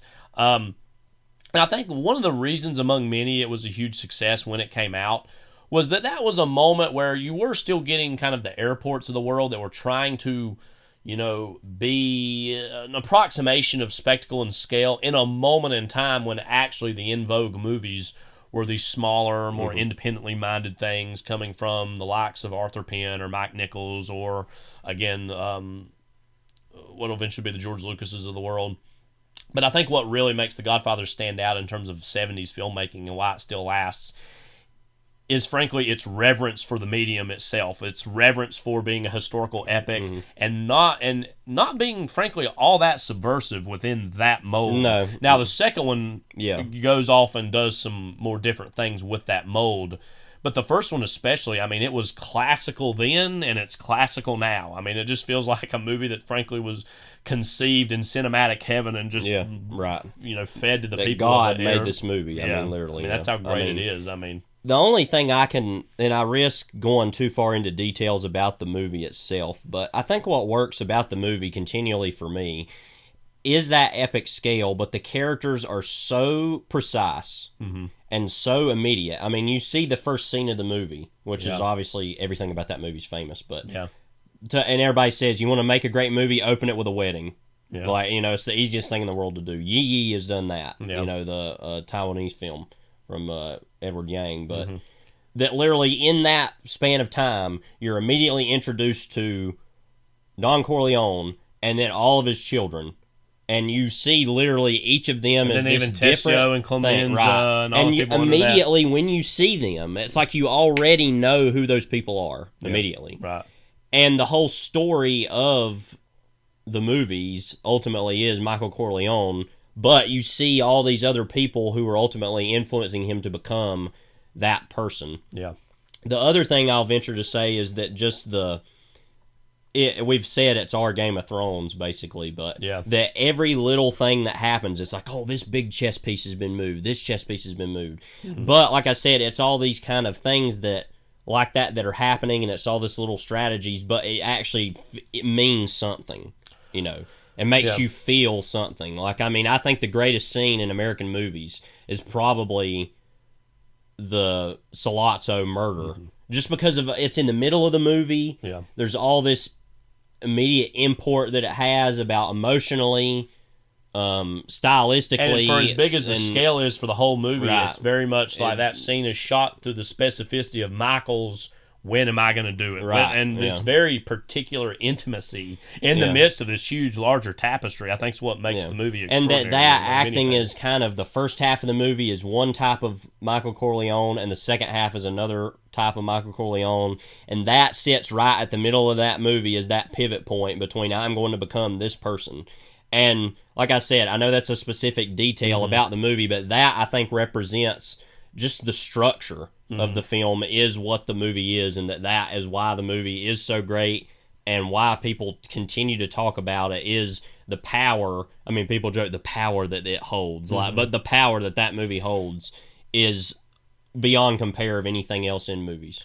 So. And another thing, too, is part of that is just the sense of scale and time passages over the course of the movie. I mean, it's a 3-hour movie, so it's long.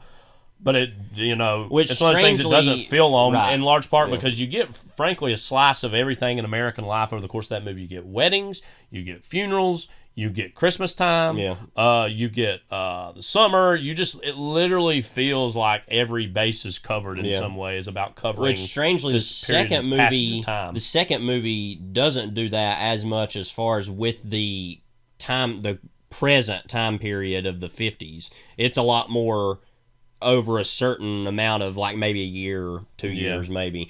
But that, of course, also adds in the past and it has a grander scope even. And I will say that, like, we do love the first movie more than the second, but we still hold the second one in as nearly as high regard. And frankly, I can't imagine a world in which the second movie didn't exist, which is frankly shocking that the second movie even does exist because the first one is so touching perfection that the fact that Coppola would go, and it was obviously literally the highest grossing movie of all time when it came out, the first one, and that Coppola said, all right, fine, I'll go back and do another one. And he was seeing the opportunities that would come from his career with that.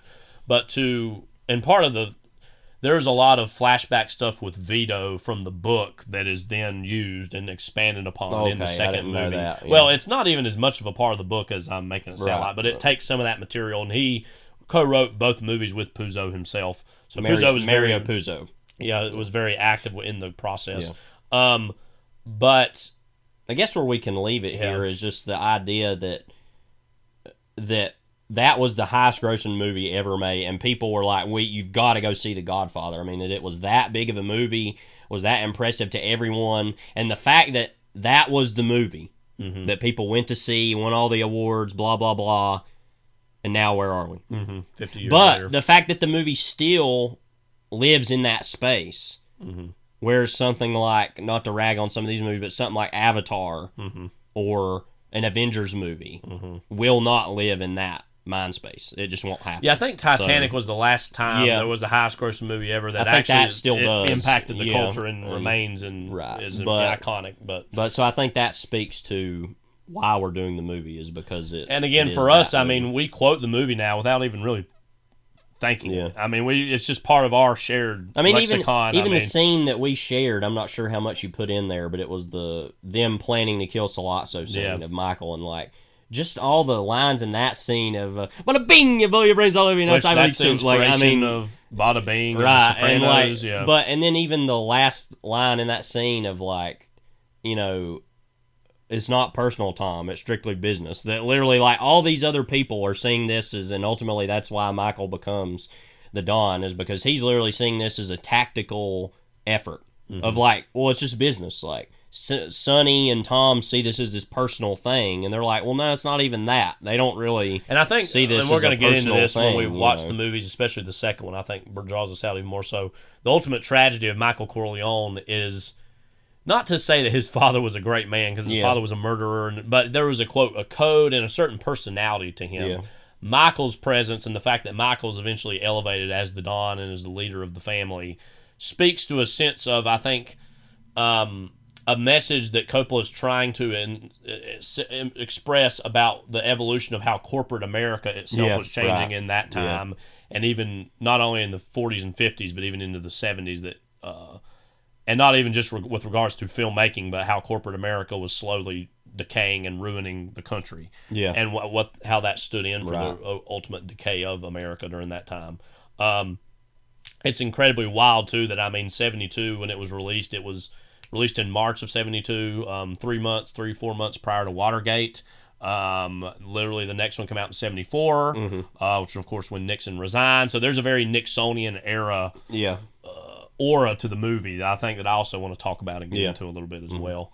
But we're love us some Godfather. We're getting a little too far into it. So we're gonna spend a lot of time with 1, 2, and even to an extent 3 over the next 3 weeks. So this is Kyle. This is Levi. Take care. God bless. Forget about it. Leave the gun, take the gun. No, not at all good impressions. We have to leave it with Mickey. We got to leave it with Mickey Rooney. Well, we got to leave it. Okay, so we're going to... Mickey Rooney will go first with his monologue about the magic of the movies, but then Sam Shepard's When You Die. When You Die. So it's absolutely fine. Take care. God bless. Rest in peace both to Mickey Rooney and to Sam Shepard. Children.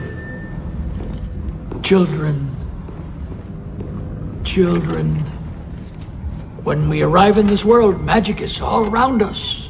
You simply have to see a baby discover a butterfly, or a toddler splash in the bath for the first time.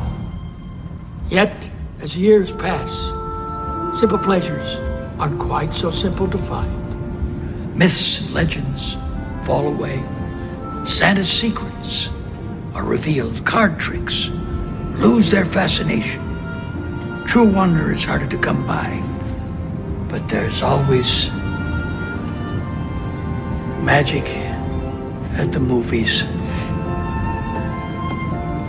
Pirate ships, bicycles that fly, angels earn their wings, beautiful women marry handsome men, and we all learn there's no place like home. To destroy that magic, to shatter those moments, to me is a sin so grave as to be almost incomprehensible. If there truly is a phantom, my young friends, I assure you, it most definitely is not me.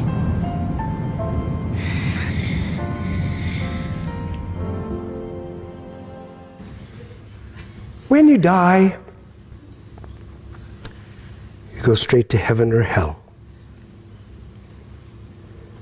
When you die, you disintegrate into energy. When you die, you're reborn into another body. When you die, you turn to shit. When you die, you travel to other planets. When you die, you get to start all over.